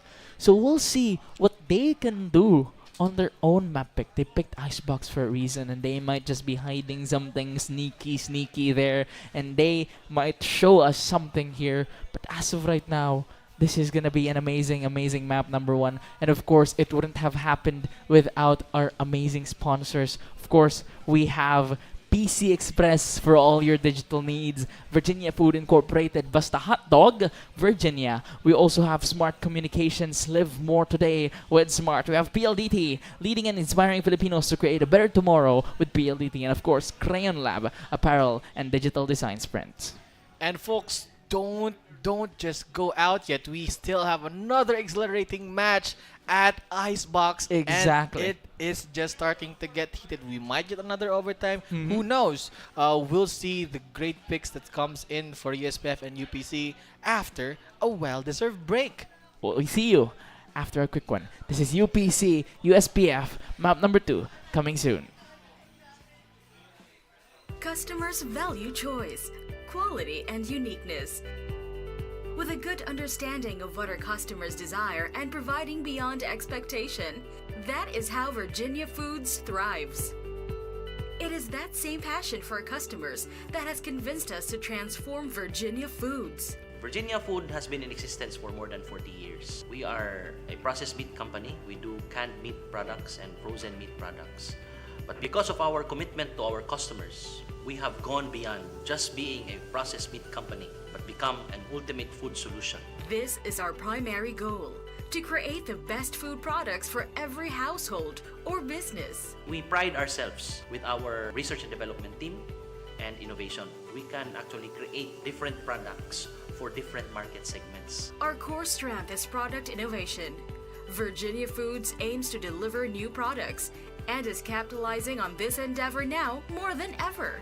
Our company is grounded on 4 pillars. The pillar of product, supply, service, and relationship. The pillar of product is represented by our research and development and quality assurance. We guarantee that nothing leaves the plant without passing our standards in quality and product safety. Virginia Foods began as a backyard poultry farm in Mandaue back in the 1960s. Since then, the company has grown to become one of the most exciting food manufacturers in the country. The pillar of supply is represented by our plant and operations. At Virginia Food, we invest in technology and innovation. Thus, we want to assure our customers that our products are produced efficiently at optimum cost. Virginia Foods serves different types of households within a broad demographic, from families in the province to the millennials in their condos. We also serve various sizes of food business operation, ranging from barbecue stalls to catering companies. Virginia Foods has satisfied the needs of customers from all walks of life. The next pillar is the pillar of service. This is represented by our distribution and logistics department. In the Philippines, being an archipelago and being in the typhoon belt, where there are a lot of calamities happening, there are a lot of servicing disruption. You cannot ship your products from Cebu to Davao or to Cagayan because of typhoon. But because we have depots across key cities in the Visayas and Mindanao, we have maintained a level of inventory that will assure our customers of uninterrupted service. Just recently, we launched our express delivery service, bringing our quality products right at your doorstep. Our comprehensive range of food and other products now have a nationwide reach, even venturing far beyond our borders to our Southeast Asian neighbors. The last pillar is really What an incredible first map coming in for this matchup between UPC and USPF. It went the distance. It went, triple, quadruple overtime before it ended. And that was a really, really clean Lotus matchup coming in. And that's why we enjoy Valorant. You know, that's why we love Valorant. As of right now, that was an amazing matchup for them. And we get to enjoy who the MVP is. We get to look at it as of right now because this guy has been dominating and allowed their teams to win. Look at Jessenel, man. So inspirational. And again, not only is he the MVP stat-wise, but the amount of eliminations that he got with amazing, massive impact for his team is actually too much. It's a lot. Yeah. It's way too much. It's not the kills that make him the MVP. It's when he made the kill. Exactly. And who he kills in what position. Because the amount of times wherein UPC could have just been bye-bye in that matchup was too much, right? But Jessenel is there. Jessenel is there to just eliminate the players and thin down what his team needs to do. And for the side of USPF as well, 𝐞𝐞𝐤 was one of their shining stars per se. 33 and 21 on that one. You don't expect that from your Killjoy, but how he plays the game is very, very methodical as well. Yes, and you know, from 𝐞𝐞𝐤, he got most of the first bloods for that match. You saw 𝐞𝐞𝐤 getting 1 taps, 2 taps at the beginning phase of the match. That's not something you get from a Sentinel. But man, Keishi with the 33 kills there. Look at that. The positioning from Blurred in that one was crazy. But the thing is, this is what we've noticed with Blurred. This week, at the very least, he's been spamming quite a lot, right? A lot of eliminations could have been done by just patiently tapping. But look at that. See? He's been spraying a lot. And that's not the Blurred that we saw when he first came in to CESAFI Esports League. I mean, he started his CEL debut with a 4K with a Sheriff. I remember that very clearly. He 4K the Sheriff, one taps, all one taps to the head. And that's not the Blur that we're seeing right now. I think he's trying to transition into like a better skill set. You know, he's already confident in this one taps. He wants to get that spray down to the little details to, you know, to essentially make him a better player foundationally. But, you know, Jessanel there, the very, very, very great kills from Jessanel. 2 kills, like almost at the mid rounds, mid to end game phases. Jessanel just the amount to count on when you need hope. I can also see why, right? Blurred transitions in towards a more Phantom spray type of play style. Phantom does have that 100% headshot accuracy. And in a LAN situation like this, where everyone has the same ping, everyone deals with mostly the same latency, they do have... The Phantom does have that advantage, right? If you're able to spray it down, it is more advantageous for you if you're able to use it to your advantage. That's why we see a lot of Phantom users in pro play as well, because of how similar the latency is between the players, that the Phantom makes much more of a difference with that first shot accuracy that it has. But again, even if you're using a Phantom, right, it's not advisable to just spray it down and crouch it up. But Blurred has been doing that recently, and that needs to be something to work on, of course. But again, these two teams are the top of the top, and so we can see that they are going for a really, really good one here. But we're going to Icebox, not Lotus on this one. Yeah, there we go. We're going to Icebox. Yeah, let's talk about compositions. Wins still on the Viper, 1RM. Switching from the Initiator to a Sentinel now on towards the Killjoy role. Jessanel still on that Duelist, on towards that Jet. 𝐞𝐞𝐤 will remain on the controller with a Clove. Of course, a controller that can resurrect themselves. So a really good pick here for 𝐞𝐞𝐤. Sleepy Fox on towards that Sova. A really good picking for him as well. A really good information for Icebox. For the side of USPF, Sova is going to be played by Kiwi. Banael on the Viper, so we have a Mirror Sova and Viper here. Ghosty on that Reyna, Blurred on that Jet, a Mirror Jet once again, and a KJ with a Mirror KJ up against 1RM. So a double composition, a double duelist composition once again coming for the side of USPF. And for UPC, it's another double controller. Yes, and it's almost a mirror mashup as you said, but hey, we're getting a Clove to Reyna difference. And there's not really much of a difference. It's just the flash and the smokes.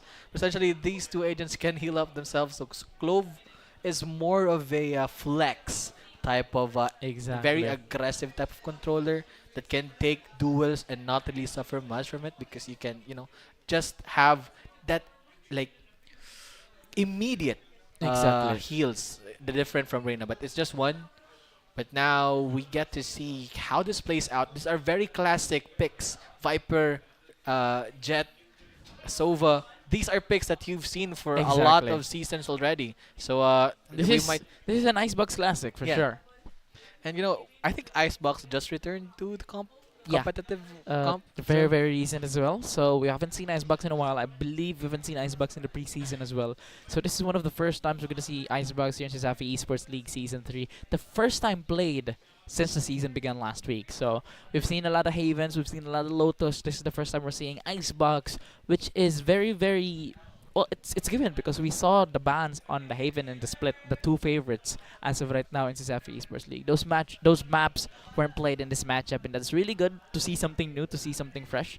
And that Lotus map was definitely something new, something fresh as well. But this one on the Icebox, we haven't seen it yet.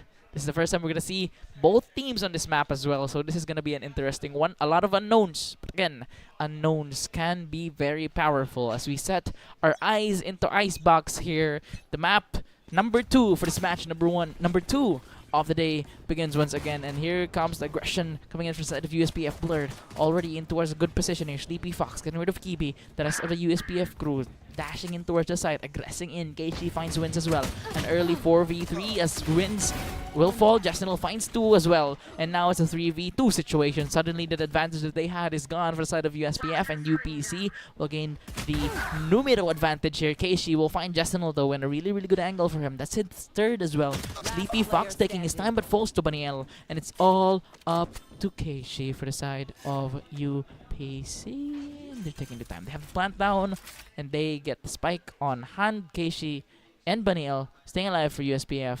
UPC, 1RM, taking his time. Look at this. Look at the position. Look at the flank. Look at the lurk. But look at the timing from Baniel as he cleans house. 1-0. USPF starts this matchup. And now we see Blurred on a more aggressive entry duelist compared to the very neutral positioning that we can see from Phoenix. And now we'll see the beauty of them actually executing onto site, being the first one there. But as you said earlier, this is the first time we are seeing Icebox on CESAFI. We have seen Lotus a lot of times, a lot of matches sided on Lotus as well. But now we see new. Oh, we saw Icebox. That's where DJ 360. Oh yeah, there was an Icebox in the preseason, but there have been changes made. But now the push comes in once again for the side of USPF. Keishi will get rid of Jasenil. The rest of the USPF crew tries to back him up now. 4v3 situation. UPC down 1 man. Drones come in as well. The side of UPC trying to gain something. The information is utilized though. The Shock Darts will chip Mika down. Sleepy Fox gets rid of Keishi on this one. A 4v4 situation. Low on HP is the Soba, however, for the side of USPF. The rest of the crew trying to find a way to get in towards the site here, but a very A-dominant push coming in for USPF as of right now. Sleepy Fox tries to get into a cheeky angle there, but gets spotted out. Blurred though, down to 2 HP, does have that Vandal on hand. Mika Baby and the rest of the crew trying to find something of value as of right now. But here comes the flank coming in. The rotation for the side of USPF. Bunny L and the rest of the crew trying to clear house as of right now. A site is where UPC is, but look at the rotations, look at the angles, look at the timing.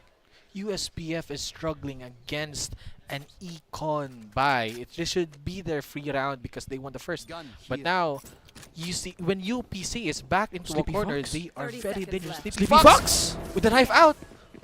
A bullet versus a melee weapon is not the best circumstances that you want to find yourself in. But now they essentially have decided for themselves. That bit of misplay there might have cost them the round. 2 kills, Ghosty and Blurred, 1 for 1. And now it is up to Wins. Will he deal enough damage to make Blurred it? with 2 HP. No. The fact that he's doing that, he hurt us. He swapped to the he hurt us. He swapped to the Vandal. He's not using the Phantom anymore. He's on the Vandal. And guess what? He swaps to the Vandal. He tops head. And he cleans house. That was a really, really clean round for them with 2 HP and all. Was able to get 3 still to clean it out for his team.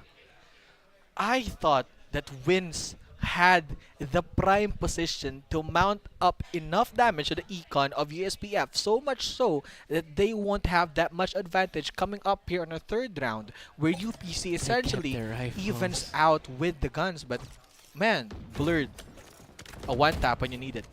Yeah. Clear vision now from Blurred. I don't know what happened in the past map, but right now he's on. Confident. He's locked in. Here comes the push here, but he gets sprayed through the wall by Mika.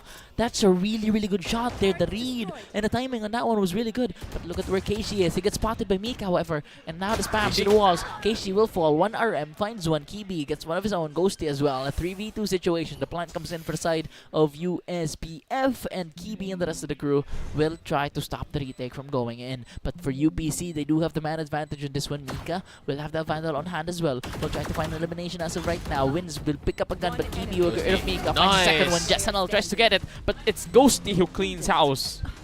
And now I think this might just be a snowball. As you said, USPF knows how to start a snowball, and thus they have better guns. 4 rounds in a row. UPC back to a corner again and again and again. But when these animals, these fighting Maroons are back into a corner, they are very dangerous. And you might not want to play that confidently because you don't want the same thing to happen again. Blurred getting predicted through that Viper wall. Ouch. that was a really, really big loss for them, especially given the fact that Blurred is able to take so much space. But as of right now, Sleepy Fox trying to fight this with a Sheriff on hand. You don't want this, but Sleepy Fox down to 2 HP will get tagged by the recon ball as well. They know his position. Blurred will find 𝐸𝐿𝐴 through the wall as well. A 5v4 situation here. On the side of UPC, down 1 man. USPF will aggress in towards the side, leading 3. 1RM will get caught with that, and he gets tapped. Low on HP, 1RM. He decides to fall back. Blurred and the rest of the USPF crew already deep in towards the side, finds a good position here. Jesenel will try to find one through the smokes, but Bunny L will get rid of him. And now the rest of the UPC crew trying to get the retake here with a disadvantage. Skibi finds Sleepy Fox, a 2v5 situation now. Looking for a flawless round here as Bunny gets rid of wins. And now it's all up to KC, 150 HP. Again, knife on hand, 1RM, 19 HP. Knife on hand to Sheriff. Ooh, he's teasing. He's teasing that turret. But if he teased a little longer, Blurred might have gotten him there. But it's KC with an angle. 1RM tries to peek.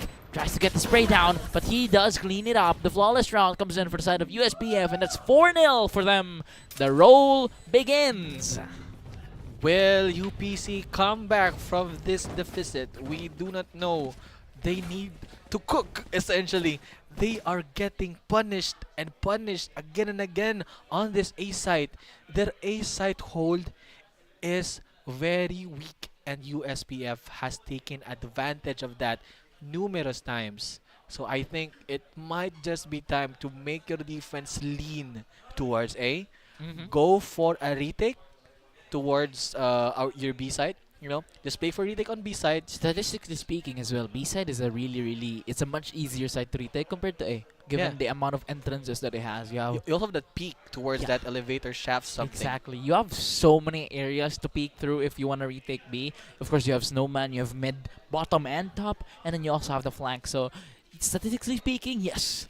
It's uncomfortable to defend as a attacker. That's why I think you need to lean your defenses more into A, and I think they are doing that. I think elimination comes through, but the 4 people down for side of 3 people down for USPF already. They do try to get that B push, the mid B, but that serves to be detrimental for them. Jesenel now holding this angle. The rest of the crew here are just slowly inching their way. Bang! KC finds 1RM, and it's Jesenel who gets rid of KC. A 1v4 situation here for the side of USPF. Sova in big trouble. Kibi does have 150 HP, does have the Hunter's Fury online, does have the spike on hand, but does he have the ability to clutch this out? A 1v4 scenario as the smoke dissipates. He still has no information, as do UPC, but Jesenel, as soon as he picks, get rid of a head. The timing on that one, the prediction, the precision as well. A really good win for the side of UPC as they put their name on the board. So I think what happened here essentially is UPC was waiting for that change up coming in from USPF. You know, you have been spamming A for quite a while now. It's about time that you make something to make it seem like you can change things up. And they caught them in the middle of the change up process. And now, games. I think USPF is committing to the change up because UPC is not feeling it right now. Look at They're this. leaning towards A. The mid, the aggression up all the way on the sky. Blurred will try to find one, but no one as of yet. The engagement still not coming through. The rest of the UPC squad is still here. UPC is watching B side. Wins has a really good angle on this one. The blind falls back. Wins forced to do so. Nothing he can do there. He forced to regroup with his team. The rest of the USPF squad already deep inside. 1RM will fall. Ghosty will find the second one. 𝐸𝐿𝐴 will fall through the tiny gap in Icebox. Blurred will try to aggress, but it's Wins who gets rid of him. A spike is down. A 3v4 situation for the side of UPC. USPF now trying to stop that retake from happening, but this is the retake on B. Look at where Jesenel is. Look at the timing. Look at the timing. He gets one, but he doesn't check. He doesn't check behind him. Bunny will get rid of him. A 2v1 situation here as Wins will find one of his own, and now it's all up to him. He does have a Vandal on hand. 125 HP. Finds Keishi. He knows where the last one is, but it's KB who clutched things out for USPF. Keeps their team on the lead and gets them to 5. Just when you think UPC is starting to get it done, USPF shut them down. You are not the king of Icebox. We are the predators here, and we will see through it that we win this map that we picked. And now, I think USPF is having a really great read on how UPC does. Look at that positioning. USPF is just cooking. It's striking them where it hurts. Exactly. This is a shot to the egos and a confidence of UPC. The flames that they need to keep burning has been extinguished. Maybe not as of yet, because 1RM just finds 2 with the Sheriff just like that. And now the duelist for USPF are gone. They're gonna have a little bit of a hard time entering for this one. But he now repositions, gets to a safer spot. Bunny L will try to find one. The Nano Swarms will retrieve the Vandal. He tries to get that. He does get it. Bunny L will get rid of Mika. And now it's a 3v4 situation for the side of USPF. They do have the disadvantage. The timing on that one, yes indeed. 𝐿𝐴𝐴 will fall to wins. That's 3 for 1RM2. And now it's all up to KB. KB left on his lonesome down to 10 HP and wins, cleans house. Wins will get UPC another round. That's 5-2 for them now. And it's USPF trying to stop this snowball from happening. But look at the shot. Bang. Bang. Bang. Bang, bang, bang. You were too confident. I think that was also a badly timed, trade for Reyna, because he landed where the crosshair was. For essentially, that was a crosshair for Blurred, and then he just served himself up to that crosshair. So now, a bit unfortunate, but yeah, UPC, when you back them to a corner, they are very scared. Now, they have an op on that jet. Then that is so scary. Blurred on Icebox. has his location revealed now. They know where he is. He does have that Bladestorm online. He's looking for an elimination, but as of right now, nothing. Justinal does have that operator on towards the B side, like you've mentioned. But look at where USPF is. They had the read. They know that the op is there, so they're going in towards the A side. But the Viper Spit is there. Wins controlling this area as of right now. This is his domain. Domain expansion, Viper Spit. But as of right now, he has the control of it. UPC does have A site. USPF taking their time. USPF still wants this. They want the A site because of the danger of Jessenal with the op on B. And look at where Blurred is already. He does have the lockdown to counter wins. That's really good for the side of USPF. But Wins will try to aggress. Forced to leave his pit. Forced to leave his domain. Forced to go in towards hiding as the rest of the USPF squad floods in towards the side. Baniel and the rest of the crew is in. Blurred with that Bladestorm still online, trying to find an elimination as of right now. Here comes the Hunter's Fury being popped. Will not find anyone as of yet, but will he find it now? No one found Hunter's Fury. Mika will find Casey. Ghosty will find one of his own. Mika pops the ult. Blurred finds 1RM. Ghosty finds one. Jessenal will find one as well with his Bladestorm. Sleepy Fox gets rid of Bunny L. It's a 2v3 situation. Jessenal finds a third. Blurred. KB, Blurred, and battle won by Blurred, but Sleepy Fox from the side. It's always the side character that gets the win for the team, and that battle is won by UPC as Sleepy Fox from the side taps Blurred away from the map. The amount of times Sleepy Fox clutches the round, being the one man that remains and the one man that gets things done for UPC, has been a staple that's keeping them on this match here. 3-5, they're starting to get themselves up on that leaderboard as USPF here is forced to save against an op. They don't have the Bladestorm online as well anymore. They don't have any form of utility to flood this. Their only flash is Reyna's. But other than that, they don't have anything. But look at this, the aggression for the side of USPF still comes through. Blurred with the Sheriff on hand, doesn't fear anything. This man has the confidence of a man that is confident. And now the rest of the USPF crew trying to flood in with Blurred. He will try to find one. He does spot the location. The blinds, Blurred will find one. And now the rest of the crew trying to flood in with the side. Blurred in and reposition, down to 12 HP. Pops the smoke. He does have that Sheriff on hand still. Try to find anyone. As of right now, the plant goes in for the side of UPC. USPF will get another man down. Here comes the Viper Spit online for USPF as well. They're trying to hold the spike down. 1RM does not have a lockdown to counter it. The rest of the UPC crew doesn't have a lot of utility to counter this Viper Spit. They have to find a way through it. Here comes the dart, but there goes their way through the Viper Spit. As 1RM gets rid of Bunny L, Justinal gets rid of KB as well. Ghosty will find one of his own, but it's Wins and Justinal who cleans things out.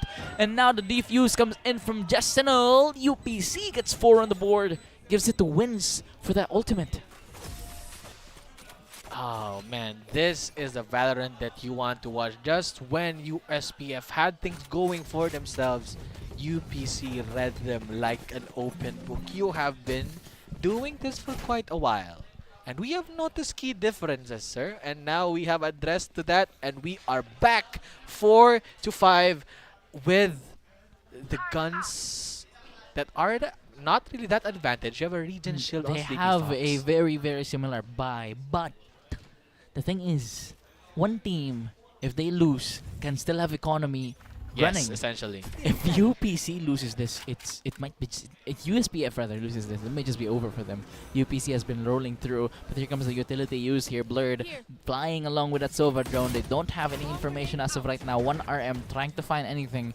UPC as well, holding that A site now, rotating towards B. The utility is being popped, the Rain of Flash being used. Ooh, One the RM, Peg 4. the dart was perfect. One RM will find Blurred. Try to get a second one, this Ghosty with a quick trade. He gets the heal as well from that ability, and here comes the utilities coming in as well. The rest of the crew flooding in. The smokes will be popped as well, and now UPC will try to retake this one. The plan's still not down for the side of USPF. They're trying to take their time, they're trying to clear more space. Drone is out. Here comes the drone being utilized as well. We'll find people, and the smoke disappears. Ghosty will not be spotted. The timing on that one, Ghosty will be able to get another one here. Wins will fall. A 4v3 situation now. Dismisses away, regroups with his team. Sleepy Fox is known to be there. The tags, low on HP. Jasinal will fall to Baniel. Sleepy Fox finds Kibi, but 𝐞𝐤 gets the quick trade. The plant won't go, and as 𝐞𝐞𝐤 will get that elimination. And now it's a 2v1.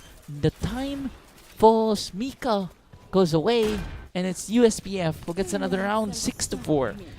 The unfortunate Sova drone, you saw that happen. The timing on that one. Ghosty would have died already, but hey, listen. The comp here, Blurred and Ghosty, both on Duelist, kinda works for USPF because these are both of your frontline good players, star players. Ghosty has been top fragging for almost last week and this week. Ghosty has been pulling his own weight by a lot here at USPF, and we might just see the rise of a new star. Exactly, but with Blurred, you don't really see his statistics fly, but that's because he's the entry here. He's going first, he's getting that space, he gets 𝐞𝐞𝐤 baby down, tries to get a second one, but look at that. Blurred deep in towards the site, low on HP with that Viper's wall coming in through as well. But you don't really see Blurred statistically shining on this one because he's the one trying to get that information for them. Jasinal will fall to a shock dart. 𝐵aniel gets rid of Sleepy Fox as well. Suddenly a 4v2 situation. UPC down on manpower. 𝐞𝐤 from the back gets rid of wins and 1 RM as a package deal. And now it's a 7-4 USPF shining towards this half. What makes them win here is there is essentially a better trading capability coming in for this Icebox comp, where one person gets it out, Blur gets it out, but Ghosty Baby keeps trailing behind Blur, getting that kill after, thus getting that chance to dismiss or heal depending on what happens to you, which essentially is a very good way to play around an entry duelist with a trade one with Reyna. And now, essentially what we're seeing is USPF taking the momentum. Not only does he trail behind Blurred, he trails behind him with a flash. So if Blurred fails to get the elimination, he can swing with a flash. But it's 𝐞𝐤 and Blurred getting the first 2 eliminations off of this final round and a half here, as the rest of the UPC crew trying to keep things under control. 𝐞𝐞𝐤 with a whiff. Blurred gets 3. Ghosty finds one of his own, and now a flawless round to end the round to end the half for USPF. This is a very, very dominant first half for them for this second map. Completely different compared to what happened in the Lotus. Now you're gonna see UPC with the superior smokes essentially, and USPF is also pretty scary when it comes to passively defending, because now here you see Blurred essentially doesn't have to entry.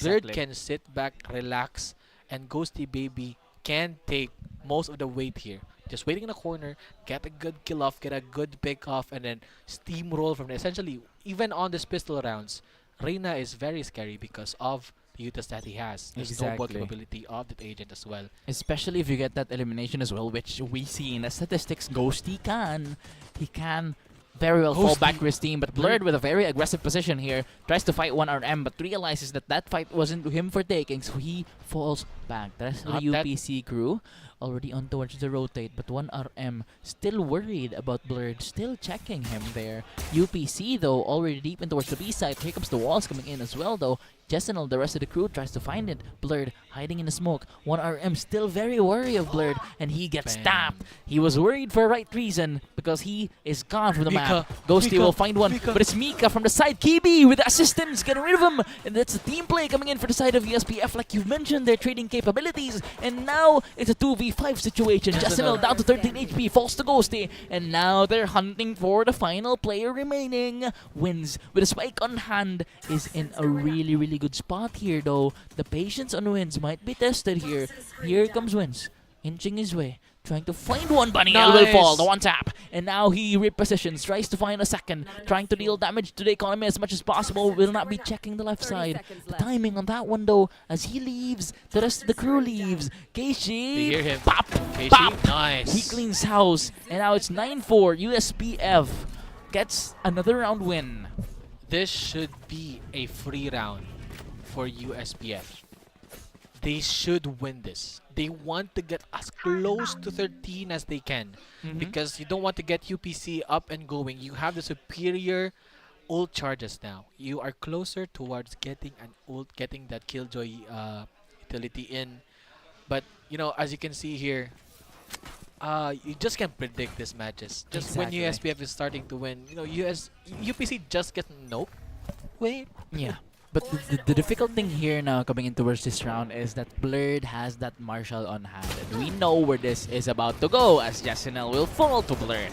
Blurred re-aggresses once again. Sleepy Fox instead of Ghosty. Sleepy Fox finds the second one as well. Blurred is down too. This is a 3v3 situation here for the side of UPC and USPF. And now the elimination will go through. 1RM will not find one as of just yet. But here comes the reposition. Still stays alive. And there goes Wins who cleans things house. 1RM, 1 HP. Through that Viper Molly, Bunny L will find 𝐿𝐴𝐿, caught lacking. Bunny L will find 1RM as well, and now it's a 2v1 situation as Wins gets the spike down, and the rest of the UPC crew trying to keep this. Wins stays alive, gets the clutch with a 3K, with the Guardian on hand for UPC, keeps this as a 9-5. So what you can see here as an attacking person on Icebox essentially is your rotates will come a bit more late than other maps. So you want to either bait out that rotation or you want to commit immediately and have a successful execute onto site, steamrolling your way into getting that site hold that essentially makes it hard for the opposing team to retake. But you know, I think ESPF needs to do some of the baiting part. They keep committing onto one side immediately. That's what we're seeing so far. Yeah, UPC as of right now looking for, again, that methodical push that they're known for. But look at where 𝐿𝐴𝐿 is. 𝐿𝐴𝐿 is a really good position here, but everyone was looking. And 1RM gets rid of him. Ghosty gets a quick trade, however. A 1-for-1 exchange to quote Leon. And now it's a 4v4 situation. The rest of the crew now trying to find anything. Blurred gets rid of Sleepy Fox. Wins will try to get another trade, but as of right now, that smoke is popped and no one is down once again for the side of USPF. So it's a 4v3 situation. 4v2 as Ghosty will find Jessenel. USPF just slowly picking off their opponents here. Ghosty finds the third, Wins falls. 𝐿𝐴𝐿 left alone, but it's Blurred from the side, gets rid of him. A 10-5 now for the side of USPF. First to double digits. 3 away from match. 2 from match point. A thrifty coming in from USPF. You don't see that a lot for USPF. You don't see that a lot. Most of the times that they win is because they have the superior guns. But now we see them shine. And essentially, this comp is working really well. 𝐿𝐴𝐿 on that Killjoy is a staple. 𝐵𝐵 now on an agent that really doesn't need to do much. Doesn't need to coordinate his flashes. Not that 𝐿𝐴𝐿 that really, you know, makes you stay behind the entire team. It doesn't even have lineups. He just throws this one. Look at that. 𝐵𝐵 has a bit more leeway now to trade. Oh my god, Blurred got hunted by 1RM there, the bird shot.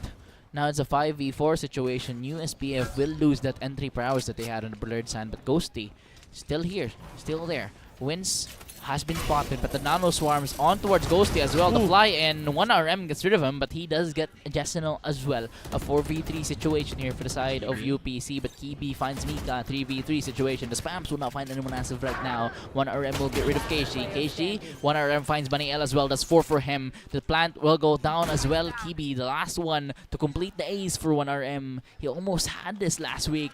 Will it be given now? 𝐸𝐵, 21 HP. Wins will get that information, but it's 1RM with a 4K. Wins denies the ace, but it's a thrifty for UPC, 10-6.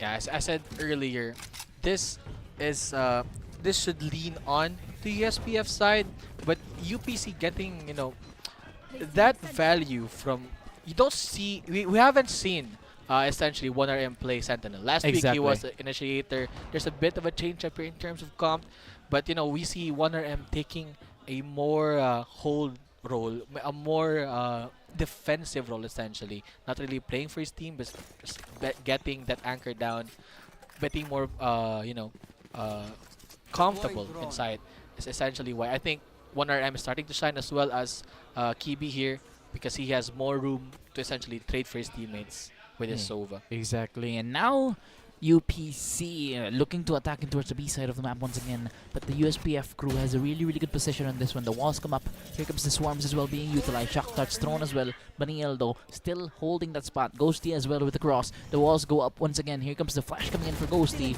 Pops it, will not peek through it though, and now the push comes in for the side of UPC. The smokes dissipate. They will find one, but Blurred will get rid of 𝐸𝐸𝐿 with that operator on hand now. Very dangerous, but that smoke from the Clove will prevent him from finding another body, and as of right now the smokes will be popped once again. UPC will find one. Blurred finds the second one as Wins falls. 𝐸𝐸𝐤 holding mid but will get eliminated from the side by 1RM. Will find another one, but Ghosty gets the 2 for trade. A 1v2 situation here. 𝐸𝐞𝐞𝐤 left alone versus an Op and a Vandal. Ghosty and Blurred versus 𝐸𝐞𝐞𝐤, the top 2 duelists of the USPF up against 𝐸𝐞𝐞𝐤. What can 𝐸𝐞𝐞𝐤 do on this one? Doesn't have the spike on hand. The peak information has been given. They know he's there. Comes up, but Blurred will find him. 11-6 now. USPF is 1 away from match point 2 from a 1-1 match.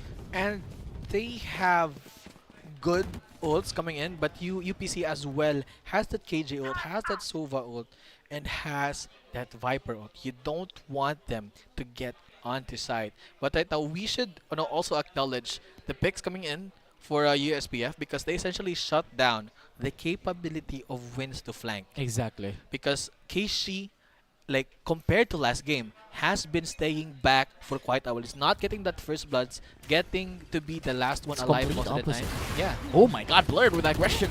Will not get anyone as of right now though. Here comes the Hunter's Fury being popped. 𝐸𝐵 will try to find one. Blurred finds Wins. 𝐸𝐸𝐿 gets rid of 𝐸𝐵 though. A 4v4, 4v3 as 1RM gets one. And now the rest of the UPC crew flooding in towards the site. Spike still on hand. Lockdown utilized as well. Ghosty once again holding a very clean angle. He spots one, but from the side it's 𝐸𝐞𝐞𝐤 who gets rid of him. And now it's a 2v4 situation. The plant will go down for the side of UPC. 𝐸𝐸𝐤 and...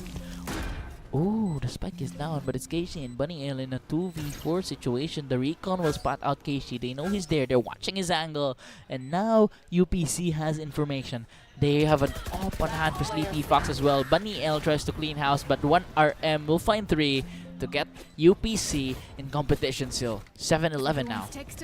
1RM shining here, top fragging for the UPC, followed by Wins. I really appreciate like the amount of like creativity that UPC has been showing us throughout these matchups. You know, they are not playing this like the usual. You know, if you are the duelist, you just go in immediately because you're the duelist. Because right now they are utilizing this 𝐞𝐤𝐤, a sort of a entry with them trading for the 𝐞𝐤𝐤, because the 𝐞𝐤𝐤 doesn't have that much. If there are no flanks, like no flank threats, the 𝐞𝐤𝐤 doesn't have that much value on his utils. But essentially, you want the 𝐞𝐤𝐤 to be more confident going in, trading, or like getting the first kills or getting traded out as well. Getting so much value out of 1RM. Exactly. And as of right now, I've been saying as of right now a lot throughout the day. But the thing is, USPF, again, 2 away from victory here to tie this series out 1-1. But UPC still has that 2-0 ready for them because USPF still not at match point, so this is still doable for them. But as of right now, the push comes in for the side of UPC. As of right now, counter is on. That's how many already? Here comes Blurred. Will find 𝐞𝐞𝐤 with that Blade Storm, but 𝐞𝐞𝐤 does have that ultimate online. Pops it. Still a 5v5 situation. Wins finds Ghosty. 𝐞𝐤 gets rid of Wins as well. A quick trade for them. 4v4 now, but the timer on towards 𝐞𝐞𝐤 is still online. Might fall here if not finding an elimination. There we go. The timer gone. 3v4 situation here. USPF has the man advantage. UPC still has the spike online though. Blurred will find Sleepy Fox. 1RM tries to clean house. Blurred down to low HP. The plant comes in for the side of UPC. 𝐤𝐿 gets it down. Blurred finds a third. Even with 2 HP, the spike is planted though. 2 blades remaining, but it's 𝐵𝐼𝐿 with a Sheriff who cleans things out. 12-7 now. USPF is up to match point. Match point. And now you're in for trouble, folks, because USPF has that Viper Pit online and that Sova as well. You can't deny so much of the spike plant, essentially. You want to get that spike down as early as you can, because if you take your time here on this match point, you might just get kicked in the butt with that laser beam from Sova. Exactly, that Hunter's Fury is very, very dangerous, especially comboed with that Viper's Pit. But here comes the aggression for the side of UPC. The Blade Storm's being popped for 𝐤𝐿 as well. Tries to find one. The information is given. Blurred finds Sleepy Fox though. That's the initiator gone for the side of UPC. The information no longer available. Ghosty will be peeking here. He knows 𝐤𝐿 is there. The tags comes in, but 𝐤𝐿 is still alive. Ghosty will have that Vandal on hand. Will try to fight the Blade Storm, but as of right now, he's trying to flank down. He's trying to get in towards the backside of the enemies. 1RM will find Blurred. 𝐤𝐿 will find 𝐞𝐤 with that Blade Storm. The plant will go down for them. 1RM is down now. The spike has been planted. Ghosty will try to spam to the smoke. Will not find anyone, but it's 1RM from the back. Ghosty baby falls. A 4v2 situation here as UPC tries to keep alive. KB gets rid of 1RM. A 2v3 situation now. Very winnable still. The Viper's Pit is online for the side of USPF. The spams is utilized here. No one eliminated as of right now. 𝐵𝐼𝐿 with the timing tries to find one. Gets a second one as well. A spray transfer was there. And there is a 2v1 as 𝐤𝐿 falls. Whew. What a round. What a round. They're not defusing as of yet, but they have plenty of time. They showed a winning moment already. That could have been very, very dangerous if they haven't found a spike, but they have plenty of time to defuse, and that's the winning moment for USPF there.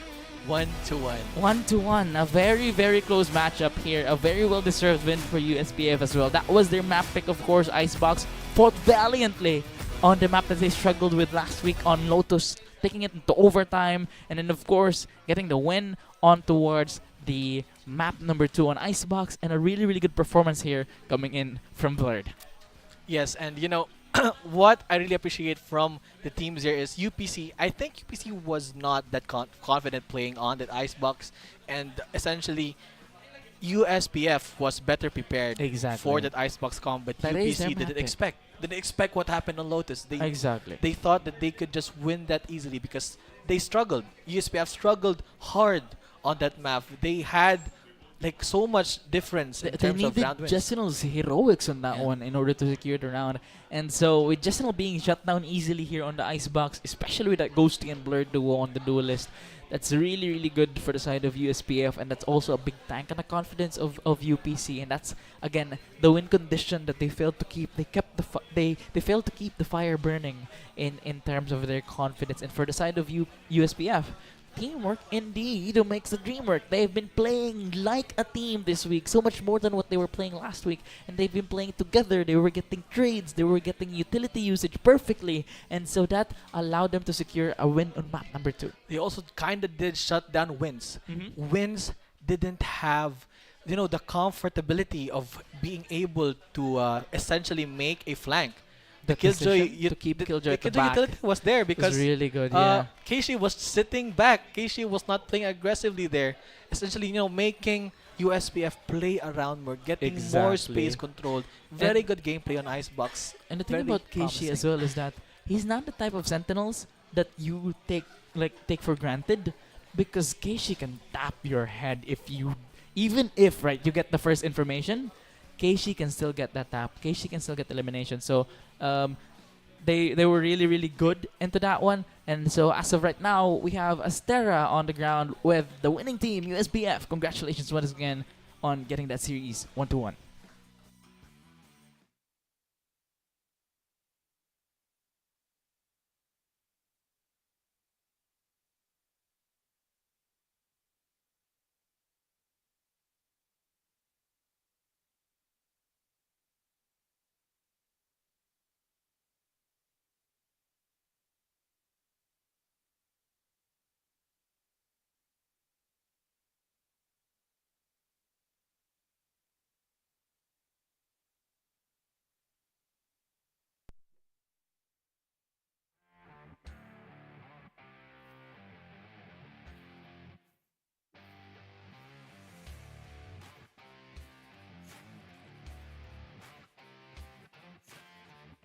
Mic test.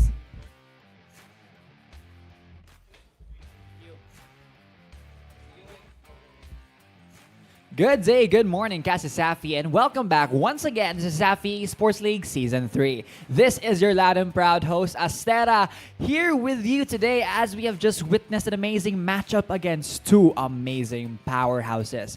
We had, of course, the USPF Panthers against the UPC Fighting Maroons going on neck-to-neck with that amazing match. Because as we've seen earlier, of course, the Fighting Maroons were leading on one round, but of course our mighty friends here in USPF got their second win and managed to win 1-1 overall in this series. And now I have the grace and honor to introduce our players here today and question them on how they feel right now. Of course, everyone, a round of applause para sa ating mga kaibigan dito sa USPF Panthers. Okay, so first question. I have to ask this to whoever wants to answer, no? How does it feel that you were able to basically clutch with that amazing series? Because everyone, that was a very intense matchup, by the way. How does it feel to have secured your spot? I feel relief na we secured the win because we really needed a 2-0, but sadly we lost to the first map. But at least we tried. Okay. And of course, I want to ask this to everyone because, of course, you have made an amazing progress here so far with Season 3. What is your future projections for this season? How far will you go?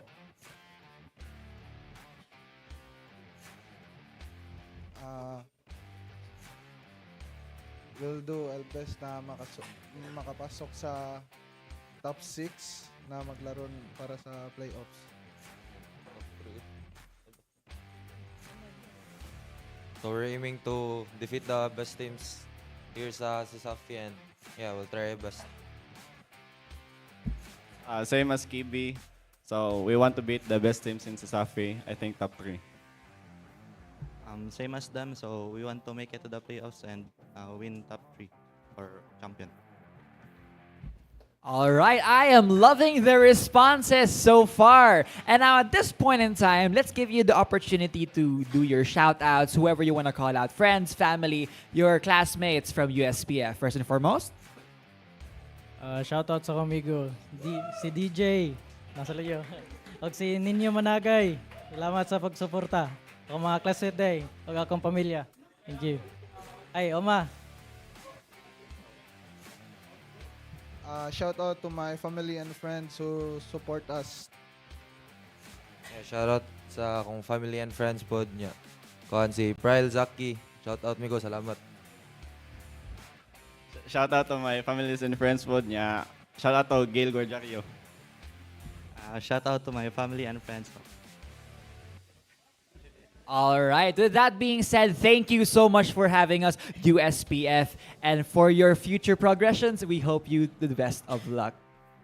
And of course, with that being said, everyone, let's just once more thank our sponsors that have helped make CESAFI Esports League possible. Starting first and foremost with PC Express. Choose PC Express for all of your digital needs. We also have Virginia Foods Incorporated. Basta Hotdog, Virginia. Smart. Live more today with Smart. PLDT Home. Leading and inspiring Filipinos to create a better tomorrow with PLDT.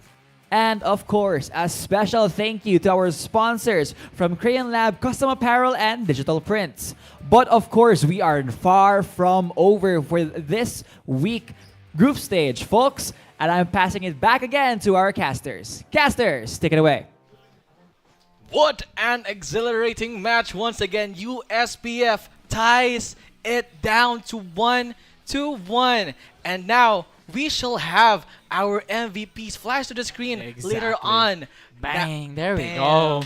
Clear as day. Blurred the MVP, 23, 12, and 5. I mean, not, again, similar to the first map, right? Not only were his eliminations a lot, his eliminations were impactful as well, allowing his team to get in towards the site, to get the space they need, and that allowed him to get that round win. But coming in closely behind Bird, we have Ghosty. There we go, the duo that we mentioned earlier, 19, 12, and 2 as well. And these two teams has just been really, really great. 1RM clutching it out for UP as well on the rounds that they needed him. But you know, this is where I like Valorant the most, because you may have duelists, but it's the sentinels, the controllers, the initiators that makes this duelist shine. And the times that the supporting cast become the main cast is when it gets to become a very, very great game to watch as well. And we shall see both of these teams shine better when we have our weeks coming in towards our finals. 𝐞𝐤 in the early sides, when they were on the attack, had really, really good flanks for him as well. But look at that shots from 1RM, really amazing. These two teams have been battling it out for a long, long while here in the CESAFI Esports League. It started with Lotus on the map that went triple overtime, and now on the icebox that though ended early for the side of USPF, allowing them to get the win, was still a very, very close fought battle. It was more of a toss coin rounds every single round that they won, and so it could have gone either way, and it was just an amazing showcase of Valorant gameplay here in CESAFI Esports League. And I think they heard the win conditions that we set for them, because they indeed had better trade towards this icebox map. And you know, USPF won because of that, and UPC as well. That aggression, that very tamed aggression coming in from that overtime, made them win that Lotus map as well. And you see, when these teams like essentially play where they're supposed to play and play how they're supposed to play, these teams shine. These are very talented teams, you know. It just takes a bit more better circumstances for them to actually retake the match or take the entire series for themselves as well. That is true. And very also, think about this, right? Both teams, they have, again, I'm going to highlight the beauty of the format that we have here, that we have a week to prepare, right? They have a week to correct what they can correct, and we saw that. That was very evident in the Lotus. Again, you mentioned USPF struggling on that Lotus last week, and just a week after, they took UPC, one of the more dominant teams in the CESAFI Esports League, into a triple overtime onto that map. And that, by the way, ended the potential win streak for UPC, because this matchup came into a draw. Was that the longest match that we had? I believe it is equal to the CEC UC main last week in terms of round number, but in terms of round length, I think this one just tends to be a little longer because of how they played it. It's like they were playing it to the last second of the round. Essentially, sometimes it's just boiling down to 6 seconds, 8 seconds on the round. These teams really, you know, juiced out each of the round. And, you know, you will get to see more of this gameplay, prime gameplay here at CESAFI Esports League. And once again, I am Scoobs, and this is my partner, Howard. You will get to see more of us in the coming weeks, so watch out. We still have Game 3. And that's it for today, folks. We will have a well-deserved break. Customers value choice, quality, and uniqueness. With a good understanding of what our customers desire and providing beyond expectation, that is how Virginia Foods thrives. It is that same passion for our customers that has convinced us to transform Virginia Foods. Virginia Food has been in existence for more than 40 years. We are a processed meat company. We do canned meat products and frozen meat products. But because of our commitment to our customers, we have gone beyond just being a processed meat company, but become an ultimate food solution. This is our primary goal, to create the best food products for every household or business. We pride ourselves with our research and development team and innovation. We can actually create different products for different market segments. Our core strength is product innovation. Virginia Foods aims to deliver new products and is capitalizing on this endeavor now more than ever. Our company is grounded on 4 pillars. The pillar of product, supply, service, and relationship. The pillar of product is represented by our research and development and quality assurance. We guarantee that nothing leaves the plant without passing our standards in quality and product safety. Virginia Foods began as a backyard poultry farm in Mandaue back in the 1960s. Since then, the company has grown to become one of the most exciting food manufacturers in the country. The pillar of supply is represented by our plant and operations. At Virginia Food, we invest in technology and innovation. Thus, we want to assure our customers that our products are produced efficiently at optimum cost. Virginia Food serves different types of households within a broad demographic, from families in the province to the millennials in their condos. We also serve various sizes of food business operation, ranging from barbecue stalls to catering companies. Virginia Foods has satisfied the needs of customers from all walks of life. The next pillar is the pillar of service. This is represented by our distribution and logistics department. In the Philippines, being an archipelago and being in the typhoon belt, where there are a lot of calamities happening, there are a lot of servicing disruption. You cannot ship your products from Cebu to Davao or to Cagayan because of typhoon, but because we have depots across key cities in the Visayas and Mindanao, we have maintained a level of inventory that will assure our customers of uninterrupted service. Just recently, we launched our express delivery service, bringing our quality products right at your doorstep. Our comprehensive range of food and other products now have a nationwide reach, even venturing far beyond our borders to our Southeast Asian neighbors. The last pillar is relationship. It's represented by our sales and marketing department. This is where we forge partnerships with our customers. We try to understand the need of our customers to be able to give value to them. More than just food company, we believe in cultivating a brand relationship with our customers by providing the best customer support to our partner businesses. Over the years, our business has grown exponentially, making Virginia Foods one of the most profitable food manufacturers in the country. But none of that would be possible without our people, who share our passion for success. What sets humans apart from machines is man's ability to be creative and man's ability to forge relationship and partnership. That is the reason why at Virginia Food, we invest in training and seminars to really draw out the best in our people, to help them become the best version of themselves. In Virginia, we really rely on our people. The success of our company is grounded on our people.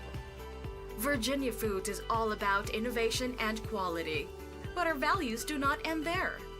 We give back what we can through community outreach and environment protection programs. The culture of Virginia Food are founded on different values. The values of integrity, the values of passion, excellence, and creativity. Customers, quality products, efficient distribution, and good values. That's Virginia Foods.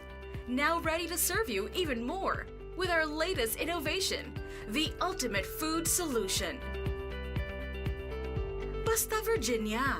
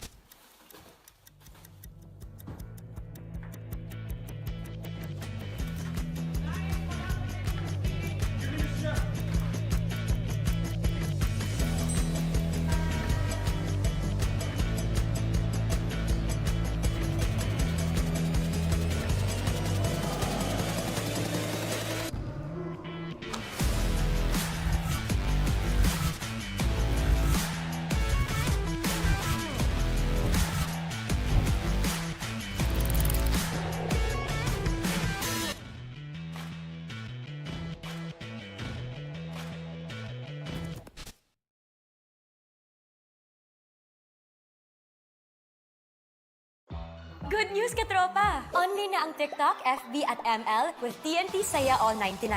At may only calls and text to all na rin at 6GB data for all sites and apps. Hindi ka mabibitin sa Saya for 7 days. Kaya lipat at load na sa TNT.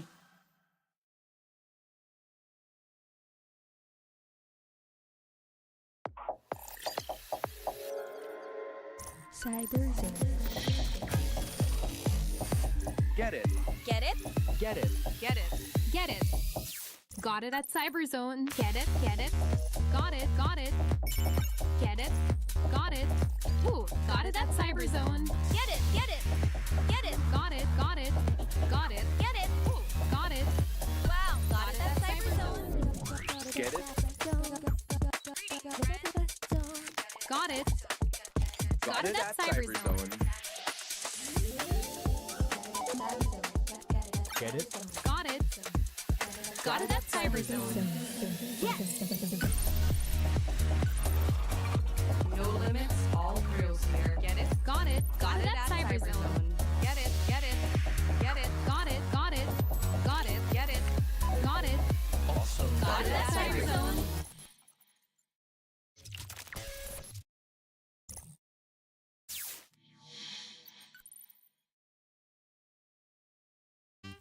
The perfect balance of crunchy and meaty.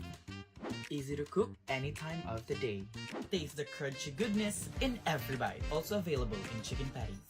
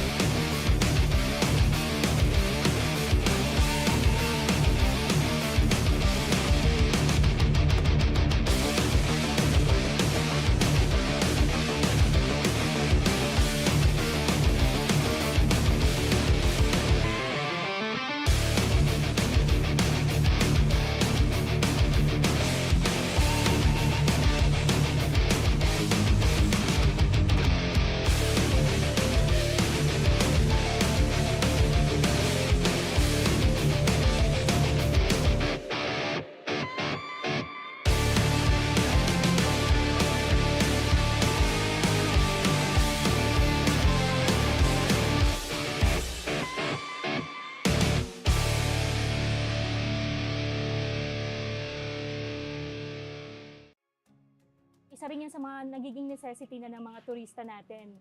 Bago sila magpabook, inaalam talaga nila kung meron kaming magandang internet connection sa lugar. My name is 𝐷𝐿 and currently I'm handling Marinas Pension House here in Santa Fe, Bantayan Island.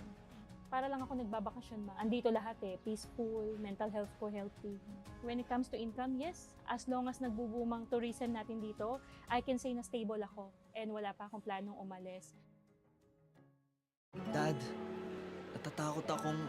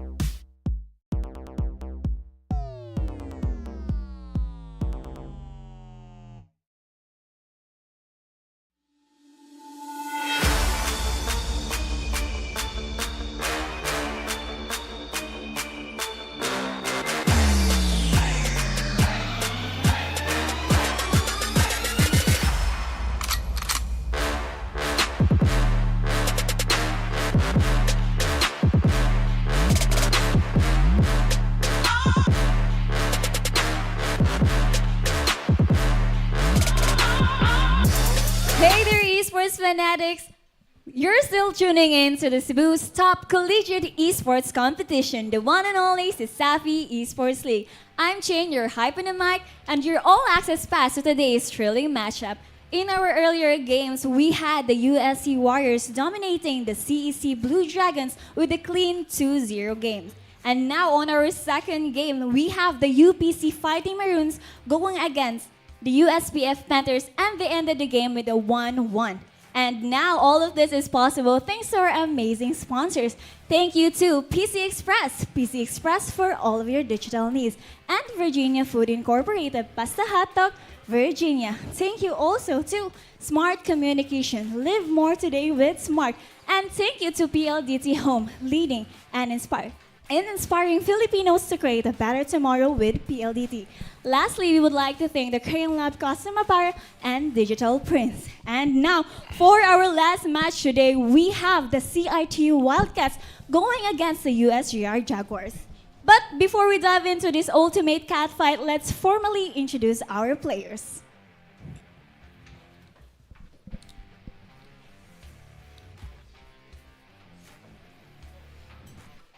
The relentless and cunning opponents, predators on the prowl, ready to strike with precision and aggression. Give it up for the University of San Jose Recoletos Jaguars.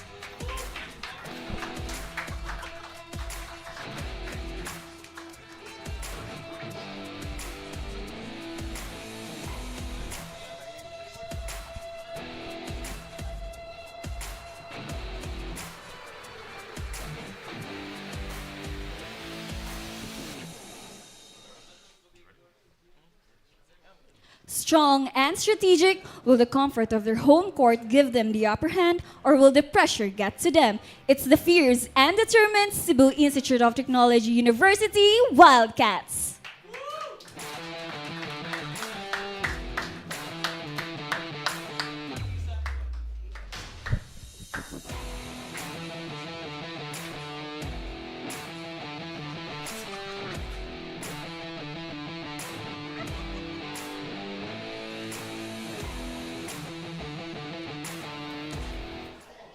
The calls are out and the hunt for victory begins. Show your sport by sharing our live broadcast to your Facebook page. And now let's pass the mic to our casters. Ferraris and Zico, take it away. Thank you very much, Jane, for that. Ladies and gentlemen, CEL fans, welcome back to the third match of the day. I am your Mid-East B Zico, and I am joined here by the one and only Ferraris, yeah, the caster that keeps adding fuel to your fire. And with that, with that in the history books, can you give us a little bit of history on what to expect, or a little bit of opening on what to expect for our final matchup of the day? I would absolutely love to. Today, we have CIT-U and USJ-R. These two are formidable teams, but they both have a lot of pressure on their backs because CIT-U, we are on their grounds right now. Yeah. They have the home base advantage. And USJ-R, they have some, in my opinion, pretty big shoes to fill. Because in the second season, USJ-R did take the victory for the whole season. So will they be able? Domination. Complete domination, 100%. So will they be able? Will they be able? Will they be able to fill in those shoes, or will the pressure break their backs? Yeah, that's a lot of backs to break and a lot of questions to answer today, which will most likely be answered today. Or we could either get a good sample size for both these teams, considering that this is going to be their first match for this regular season. CIT-U, I think a lot of members have been swapped in as well for 100%. them. And same can be said for USJ-R. As you mentioned, they have a lot of shoes to fill. So the question is, can those shoes actually be filled by this new roster, by this new set of squad, and can they mesh together as well and recreate the success that the prior roster did? That is a very big.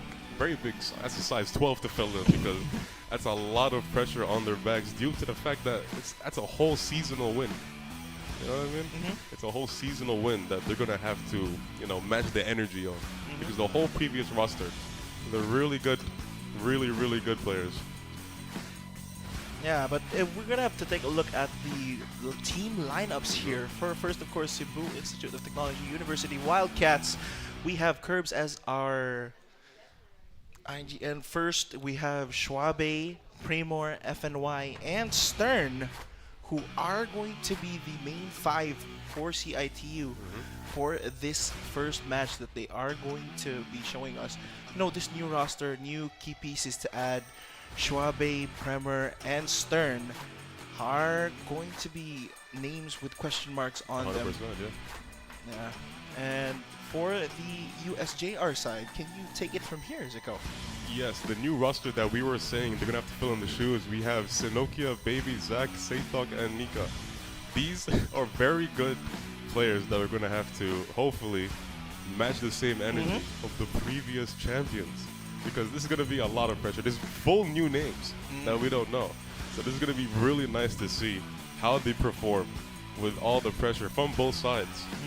They're going to have to match it. Yeah, it is going to be, you know, it's kind of relatively similar for both sides, but a lot more, I would say, kind of equal pressure here, but I'm kind of leaning more onto like more pressure for the side of USJ-R, considering that there is a big history for that roster, for that team, that they do have to fill. But both sides, they do have 3 new players each for their team, and we're gonna see how well these players have improved, or I don't know, improved or deteriorated the roster. That's a question, you know, that is a possibility, and that can, or you know, it might give us a little bit insight as to how the season is going to go moving forward for both these teams, because it's not going to be easy at all for, you know, a new roster, a new team, new members to fill in bigger shoes, as you mentioned. Those are pressure. That's a lot of things to consider. But for you, 𝐬𝐿, the map veto is going to be with us here for a few seconds.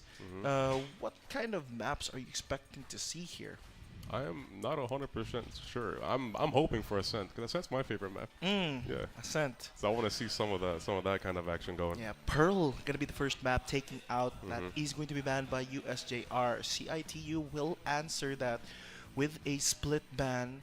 USJ-R answer that with a Lotus, another 3-site map. One of the first 3-site maps taken out. Then now we have Icebox, who actually we just got to see from the prior series, where Blurred just popped off, and there's gonna be your Ascent pick taken out of the pool. So the last 2 possible maps. First map we're gonna be treated with is going to be Fracture. That's interesting. That's really interesting. That's the that's the chamber map. One of the prime picks before. And our second map is going to be that Haven.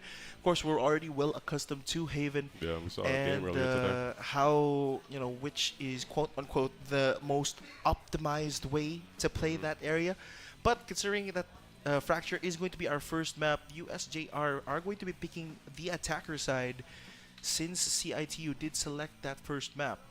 What do you think is going to be the formula here for both these teams to play out this first map? I'm 100% seeing a chamber pick on at least one side, because Fracture is like, it's the chamber map. We have so many different flank, like we have a huge flank possibility in the middle. We have so many different angles we can go through with the chamber and the long angles and everything. So it's 100% going to be a chamber pick. What do you think? The chamber, I'm not too sure about that, because, you know, we haven't seen a lot of chamber. But who knows? These teams may have cooked something up ready for us to, you know, feast on, as the game is going to, you know, commence in a few minutes. But it's still a big question to answer on whether or not these teams are going to play out the map like, you know, the same way. But keys to victory for both teams is, for the CIT-U side, is going to be always stay focused on the goal. Because, you know, last season, CIT-U may have built up a reputation for not closing out games where they originally had a very huge lead on. 100%. Yeah, for USJ-R though, USJ-R, they have to communicate and always stay level-headed. As the whole thing that we're talking about with the new teammates and stuff like that, communication will 100% be key here. Yeah. Especially on a map, on the first map is going to be Fracture. Yeah, and the bonus step to communication is going to be that third key, for both these teams, is going to be trust in your teammates, trust in that veteran presence. Yeah. For the side of CIT-U, it is going to be 𝐸𝐴𝑟BS and FNY with that veteran presence. And for the other side, it is going to be 𝐸𝐞𝐞𝐤 and Baby, who are going to have to step up as veterans and try to lead these new young guns, these, I would say, The new blood. Zoomers. Yeah, the new blood. Yeah, the new blood. And I think both teams do have that veteran presence in them and a lot of history. 𝐸𝐴𝑟BS regarded as as the commander for CIT-U. Let's see how well he can, mesh this team up. And if you look at the other side, let's see how well 𝐸𝐞𝐞𝐤 and Baby can step up and, mold that new blood of Jaguars into the field. But the Fracture map, once again, 𝐬𝐭, you said it yourself. You were hoping to see a chamber. Me, myself, I think there is going to be, first and foremost, a breach. Breach would be a really good pick. A really good breach map. And, of course, Brim. Brim. The orbital strike takes out a lot of area for both sites, as well as, for me at least, Killjoy. The lockdown over towards the A site. Or B, I should say. Now, I'm kind of confused on which site is which now. But for the predictions, 𝐬𝐭, what do you think is going to be the outcome here? For you, at least. Let's start with you. I have full faith in USJ-R as the champions of the previous season. These guys, I do not doubt them for a second that they can fill in the shoes that I have previously said so many times that they can win this. They need to bring it back for the home team. They need to bring it back for their predecessors. You know what I mean? Yeah, that's a fair enough assumption. Me, on the other hand, I am going to have to go lean in with CIT-U. CIT-U here, I do have complete faith in 𝐸𝐴𝑟BS to lead this new roster, and as well FNY, that steady presence in the duelist entry role. So those three new bloods are going to have to, try and set up best 𝐸𝐴𝑟BS, FNY, when he's trying to dash in towards those sites. If they can do that optimally, I think they do have a fair shot of contending with this new USJ-R lineup. Yeah, they really need to make a name for themselves, because the three new blood on either side, the whole thing of trusting your teammates, that is more important than ever, especially with the fact that you're talking with new people. I mean, they played in the preseason. It's not really new. They already had an entree of the whole team. The whole team. No. If we consider the preseason here, that's actually the big difference. These players did not play in the preseason. All these three players from each side did not play in the preseason. So this is completely new, unknown variables. So we're getting a whole new beautiful entree. Yeah, exactly. A new mix of flavors in this game. We don't know what to expect from these three players from each side. So I think it can also boil down to which trio of new players can actually step up, carry their weight more. Yeah, that might be the case. But considering that, the team should be, cooking up some new strategy, I'm hoping to see 𝐸𝐻O here. But it's a big question, though. Who are we going to see in this new roster? And in speaking this of new team gameplay, that is a very big question, 𝐬𝐭, and that question can be answered in a few seconds. But as for you, what else are you looking for outside of that chamber pick? The 𝐸𝐻O pick is going to be really interesting, because he's fresh in the game. And on top of that, the whole new strats, because we have new players, and if we get 𝐸𝐻O, we get a new character. So it's going to be completely out of the blue. Yeah, new util, new 100%. Yeah, so many new combinations again that we have to ask. 𝐸𝐻O with the Armageddon is basically like a rolling thunder, but instead of getting stunned, you're gonna get damaged. And there we have it, the new agent pick. Both sides actually are rocking that 𝐸𝐻O, but CIT-U are opting to put FNY on that Neon, as compared to USJ-R opting to put 𝐸𝐻O on that Jet. So let's see who can step up here. The duelist matchup, I am taking a look at that. FNY, the veteran, versus the newer member, CESAFI for USJ-R, who is going to be assigned that duelist role. And of course, you don't just get assigned, you earn that spot. So let's see if he can back it up. That's the trust that we were talking about earlier. They already put him in duelist. And on top of that, on Jet, that's a very aggressive operator for you, or aggressive agent for you to pick. And considering the difference between these two comps, there is also another big difference here, which is going to be that Sentinel role. 100%. Cypher and Killjoy, both agents have their strengths and weaknesses. I might argue that one agent is way more helpful on the offensive end compared to the other. Yeah. You know, no offense to Cypher mains, you know, Cypher not really that good on the attacking end. You know, his util is mainly for counter flanking and for holding down sites. So Stern, he's going to be playing, if they're going to start attacking, he's going to have to look for these lurks in the openings, which actually, if I remember correctly, they are going to be starting on that defensive side. They are, yeah.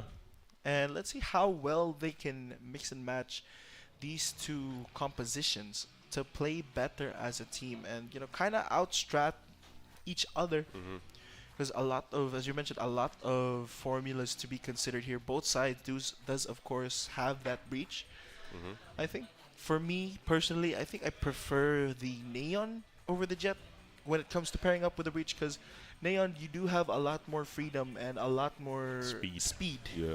You know, way more flexible than just the dashes. Maybe the dash can get you from point A to point B faster in that short, you know, amount of time. But with Neon, the point A and B are further. Yeah, the point A and B are further. Yeah. And way further. Way might I further. add. Yeah, it's a very huge difference. Yeah. And with Jet's added utility compared to Neon, Neon of course has a way better smoke. Yeah. Or like wall, I should say. Phoenix version of Flame Wall, but no flames here. And of course, the stun from Neon, the relay bolt, is going to be another big thing, especially in a map such as Fracture, where there are a lot of choke points where you can, you know, bounce off that stun. And it's going to be a big question as to how well FNY can pilot that pick. Yeah.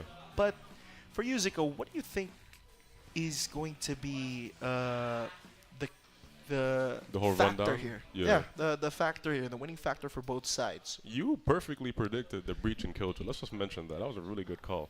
But on the side of the duelist thing, I feel like Neon being more flexible, especially on a map like this, where running fast and going to another angle really fast is really important, especially on Fracture. We have that whole zipline in the middle. We have like the whole aspect of being able to be everywhere and nowhere at once. With Neon, she's just going to be everywhere, period, with that sprinting. Because Jet, the one-on-ones is going to be easy. Neon's the lurking and everything like that. Like USJ-R, they don't have a Cypher. And maybe FNY might be grateful for that. Because no one's going to be watching the flank permanently. Because you said on the offensive side, Cypher may be less useful. But in my opinion, covering the flanks, that might be the most important aspect, especially on a map like Fracture. Yeah, but the thing is, if the Jet is going to be flanking you, you can just easily updraft those tripwires. That makes noise, though. Yeah, that does make noise, but the question is, are you going to be able to hear that with all the chaos going on towards the map? True. There's a lot of audio cues here, especially with 𝐬𝐭, a very, I would And say, breach. one of the louder agents. You have two, like, that we arguably have the here. loudest agents. Arguably two of the loudest agents here, both for the map. Yeah. We have the 𝐬𝐭, and of course that breach. Everything just makes noise with both yeah, of them. Yeah, the thing that always scares me is, of course, going to be that fault line. You never know when it's gonna come out, and that thing goes through walls, man. It does. It It's scares me. dangerous. You think It's you're safe dangerous. behind a box, suddenly you see not. like a big cracks on the walls, and then suddenly there's a Suddenly neon you're dashing in spectating. front of you. Suddenly you're spectating someone else. You know, there's a lot of factors in this game, and Fracture. A lot of factors on Fracture in general. Like, despite the agent picks or not, Fracture is just—it's a very controversial map. Yeah, very but unique map. It's very, very unique, and it's very controversial when it comes to people liking it or not.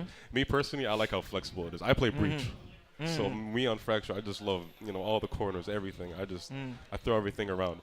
But now that we have Teo, a very Ooh. kind of the same formula as Breach when it comes to the ult.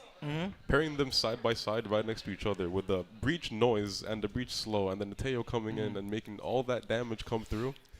That might be very dangerous. Yeah, that's actually one of the things that we have not seen yet so far. A very good, you'd say, wombo combo with those two ultimates, the Rolling Thunder and the Armageddon. Because one of the big things that is different with Armageddon compared to Breach is that when you use Rolling Thunder, you can only use it to where Breach is standing from. Yeah. Compared to Armageddon, it's like a Brim ult Yeah. with direction. Yeah. It's the Brim ult. You can place it anywhere around you, and you can even change or modify the direction depending on where, let's say, point A has the Armageddon headed towards point B, and then point B has that Rolling Thunder facing towards, the point A. That's a lot of. You're gonna be sandwiched, especially in A main. 100%, and the range of Teo's abilities is gonna be crazy on Fracture because if you're just standing in the middle, just throw one to A, throw one to B. I'm gonna be honest. That guided salvo is a pain, to me. And we have a CEL fan comment, Dante Tumulak. Add me on Facebook. I got you, bro. We got you, Dante. You have been spotted. You have been heard. And you will be added. Let's go, USJ-R. Rain play. Oh, I don't think Rain's playing. Rain is not playing. I bet you got the wrong team there, Dante. Let's see USJ-R Rain play. Yeah. You're completely the wrong person. Yeah, he's asking for a different player to play.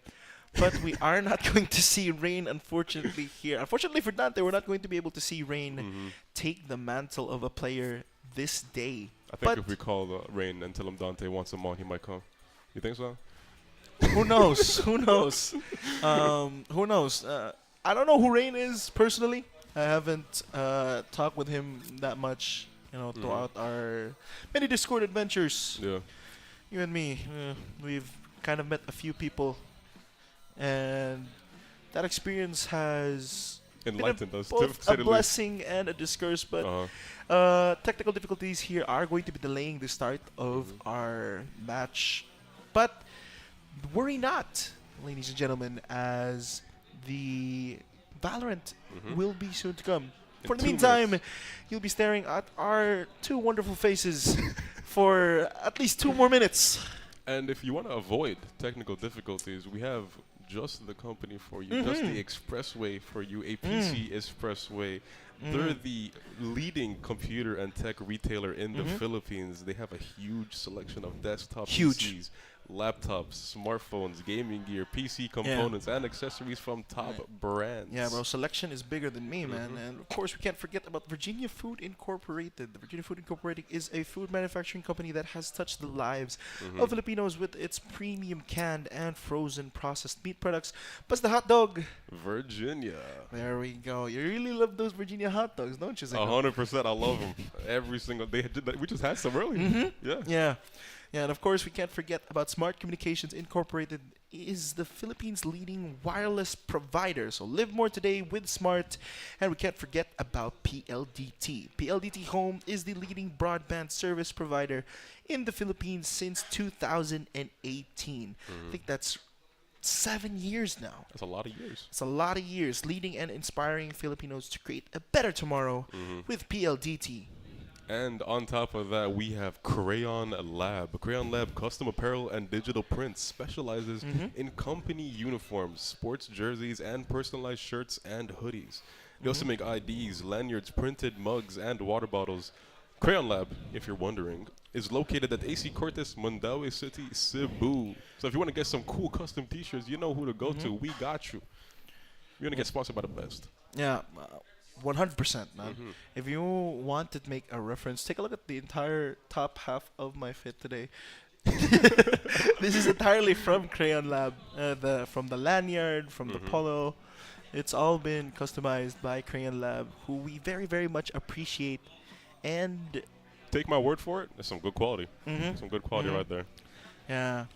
And Yeah, the game is going to be commencing here. We finally have a little bit of a peek in towards this game. We're starting up very strong and very nicely with the CIT-U side going in hot on defense, and the attacker side of San Jose Recoletos. A lot of utilities already being thrown out on the side of B side, and the chaos has already started. The chaos, as previously mentioned by Ferraris, is already going on strong. Yeah, so much spams through the smoke. FNY is going to find that first kill.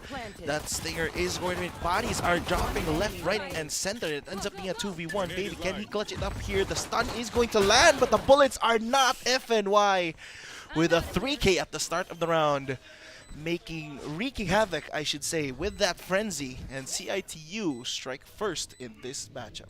Very quick. You know, Neon and the Frenzy, that's a very detrimental combo. He can just fly in and just full auto on anybody that's on site. He got 2 people with that. Even despite the stun, he still had it on lock. It's very dangerous having a Frenzy in a Neon's hands because of that surprise aspect. Because he can just slide around the corner and just full auto.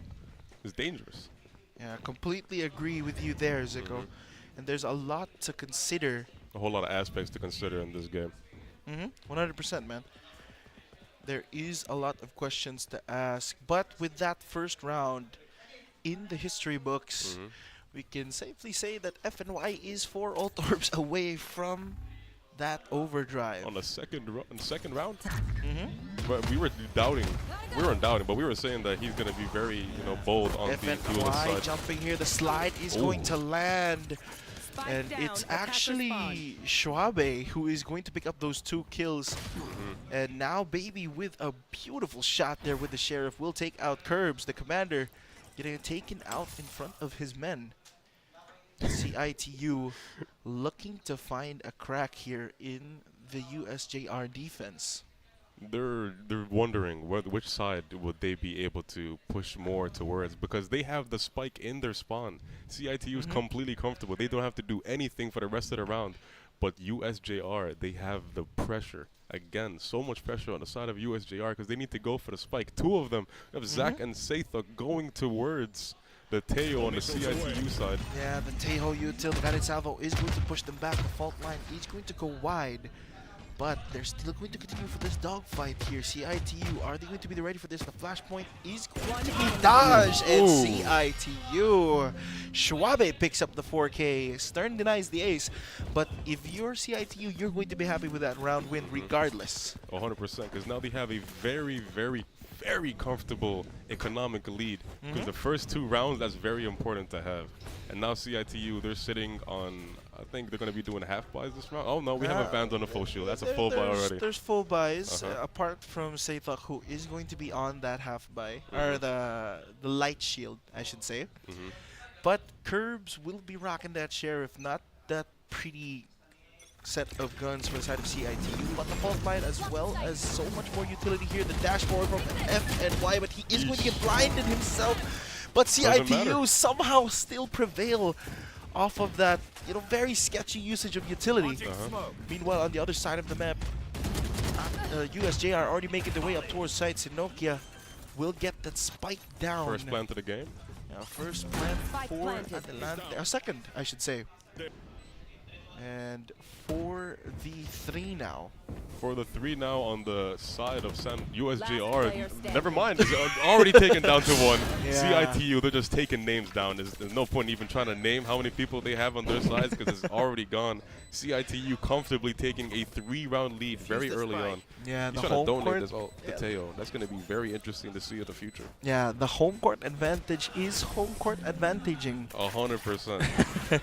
Teo is already going to be one ult orb away, as well as FNY. 𝐿𝐴 and FNY will get those ultimates available if they get a kill or they die in this round. Regardless, so guaranteed next round they will have those ults up and available.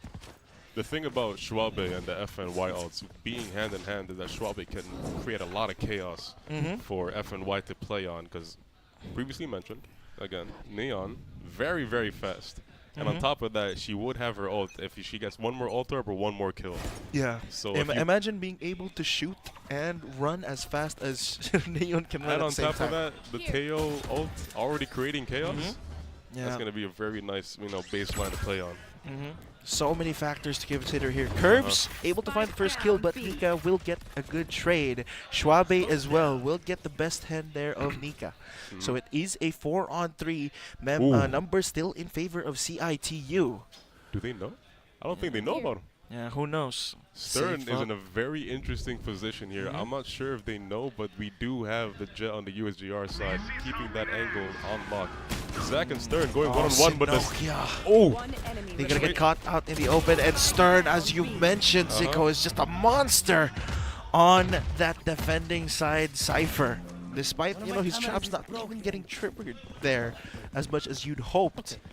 He's still racking up those kills, and as you mentioned, 𝐭, the ulti, the Armageddon, such a big factor there. The reposition, forcing the players out of key positions, and it's already a quick timeout called here by the Jaguars. They need to lock in. They need to. I think the pressure of the big shoes, the size 12, size 13, maybe, it's really on their back. That's one more away from my shoes, man. Size 14, we'll say that. USJ-R has to fill in some big shoes. And I think they're recollecting now. We can see them over here on the right side of us. They're huddling together, and they're really trying to recollect, because it's a lot of chaos on the side of CIT-U, but in reality, they're calm and composed. All of them are completely chilling. The coach going left and right. Yeah, actually, for the coach is actually a former player, one of the players who actually decided to take a step back, take up that coaching role. Is going to be Stir. If you may have remembered him from the preseason, he was one of their key players, especially on that Season 2 run that they went, completely winning out, cleaning house on the entire season. He was one of the key pieces there. Now he's taking a step back as a coaching staff. Let's see what sort of advice he gave to his players, considering that they did call the timeout moving into an eco round. The ult on the CIT-U side, when I said that the Neon would come out with the 𝐿Teo, that apparently did not happen. So we still have that to play on. And as previously mentioned, the Neon going in really quickly, but getting stuns, that's going to slow her down a little bit. Yeah, the 𝐿Teo ulti as well, 𝐿Teo guided salvo as well, going to push them back further. They're going to continue to invest utility here to stay alive. They're stuck in their spawn. All they have is pistols, and the Neon is pushing them back constantly. It's not a good sight to see, and oh no, it's not. That's actually miscommunication. He didn't realize that his teammates were not able to cover him from that angle. The flash is good. They isolate one of the kills, and Premor will fall. 𝐕𝐚𝐴 though with a good answer, as well as 𝐞𝐤, and it's down to a 1v3. Baby, what can you find here? And the answer is nothing. 𝐞𝐤 will get the better end of that stick, and he will go up 5-0 with the rest of the CIT-U Wildcats. USJ-R's hand was absolutely, it was a 7 and a 2. It was not good at all, because they were stuck. All they had were pistols. The Neon, FNY, we were saying that he was given a very important role right off the rip.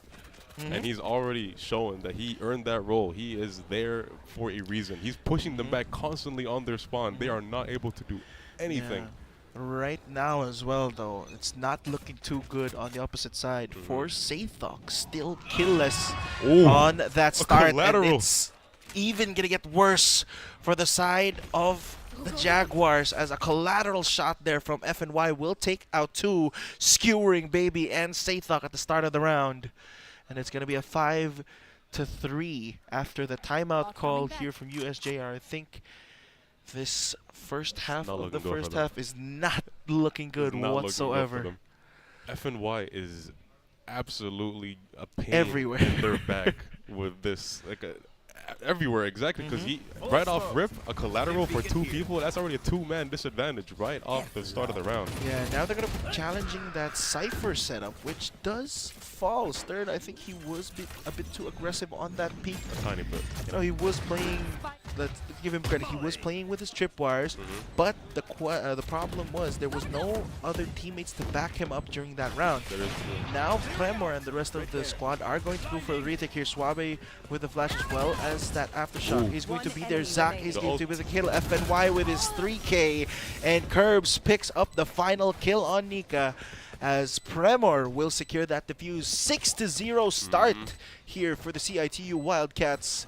USJ-R currently with no answers yet, 𝐐𝐭. Yeah, especially on the side of defense, or when you're defending after the plant, you really need that kind of man advantage, because when you're defending the spike after planting it, you need all the angles that you can get, because all the angles are, it's all about the angles on fracture. It's all about the angles on fracture, and it's really bad when you have a two-man disadvantage right off rip. Not even, like, was it 10 seconds in the round before that collateral No, it was less happened? than 10 seconds. It was less than 10 Genuinely seconds. less than 10. I think it was the first 5 or the first 3, if I'm not mistaken. But round number 7 about to come into play here. Let's see what more magic can FNY show us. Right now he's speaking, fortunately for the Jaguars, not the site, not the area that they're trying to walk up on.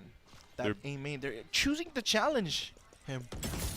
They're being a little more careful with where the spike is left now, because they have it on the spawn. I don't know if they know that. I hope they do. I'm pretty sure they do, 𝐐𝐭. I don't think they I would hope just they forget do. that. Yeah, but you know, the only thing standing from away from CIT-U to recover that spike is going to be 𝐿𝐞𝐞𝐤 there. But 𝐸𝐸 with his first kill of the game, he's going to be taking out Premor. The stun is going to go a little bit wide. 𝐸𝐸 dashing up towards heaven. 𝐸𝐻 is going to get the better end of him, locking down the site. FNY trying to fish for a pick here, but 𝐸𝐸 will get the better end of Stern. It's a 4-on-3. Numbers in favor of the Jaguars. Is this going to be the round where they take that bacon? It looks like they are going to bait and switch this, 𝐸𝐸. A very big play here. Zach is trying to go for the flank here. Can he get a timing? It's not going to be in his favor. The shots aren't going to land there. They're definitely going to get the plan down here. And they are going to get forced back. The spike is going to be planted there, so 𝐸𝐸 will make sure of that. The orbital strike is going to deal a lot of damage. FNY and 𝐸𝐻 will get a kill apiece, flipping the numbers. 3-on-2 now. The fault line is going to get shot, but that lockdown is going to delay them further and further. 7 seconds, 5. The Rolling Thunder is going to get invested. It's not even going to hit the tail. But there's so much time getting wasted. That's a lot of ults to commit. If they lose this round, I don't even know. They finally have it. It's over. It's as good as secured there. Good round for the side of Jaguars. But you have to ask yourself, 𝐸𝐸, that was a lot of bodies and a lot of utility key ultimates to use to secure that round. For one round. How many ults? That was the. That was 3 Brim, ults, I think, and that was combined the for Killjoy? both sides. Yeah.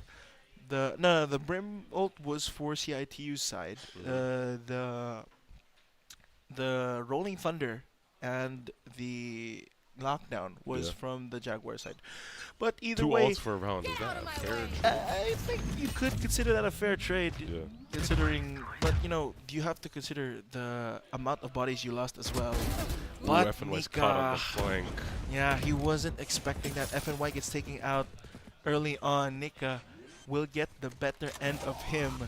4-on-5. They're trying to pressure him once again, but he will not go down without a fight. 𝐶huabe will finally be able to trade him back, but they're going to continue to push it further. Here, 𝐸𝐻 eyeing up towards the site. He's trying to push further. The neural theft will give them a lot of information here. 𝐸𝐻, is the timing going to be in his favor?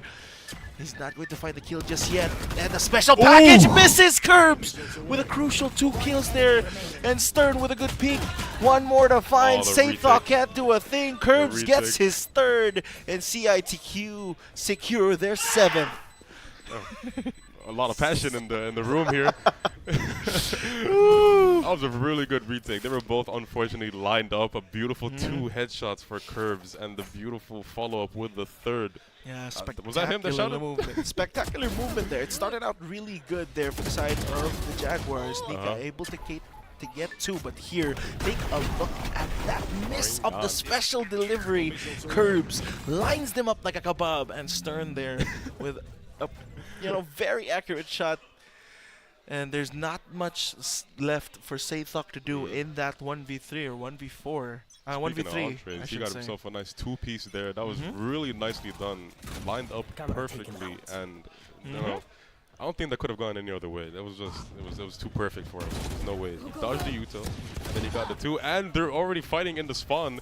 Somehow the defending side is in the attacker spawn. That was really quick, and they're trading left and right, more towards the side of CIT-U. Chaos is reigning, and the round's over. The round's over. That was it. That was so quick. The defender side somehow made it to the attacker spawn. Less than 10 seconds into the round, they are really aggressive, especially playing off of FNY, sprinting into the spawn and securing the entries. And then everyone the flood just goes. The momentum is crazy. This is CIT-U's message to the rest of the CESAFI Esports League. They're saying our that house. this is our house. Yeah, this is our home court. We aren't going to be the same Wildcats as we were before. You're in our house now, and we make the rules. And right now, the entirety of the map, nowhere is safe for the side of USJ-R. They're just getting constantly pressured, both on their spawn and when they're trying to attack a site. And they're going to get another opening kill here for the Jaguars. Let's see if they can follow it up. It looks like it's not even going to matter as there's a quick 3-for-1 trade here. 𝐸𝐿 is going to continue to push that. He picks up his 3rd, and once again, the round is over. And there's not even much I can say here in the play-by-play. The quick, the speed of all these rounds. This is going to be the shortest Valorant match we've ever casted. It's going by so quick. CIT-U is so aggressive, even without FNY got caught on the flank again this round. But even without him, the rest of the team, all the CIT-U people, they're the new people. They're good. They're standing their ground. As we said, they're going to have to make a name for themselves because they're filling in some shoes of some veteran players. And I'm sure those veteran players are at home watching these new blood, and they're doing a good job. Yeah, they're happy. Yeah. They're smiling, realizing that the future of CIT-U, the future of Wildcats Valorant is in good hands here. FNY with the dash through. He's not going to find anything. Stealth Drone is going to lead the way. He's going to spot out 𝐞𝐞𝐤 right on that corner. A spam through here from FNY. He is going to try and get a duel here. The flash not even needed. FNY will pick up that kill. 𝐞𝐞𝐤 falls. 4 on 5. CESAFI trying to find an opening here for the side of CIT-U. Baby will be able to get one. Stern with one answer, but Zach able to land the sheriff shots. 3 on 3. A couple of guns here secured. Zach with the flash, but he can't get the kill to follow. Barely. He's able to tuck in the corner there, 𝐸𝐿, and he manages to survive. That's a key frag miss there, as he does have that orbital strike available. And the stealth drone will give them information as to where Premor is. The fault line is getting charged up, but it's going to be charged for both sides. And it's not going to land. This is not looking good for the side of CIT-U. They're going to have to take this retake very soon because the bomb is ticking. Yeah. Speaking of the retake, they're in. Yeah, they're already in. The orbital strike is going to get used to get them off that spike. Both sides getting a kill. 𝐸𝐿 brings it down to a 2v1. 𝐞𝐞𝐤 manages to get it down to a 1v1 now. FNY! Who else but FNY to get that final kill? But as you mentioned, the spike was ticking away, and there's not enough time left to secure that defuse. They all died, but for a good cause. They got the round in their pocket. The economy might not be, too good on the side of USJ-R because of that, but despite that, most of them have full armor and full ARs. But on the other side, they have full armor and full ARs. All of them Vandals and full shields, but we have one guy lacking 25 on the side of USJ-R. That's a lot of. It's not really a major difference, I think. I don't think it's a very big. But USJ-R needs to keep this momentum because if they lose this, that's a lot of damage to the economy. But Zach and 𝐞𝐞𝐤 here are one ultimate orb away from their ults. It could be huge factors here. 𝐸𝐿, that's the smoker down for the side of CIT-U. FNY trying to salvage the situation. That's some important util down very early into the round. The smokes they might be the leverage that they needed. FNY taking more of a laid-back approach this time around with a shorty in hand in a very detrimental spot. He's waiting. He's patient this time around. 𝐞𝐞𝐤 will secure that ult orb to get that lockdown up and available. That will be an option available to them now. Baby trying to go for the flank here. The lockdown has been invested. It's a very interesting spot too. Oh, never mind. Yeah, Lockdown it destroyed. was destroyed by the 𝐷ejo ult with great usage there. to counter that. The Rolling Thunder is going to get used as well. And then towards the site, 𝐞𝐞𝐤, Premor, 𝐐𝐞𝐞𝐤 will get a kill as well. 𝐕𝐚𝐥𝐸 stunned up, but there's no follow-up. The special delivery is going to be there, but it's not going to land. 𝐕𝐚𝐥𝐸 actually does land. He takes out 𝐞𝐞𝐤. FNY brings it down to a 1v1.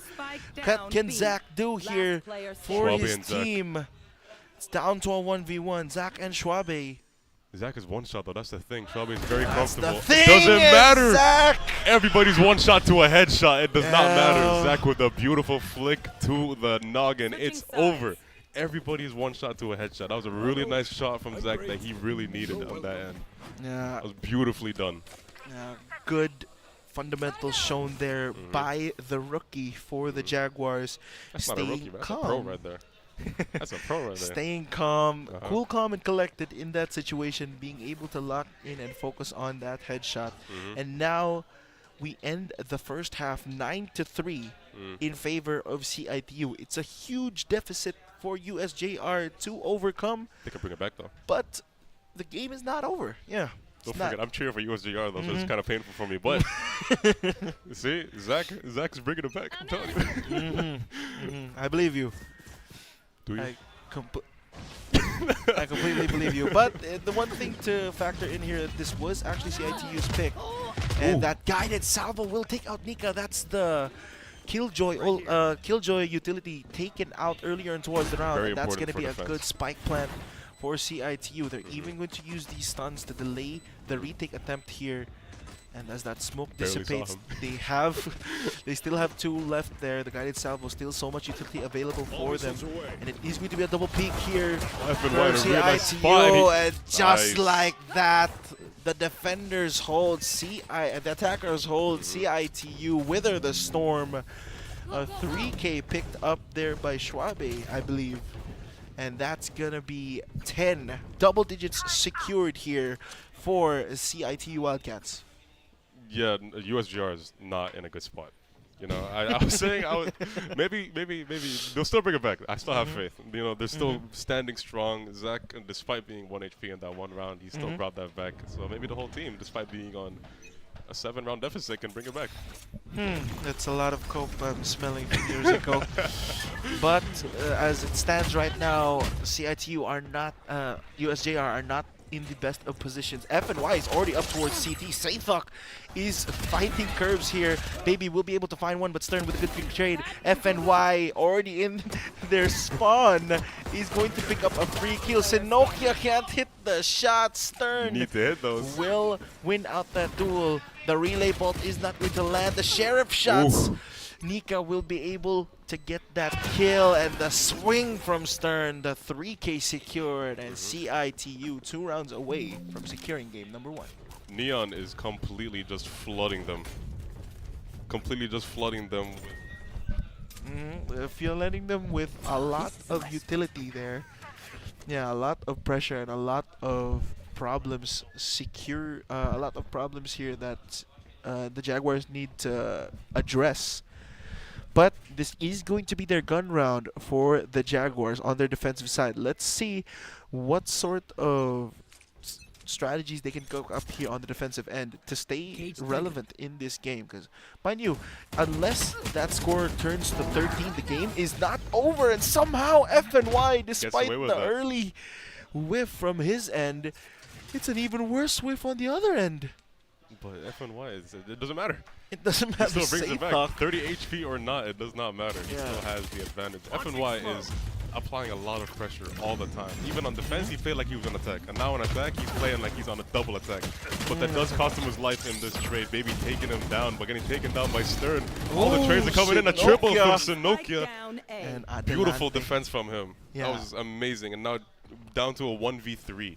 Yeah, what can Curbs do here? He does still have to find these 3 kills. And the fault line is beautiful there nicely placed from Zach. And 𝐸𝐞𝐤 will be awarded that kill off of a really good fault line from Zach. That was really well placed. But this was the one that he got away with. And then the beautiful triple kill from 𝐸𝐸 that might have just secured them the round. That was amazing. That was really well played from 𝐸𝐸. Yeah, but a timeout here called by the Jaguars after their round win. And it's I would say a questionable timeout, you know, after you've won the round. The momentum is still on your side, so why give the opposing team time to talk? Why give them time to conversate with themselves, try to formulate a strategy to get back in towards this game? But it was a decision ultimately called by their head coach Stir. So let's see if he has pointers, some tips for the squad to continue this this momentum climb, that they have going. I should say, this climb back to making this game relevant. You briefly mentioned that the game is not over until one of the numbers reaches 13, and maybe one side reaches 13. Maybe they didn't break the momentum per se. Maybe they're just maintaining the momentum. They're talking it out. They're talking, what do we do different that is now securing us these 2 rounds that we had, that we didn't have in the previous rifles were a big factor. Rifles were a very big factor, and the economy now more on their side, so that might be a very good thing on their end, because they need this economy to bring this back. And I think that timeout. Hey, I don't want to be the spoiler here, but after that timeout, before the timeout, CIT-U had rifles. Now they are rocking those stingers, so they are full speeding it towards that site. FNY is already very deep there. 𝐿𝐞𝐞𝐤 can't even get the molly out. FNY is just dashing towards the site. The stingers are not working in their favor. The Vandals and rifles reign supreme. Stern will be able to get one back, but that's a 1-for-4, a trade you're not in favor of. 𝐕𝐚𝐥𝐵 will go for the crouch spray, but Nika, cool and composed, will knock him out and give USJ-R their 5th round. Yeah, that's the difference between having the stingers and full-on rifles. But speaking of full-on rifles, both sides are now comfortably chilling on a fat stack of cash. Only on the side of USJ-R, but they're both chilling on their rifles, was what I meant to say. But that full stinger lineup they were just saving. Yeah. It was a fluke. You know what I mean? Because they just wanted to have the comfort of having equal playing grounds. They wanted to do, you know, I don't know, a surprise rush, I guess. Full send. Yeah, full send. Full pressure. You know, there's not much to lose here. We might as well try to do the most damage we can, even if it's risk to ourselves. They do get a beautiful entry frag there from FNY, and a kill through the smoke. 𝐕𝐚𝐥 will take him out. 𝐕𝐚𝐥𝐵 with a second takes out Zach in towards the site, and that is going to be B site open for the side of CIT-U. 𝐸𝐵s will secure the spike plant. Premor will get the 4th kill. Nika trying to answer back, but 𝐸𝐵s cool, calm, and collected. 10 HP is all he needs, and he gets the gunfight back in his favor. Match point secured for CIT-U. USJ-R, where are your answers? They're going to answer in a second, but FNY, with the aforementioned pressure that he keeps going, everyone's playing on that momentum that he creates, because the whole thing of flooding them with a bunch of pressure, flying in completely unexpected, they don't know whether he's going to come from the left door or the right door or whichever angle he's going to fly from. He's going to fly from somewhere. So if they can't play against that, that's going to be very detrimental. Because look, he's running in again. Everyone's running in. He misses that very crucial upshot. Yeah, the crucial upshot, and FNY just lasers them down. 3 kills for FNY. He has the 4th. Is he going to go for the ace? He's shouting it here for the ace. The 4th line lands, and FNY secures the ace in the final round, bringing up 21-13, indicating a spectrum, and the game won. A dominant show here from CIT-U. USJ-R backed into a corner. Can they make it? Can they make a comeback here in the second map? We'll have to wait and see as map 1 comes to a close. If they want to make a stand in the standings, they're going to have to step up very, very much. Because FNY, that pressure that he's applying, is really, really, really bad. Yeah. Because FNY is flying in. An ace for the final round, that's poetic. Did it with the ult and everything. The ult that we said was very detrimental. That's the exclamation mark. That's the 100% exclamation mark, because he's flying left, right, up, and down, and it's really hard to play against somebody that has just a laser running and sprinting, and he's just doing damage to everybody. And you're going to have to wonder, 𝐿𝐴𝐸. Yeah. I don't want to be that guy, but that was not the performance where you know, you're going to be you're going to be filling those shoes. Yeah. That's not one of those performances where you actually filled those shoes that were left by the prior guard. But credit, to get some slack for Saythok. They and still the stood rest their ground. of, That's the thing. Yeah, They the did really good. Jaguars. Yeah. Those rounds weren't as dominant, or at least on the defensive end. It wasn't as dominant as it may appear on the scoreboard. Jaguars were able to answer back.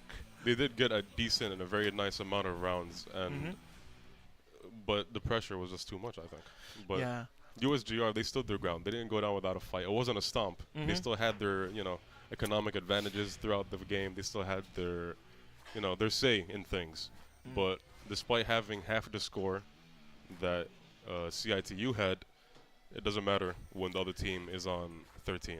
Yeah, but the thing is, with that game one, it was, give credit to CIT-U. It was their map pick. Yeah. And to cut some slack from USJ-R as well. We're going to be headed in towards their map pick now. Let's see what sort of strategies they have to counter or to try and even up this series. Because right now, it's been all CIT-U with not that much USJ-R. Yeah, no, we have seen a lot of CIT-U action without a doubt, especially from FNY, which I'm pretty sure 100% MVP of match 1. And hey, because he's the one that started most. I mean, as a duelist should, he's the one that started most of the he momentum had of each round. he had full trust in his teammates. 100%. Yeah, he had full trust in his teammates. Even if he died, he always got traded out. And even if he got there was like I think there were like so many parts in that match where we just got to see FNY sprint through so much utility getting thrown in his face, ignoring it, dodging it, weaving it, moving it left and right. They can't hit him, and he's going to continue and run further while getting backed up by the rest of his team. And that's the trust that we talked about. That's the trust that these teams need in order to, fight with the best of the best here at the CESAFI Esports League.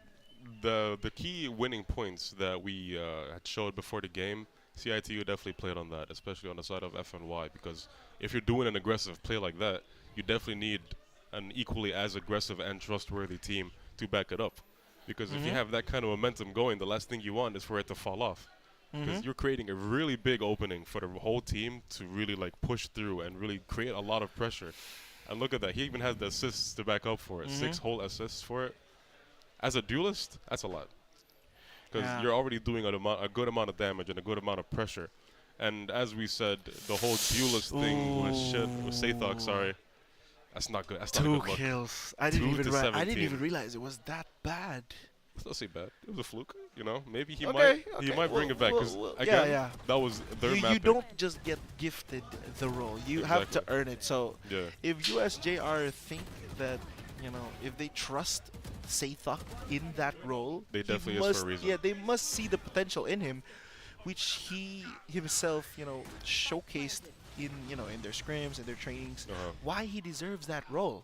It just wasn't their map, maybe. It probably wasn't their map. It's considering it is Saythok's first game. It might also be the nerves. Maybe.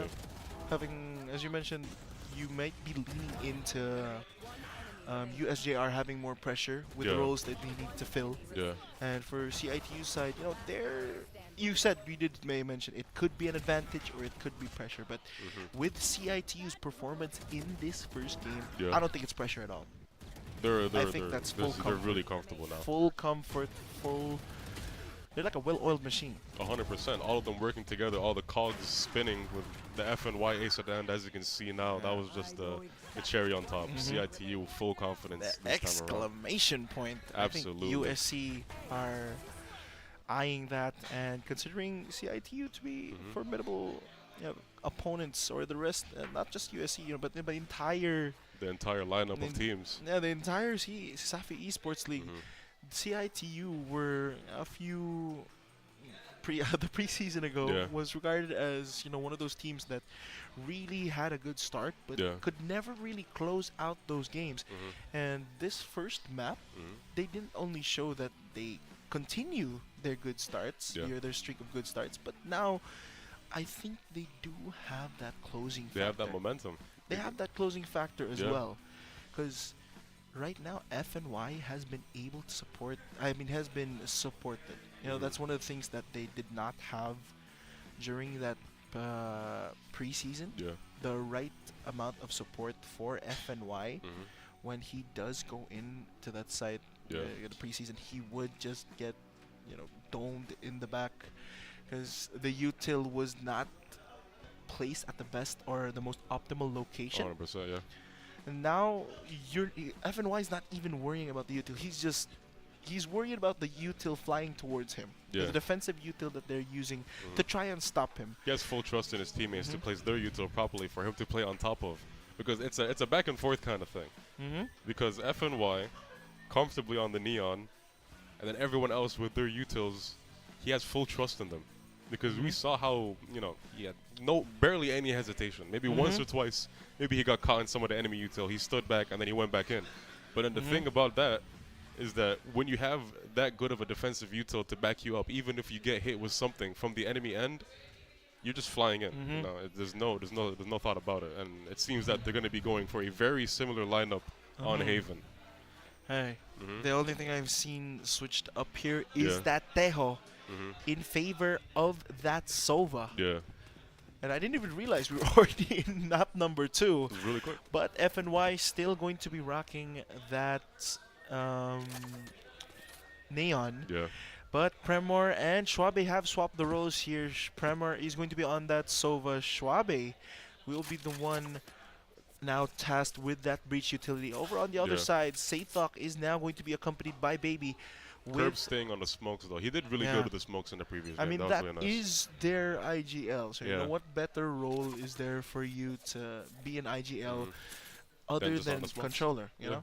Controlling the map and guiding the team is going to be your key tools as the IGL. And it's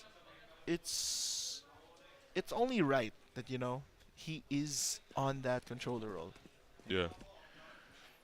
It's really interesting having this kind of, momentum on your own map, because now we're going to see how they're going to be able to play on the enemy team's pick.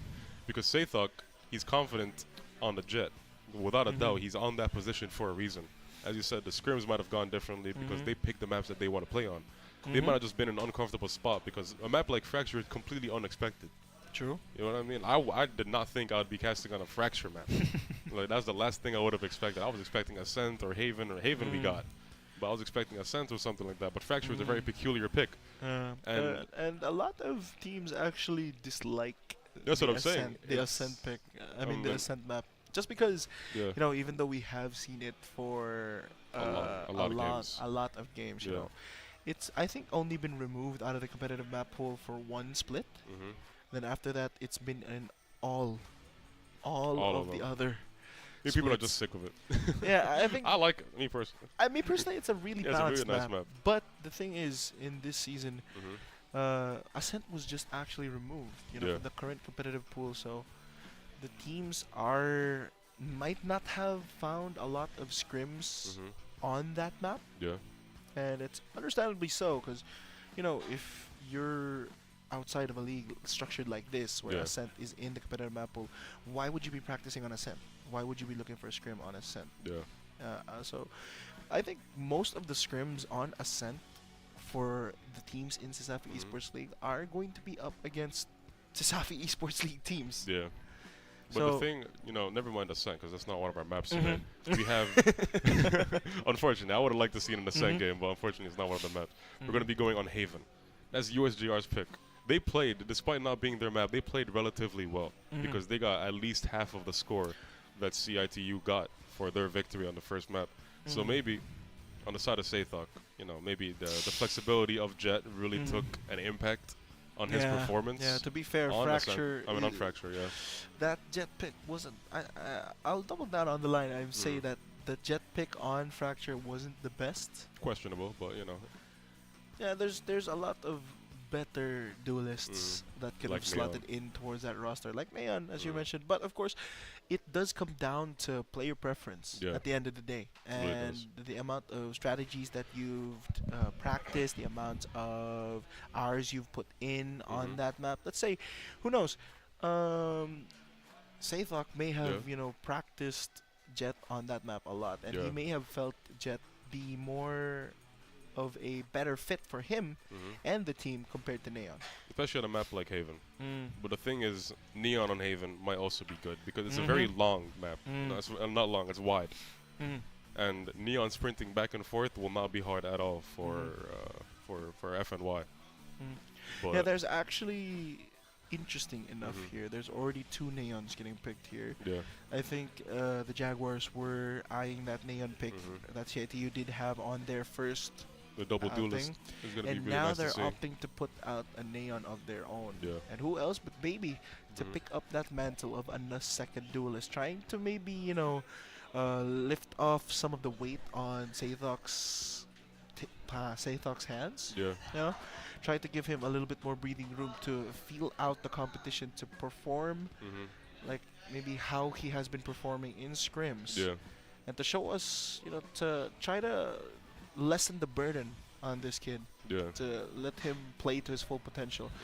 Because that may have been too much pressure for any person, I think. I think if I was put in his position, Yeah, it's I not think my I would map. have crumbled. Yeah, it's not my map. It's my first time playing, you know, duelist on the big stage on, you know, full I live and think everything. I don't think I would have even gotten 2 kills on that end. Yeah, no, 100%. I'm barely on duelist in the first place. So, but we're already first in. round. Okay, never mind. Yep, first round already started. Baby will get the first kill onto Curbs. That's gonna be the smoker out for CIT-U as Adelante setting their sights up towards the C side.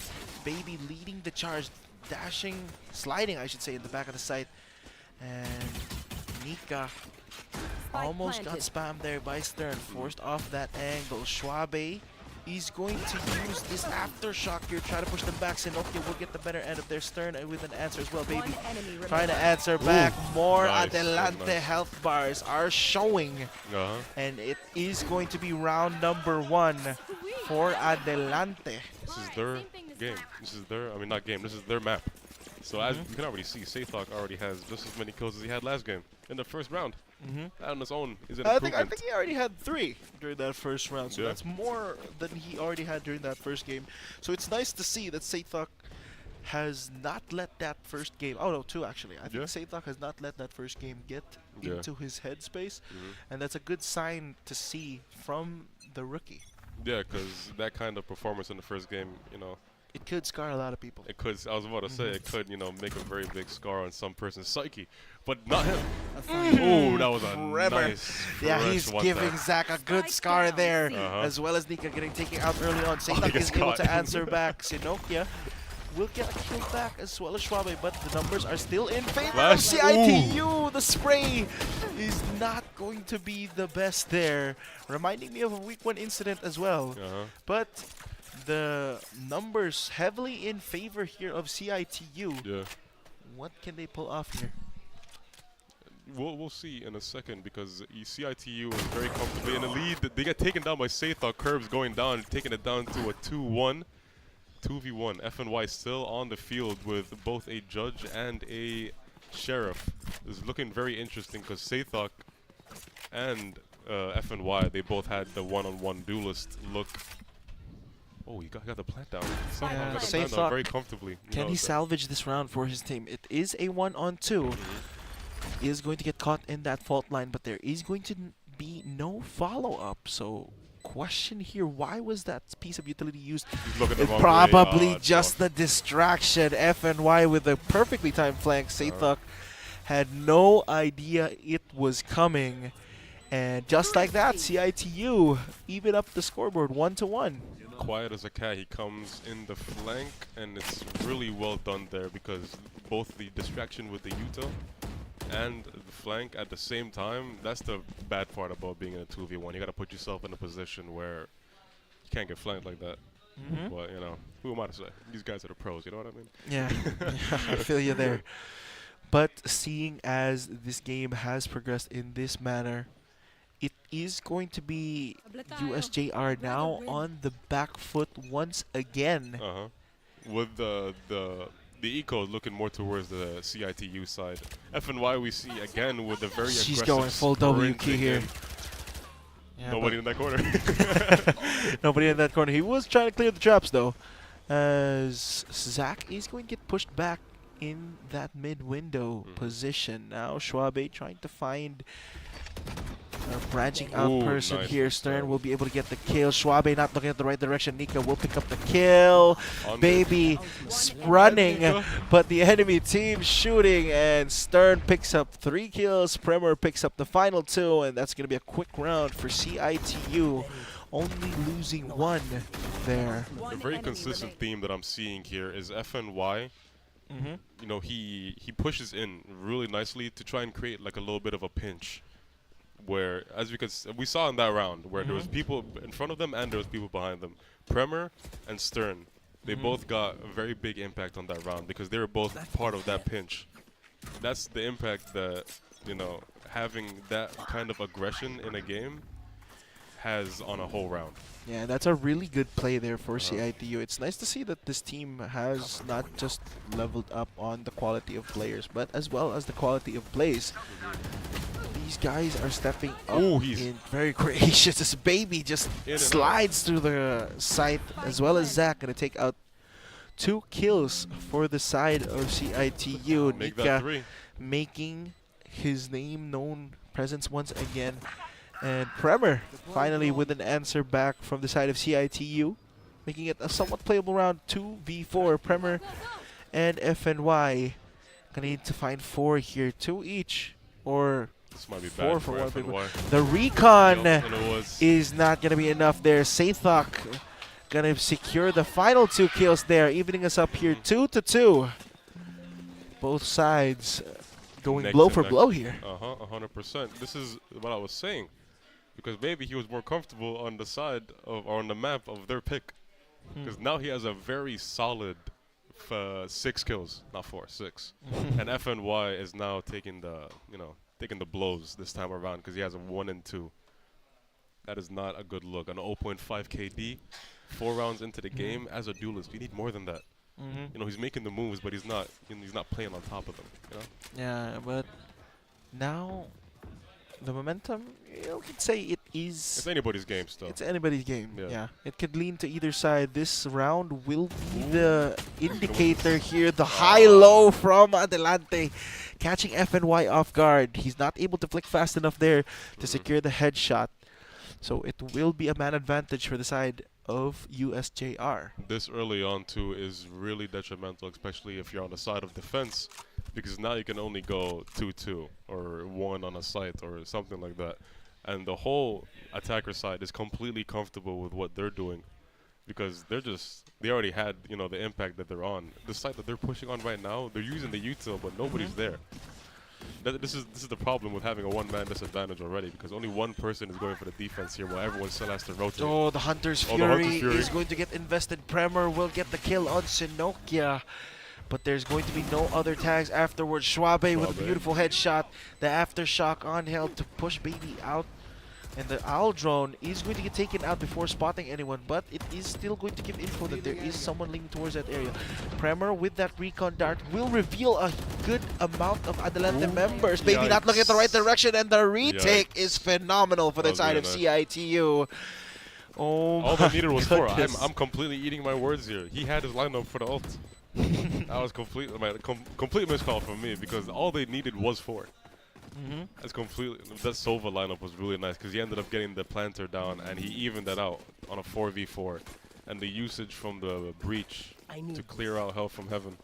That was really nicely done because that Neon was in a really comfortable spot until he got pushed out. Yeah, the baby couldn't tuck in deeper there with the aftershock getting thrown directly on his face, so he had to move forward, and he wasn't looking at the right direction once CIT-U decided to go for that flood. There was no right direction there, unfortunately. He was completely both sides just. Yeah, it was actually unfortunate there for the side of USJ because they did have the right positions for their players. They just weren't able to work hand in hand with each other as quick trade there for both sides. Baby will get taken out, but 𝐷𝐸 with a good trade. So that's going to be duelist for initiator. It's really, duelist for initiator. It's a good trade, in my opinion, because that's the whole impact of a duelist. That they take down the defensive and the game-changing util for a good trade and a good comfortable trade with Curbs taking out 𝐚𝐞𝐞𝐤.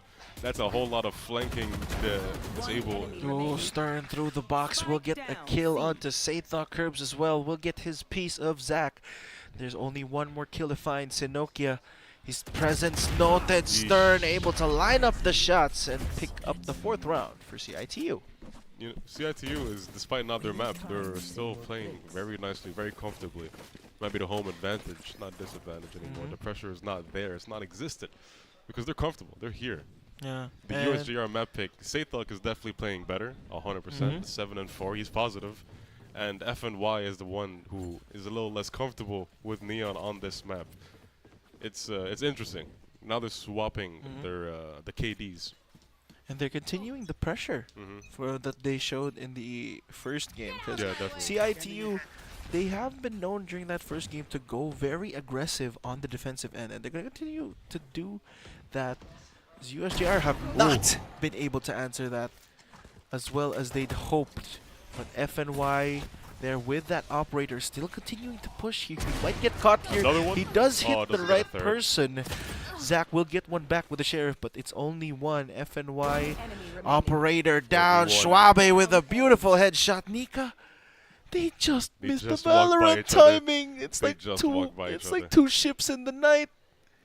He doesn't have the spike though, that's the thing. So he will have to follow on his footsteps. Despite them walking past each other, doesn't matter because he needs that spike. He needs that spike, and that tripwire is going to be what gives away his position. Everyone's running towards him now. He's going to get tagged, and he doesn't even get the dart out before he gets shot out. Stern will pick up the final kill, giving CIT-U their 5th round. As we take a look at the instant replay. This op entry, not entry, both the op kills are really nice on FNY. Just what I was saying, that FNY is on the lower end of the KD. He got a beautiful 2 that might have made the mark. Despite getting traded out, 2 for 1 is still really nice. And it was a really nice, nice shot from Trevor. We talked about it, 𝐸𝐿. Yeah. The trio that can step up the most they're the ones that are going to take indicate the win on this game. And guess what? Right now, the leading fraggers of CIT-U are all those rookies. As Jaguars trying to make up a play here. 𝐸𝐸 ulting deep towards the side. Zach able to get the better end of Premor.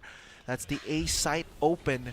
But the question is, can the Jaguars hold this with that Rolling Thunder available? Are they able to get out of sight in time? Right now. He's scheming. Yeah, he's scheming. That's going to be the full sight in effect. He's waiting the Jaguars should know that this is coming. Do they know? He's still waiting. He's waiting for the go, and there it is, the double ult. The dash through. He's not hitting his shots. He's paranoid up. Still picks up the kill. Bodies falling. FNY continuing the pressure. 𝐸𝐸 gonna get taken out, and the shots from Zach just can't land on FNY. He's way too slippery, slipping and sliding, and taken out. The Jaguars. The heart on the wall, beautifully done, beautifully played. That was really, it was looking shifty at the start because he got paranoid right when he pushed in. But that combo was really nice because he got a decent, not a decent, he got a beautiful 3 kills there. Yeah, but that was a really greedy post plant for the side of USJ-R. They decided to hold the site despite knowing that there is a Rolling Thunder available for the side of CIT-U. Why would they go for that risk? They know that they're most likely going to use it over on the side very scrunched of up CIT-U. And after that initial ult use, their numbers just completely dwindled. From 4 versus 4, it immediately turned into 4 versus 2. That kind of pressure with the ult, especially with the Rolling Thunder back to back, that's like a second Rolling Thunder because that kind of that speed that you need while pushing. Oh wait, he doesn't get it. That's really rough because you need that kind of stuff. That's the whole flank watch. And interesting their angle to hold from FNY. I think most players would probably hold on the farther side of the swing. The way back. Yeah, the right side. Yeah, the wider angle. Yeah, the wider angle. So because it does give you another one. No, patience. That timing was bad. The timing is the Valorant timing there in full effect. 𝐚𝐞𝐞𝐤 will be taking out FNY. The operator is going to get taken out, but 𝐶𝐿, He's aggressing forward. Does the Jaguar know? He's aggressing. The timing in his favor. 𝐞𝐞𝐤 may have gotten the first shots off, but 𝐕𝐚𝐥𝐸 is able to hit the ones that matter. Stern holding down the C site. Does get two. Picks up the third. Reloads. Zach, the final member left. The flash is going to be there. Flash dodge, but the shots doesn't even matter. Stern, 4K, locking down that C site. They keep challenging him, and he keeps locking down that site. Now, he is fighting back. He's not just giving up the site. And he's giving them a lesson to remember here. Absolutely. That's a 4K. As a Cypher? Like, come on. Now, you said that they wouldn't be that good on the offensive side. This is the offense that you kind of need. Because that kind of the pressure, that kind of pushing, that you don't see that from Cypher. He has no mobility, but he has the mobility, he has the confidence to go for that, aggression. And now we have a timeout from the side of USJ-R. They need to recollect. This is their map. This is what I was saying, that they on their pick, they're going to be more comfortable. But now we're seeing that they're outside of the first 4 rounds, it hasn't been looking too pretty for the side of USJ-R. A lot of questionable decisions made in these mid rounds that have costed them, rounds that were very winnable. Extremely winnable, but it's this kind of pressure that you have on you when you're this far down, and then you need to maybe sacrifice another one, which may create even more momentum for the opposite end, but at least you have guns now. But then that momentum might overpower the guns, and it's a really bad cycle that USJ-R has found themselves in. Then they need to change it. They need to break the cycle, because something needs to be done. This is not a comfortable spot for them to be in, especially when they're this many rounds down. It's something that they need to do now, or it's over. Yeah, to be fair, they have not done a good job answering that aggression. And I think that may have been a dead baby if that Bucky shot may have landed. But, 100%, but it ends up being in favor here of the Jaguars, baby. They're not expecting him to be in that position. He runs out of bullets. 𝐕𝐚𝐥𝐸 lucky to get away with his life, but no, Zach will be able to pick him up at the tail end of that trade. 𝐞𝐞𝐤 is going to get that spike down, and it's all up to the commander, 𝐾𝐿BS. What can he muster up here in this round? 1v3. Might just get spammed through the cage here, but the crossfire has already been set up. This might be it. Unless he gets the most beautiful flick of his life, this might be it. Yeah, not even close. 𝐞𝐞𝐤 will put an end to 𝐾𝐿BS' reign in that round, and it's a good answer there off the timeout for the Jaguars. 100%. They needed that timeout to recompose. That 1 minute made the difference, because now they're comfortably on their big weapons. They're on their big boy toys. They're really trying to make a difference in this round, or in this half. No, not even half yet. In this play, because they really need to make a difference, and that's exactly what they're trying to do now. And it may not be the biggest take, but for me, I think this map is a really attacker. I think it might be an attacker-favored map. Yeah. But it all comes down to the setup and the timing. 100%. Because if the defenders can make a good read on what you're trying to do earlier on towards the round, it's going to be harder for you to entry in towards that site, as Baby gets caught with those tripwires. Pesky Thorn on his side. And 𝐕𝐴 will be the one to pick up the kill. 𝐞𝐞𝐤 not able to line up the shots. 𝐕𝐴 will pick up his second. And the final 3 members remaining for USJ-R will head straight up towards the C side. 𝐷𝐷𝐷 dashing in, getting that spike down. And CIT-U, they're here. They're ready, and they're waiting for the rest of their team to regroup. 𝐾𝐿BS having the paranoia available. Can he hit the money here, or is it only going to land onto one? Doesn't land onto anyone.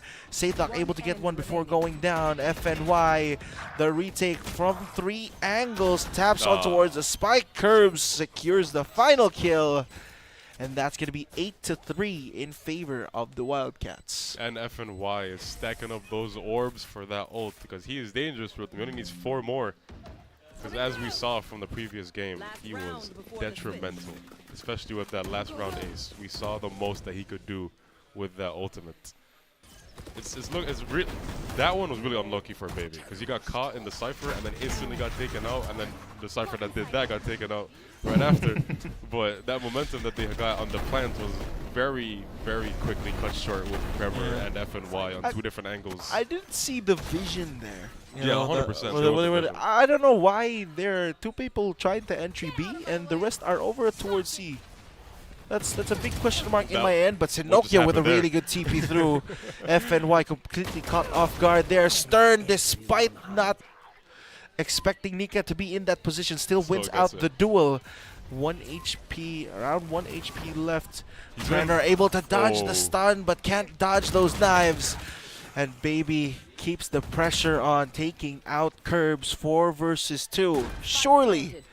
Surely this round is all but secured for the side of USJ-R. It's like 1 1/4 more of because Stern is very low on HP. Oh! And 𝐞𝐞𝐤 getting taken out. 𝐶huabe. He's not giving up here, Not is it, giving Ko? up at all. Stern getting taken out. He had low health, but it was a headshot anyways. Baby is trying to spray through the util block. He's running in. Oh, they're still going to try and push this. That's really risky here. But it is going to be a high-low setup. Baby is isolated in that 1v1, and 𝐶huabe gets a free one. But the spike is still taken away. It is going to be the high-low setup. He tries to go for the Rolling Thunder, but before he can finish his sentence, a quick decision there from Adelante to swing.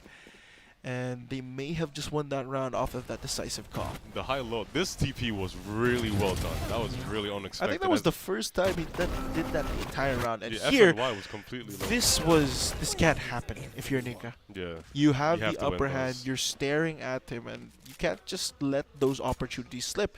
Because even though Stern is a rookie, he is the rookie. He's one of the rookies. He's not going to be a rookie for long. That's for sure. I think you don't get the grasp of the rookies. No, because hey man, from what I'm seeing, it's not going to be long. He's not playing as a rookie. 100%. He is not playing as a rookie. He's playing like a full season. He's been here. Yeah. But CIT-U already continuing their damage going on towards the side. 𝐸𝐵S trying to direct traffic here in the side. Adelante flying through. They're trying to fight, but they just can't measure up to CIT-U. So many bodies getting thrown. Chaos is an understatement to describe that round, but blink and you'll miss it. CIT-U will take the pistol of the second half. It's not looking good for USJ-R still because I think I've heard you say that. Yeah, I've said that a lot today. A lot today. The first thing I mentioned USJ-R was I was cheering for them, and every single time I mentioned them after is now they're losing. It's really rough, but what isn't rough is the smoothness that you get with PC Express, sir. the leading computer and tech retailer with their huge selection of PCs, laptops, and smartphones and gaming gear. PC Express for all your digital needs. Yeah. For the back to the game though, Zach able to hit that headshot with the Sheriff, even going to get blinded there. 𝐶huabe, they're going to continue to flash fight forward. 𝐸𝐵S cheering on the rest of his team here. And it is down to a 4-on-2. 𝐞𝐞𝐤 with a classic and a dream. Manages to get the first kill. Dream come true. Will 𝐸𝐵S stop his reign here? 𝐞𝐞𝐤 trying to regroup with 𝐞𝐞𝐤 here. 𝐞𝐞𝐤 a bit too aggressive and greedy to pick up that weapon, and he gets punished for it. 𝐞𝐞𝐤 with the Sheriff gets double peeked. Stern will pick up the final kill, and that is going to be double secured for CIT-U. Thumbs down. That's a little disrespectful. CIT-U is getting a little bit of an attitude, but I'm loving it. I'm loving it here. I'm here for it. Absolutely entertaining. FNY got caught by 2 people. That was unfortunate. He tripped and fell. Hey, that man, was so unfortunate. Hey, man. I don't think Prod had to do him that dirty, man. I think it was a double replay in the replay. For the replay. Oh my goodness. But back to our points there. This tournament would not be possible without Virginia Food Incorporated. Basta Hotdog, Virginia. And of course, live more today with Smart. And leading and inspiring Filipinos to create a better tomorrow with PLDT. Smart and PLDT, ladies and gentlemen. And of course, thank you to Crayon Lab for their custom apparel and prints. We can't forget about them. And now it's going to be back towards our game. USJ-R in the back foot. We can't be in a farther foot here, but they're trying to relieve that foot right now. Baby with a good entry frag, but FNY, how does he freely get in towards garage there? That is a really interesting spot for him to be in. How do you make it there? I don't know, man. How I don't know. But Schwabe trying to pressure the defense even more. The double peak, double though. peek. Of Not course, good for not bringing Schwabe. numbers in towards peak will give you a very big favorable advantage as half of his gun is is not loading there. But Stern it does not matter still. because he gets 2, but then gets taken out by Zach. That was it was a good push from the start, but the hold was not good. Maybe half the gun not being there was a really bad aspect for them. He only got half the kills that were possible. 2 out of 4. So half the gun, half the kills. It makes sense. Checks out in my book. Checks out in my book. We might get a replay of the half gun, but even despite the gun advantage, they had the man advantage. 2 of them peaked, and this but here, how did is that FNY get allowed? there? How is that allowed? How bro? is In half that a gun position? allowed? How is That's not half his gun allowed? That's not fair. Just to get the 2 kills, and he even got the headshot He there. got a headshot, but it's a phantom, so you can't. It's a Spectre. It's a Spectre. It's a Spectre. I'm falling apart. You're falling apart. But it was a really good round for the side of CIT-U, but they just couldn't hold the plant. Yeah, they couldn't hold the plant. They didn't even get the plant down, if I'm correct. Oh. But CESAFI, that's not the spray that they needed in that round. Not one of the best sprays I've seen in the same map as well. They got 1-on-1, but the round is completely slowing down. They're going 2-2 in a split, looking like on the push. CIT-U is their man is down, and they did refrag him, but it's a duelist down for each side, and they're really thinking of which side they want to go for. Baby is comfortably. Oh, a trade again. All the trades are going out. Premier going out. The scan is going to be completely disabled, but not for the side of CIT-U because they get the ult off. Yeah, the neural theft is going to give them a substantial amount of information about the whereabouts of these members.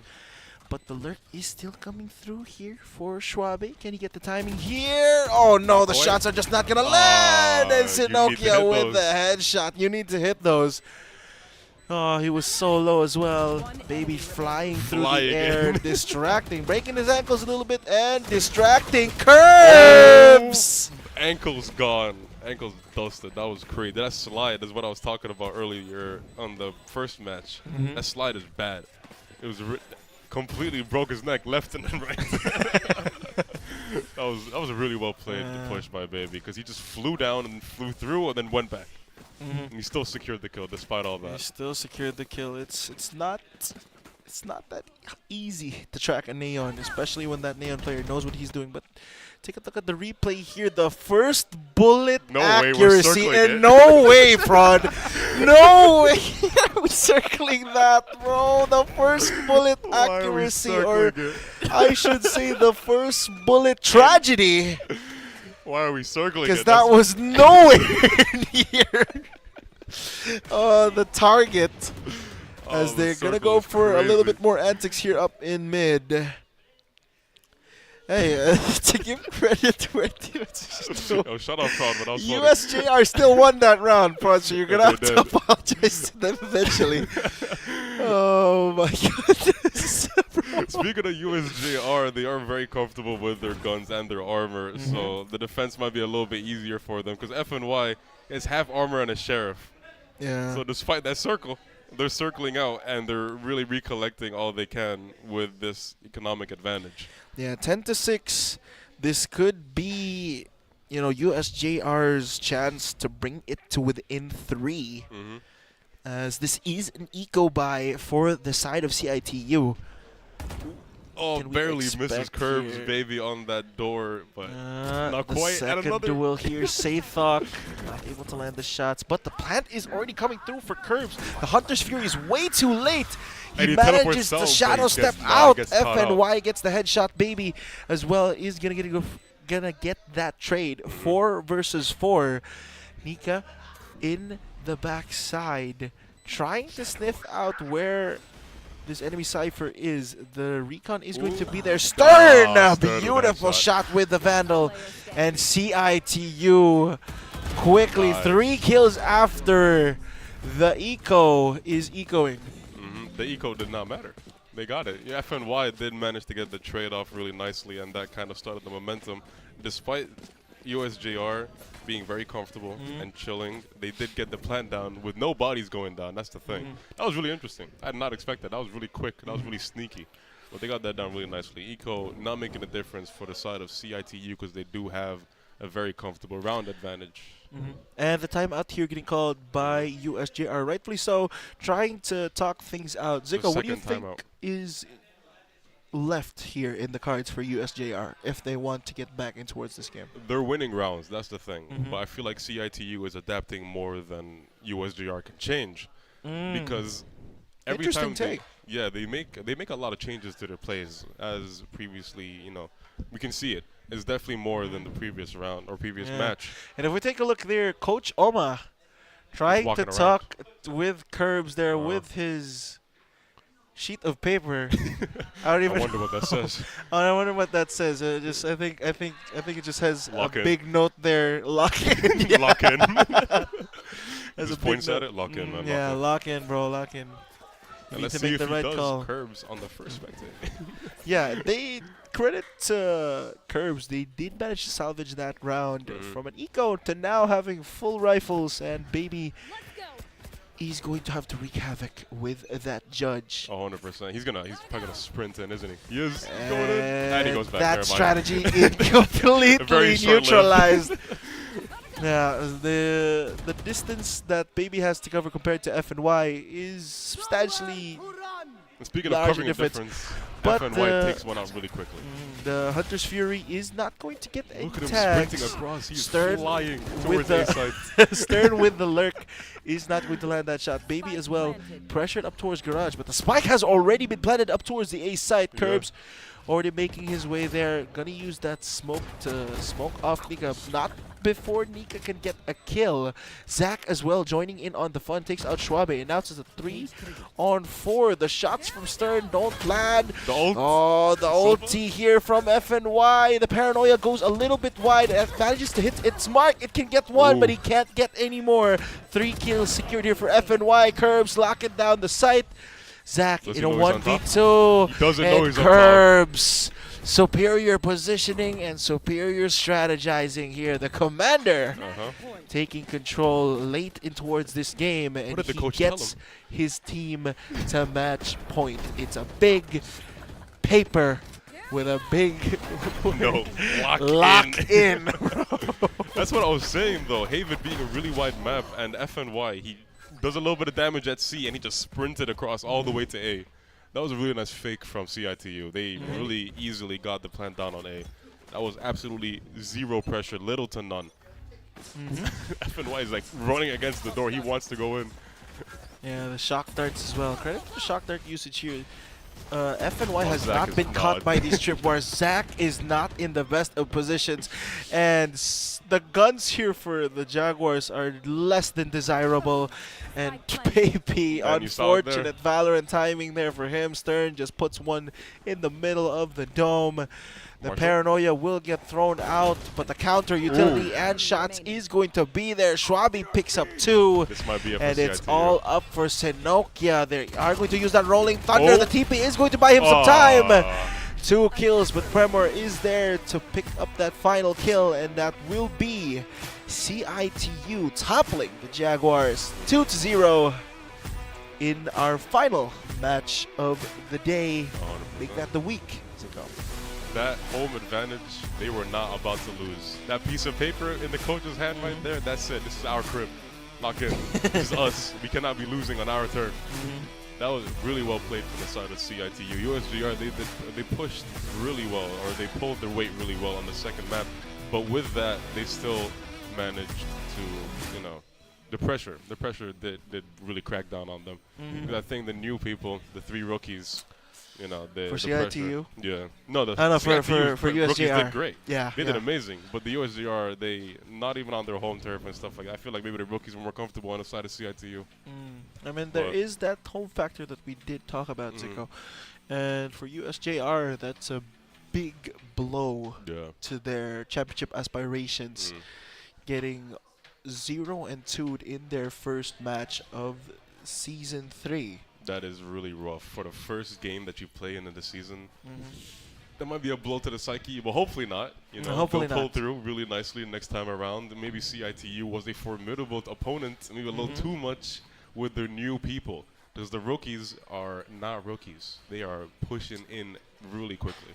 Oh, bro, I think we really need to work on understanding of rookies, man. They're playing. They're playing really nicely. Yeah, they're playing really nicely. They're still rookies that can play very nicely, you know. But I think for CIT-U, I think their rookies are here to stay, here to look out for, and here to consider as a threat. And really we good. can take a look at the post-match analysis. We'll see how well the rookies actually did when it comes down to the statistics. Because if anything is facts, it's numbers. So we'll see that in a second. But numbers don't lie. Numbers do not lie. Neither did these rookies, bro. Yeah, that was so. They did not lie on the resume. I'm playing well today. Yeah, they did not lie on that resume. That was a really outstanding performance from the CIT-U Wildcats. Yeah. Well-deserved victory for them. It was clear as day to day who the better team was. Clear as daylight. Yeah. Absolutely. It was really nice. Well played from the side of CIT-U, winning on their end and winning on their home turf. Yeah, and it's great to see CIT-U starting the season strong. 2-0 start. Curbs and Alma. Coach Alma leading the charge. As well as FNY sprinting up towards all of those U-tail. And the rest of the rookies stepping up. But we will be checking in with Shane for our post-game interview. Yes, we will. Casters, and now I am here to interview the CIT-U Wildcats, our champion for our last match today. So I would like to ask our champions here. So Curves, as the IGL, I would like to ask you, during the game, did your plan go, or like did you have to change your strategy along the way? Nag-work naman yung mga plan namin, like yung practice namin last weeks, and okay naman ang strategy namin with the help of Coach Oma. Coach Oma, what can you say? Gusto lang namin i-reveal yung strat namin kasi pinaghirapan talaga namin to. Ito, rush B lang. Okay, rush B lang daw. Okay. Now, let's go to FNY. On our first game, FNY was able to get an ace on the last game. So FNY, how did that affect your confidence for the following games? That ace, we really needed that boost or to boost our morale and confidence for the following games that we play, so that our mind would come to ease in the next game. Okay, so thank you so much for that, champions. Now, before I let you go, I would like to ask you, what is your message to your fans and supporters? Shout out ako sa pamilya ko dyan and sa girlfriend ko. Love you. Sana all. Shout out to my friends who is watching right now in live, and also shout out to Banta Black family. Shout out to my mom who's watching the live, and Kai, shout out to you. Shout out to my family and friends, and especially my girlfriend. Thank you.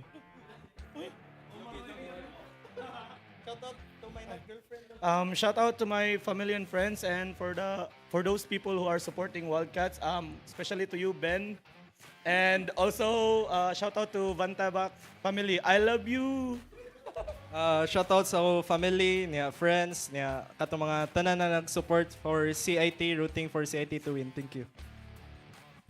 Thank you so much again, CIT-U Wildcats, and congratulations to your first game. And now all of this is possible thanks to our sponsors. Thank you so much to PC Express for all of your digital needs. We would also like to thank Virginia Food Incorporated, Basta Hotdog, Virginia. Thank you also to Smart Communication.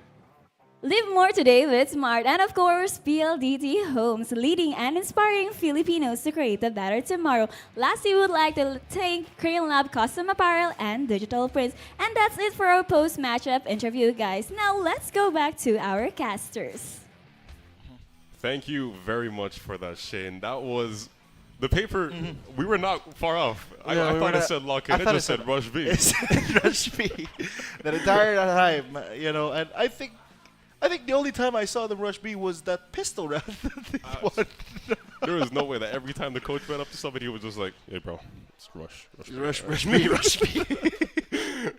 That's absolutely insane. No. That That coaching goes is really to show, good. the confidence in this team Mhm. as we take a look at our game MVP Stern There he for is. that final game. 22 kills, 8 deaths, and 4 assists. Mhm. A statement that these rookies want to bring out to the CESAFI Esports League. 22 to 8 is insane. That's a cipher. That's actually like really well played by him. Yeah, it really was well played out, and it is going to be just that. And to give credit to the rest of the team, I feel like everybody Schwabe played and really Premor, well. yeah, they Yeah. really played really well. If you take a look at their KDA, no one has a negative KDA. Nico. USJ-R. No, I meant for the CIT-U side. Oh, yeah, Yeah, for no sure, one has 100%. a negative side of KDA. Even Curbs, despite having that IGL, the IGL debuff, as one would say. But it was not such a pretty debut for our baby Jaguars. Or for the Jaguars, I should say, as CIT-U just really... They really defended their house. There's no other word but a domination. That was both Mhm. rounds, and they had double the scores. And FNY on the Neon, despite in the first half, I mean, he was on defense, so he wasn't in his forte. But then in the second half, he was really, stepped it up. aggressive with that Yeah. Neon, and I love to see that. He really created space for the rest of his team Absolutely. to work with. And the post plants and the retakes as well from CIT were really clean. Without a doubt, yeah, it's really interesting to see how the chemistry is very much there, because how much they flowed after FNY, especially you saw in the first game. We especially saw in the first game because the push started, and then whether he died or not, all of the utility that was following him was beautifully placed. It was really nice.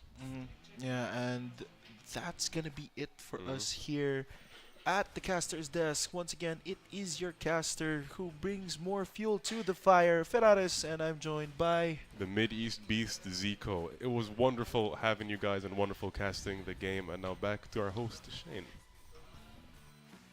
And that's a wrap for our action-packed broadcast only here at the CESAFI Esports League. And let's have a quick summary for our previous matches today. So on our first match, we had the USC Warriors won against the CEC Blue Dragons with a 2-0 standing. And on our second game, we have a 1-1 standing between the USPF Panthers and the UPC Fighting Maroons. Lastly, the CIT-U Wildcats got their 2-0 standing against the USJ-R Jaguars. And of course, we would like to thank all of our sponsors for making these possible, and we would like to thank our esports enthusiasts for joining us on our live broadcast today. But don't worry, because this is just the second week of the CESAFI Esports League. And next week, we will have our week 3 with another MLBB and Valorant tournament. So stay tuned and follow all of our social media platforms. And if you missed today's games, don't worry, because you can watch us on our YouTube and Facebook page. Once again, this has been your host, Shane, signing off. Thank you, and only here at the CESAFI Esports Leagues where we forge legends. Dad, natatakot akong mamagsak. Huwag kang matakot, di mo ba alam, nandito lang ako.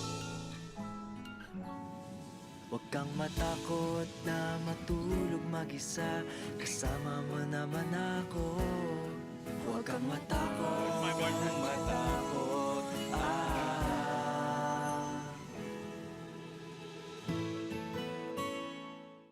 Hindi aabot ang data! Nice! Don't worry! The Only with Smart Power All 99. Hindi nabitin with 10 gig data plus only Facebook or TikTok and more. Load now!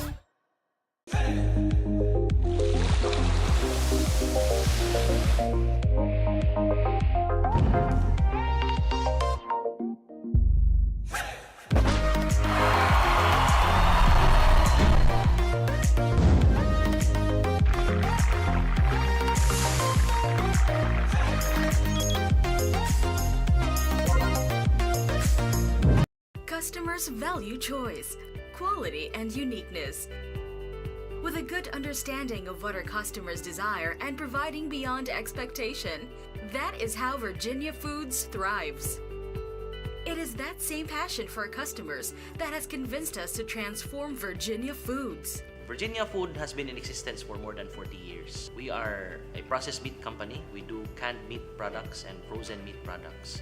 But because of our commitment to our customers, we have gone beyond just being a processed meat company, but become an ultimate food solution. This is our primary goal, to create the best food products for every household or business. We pride ourselves with our research and development team and innovation.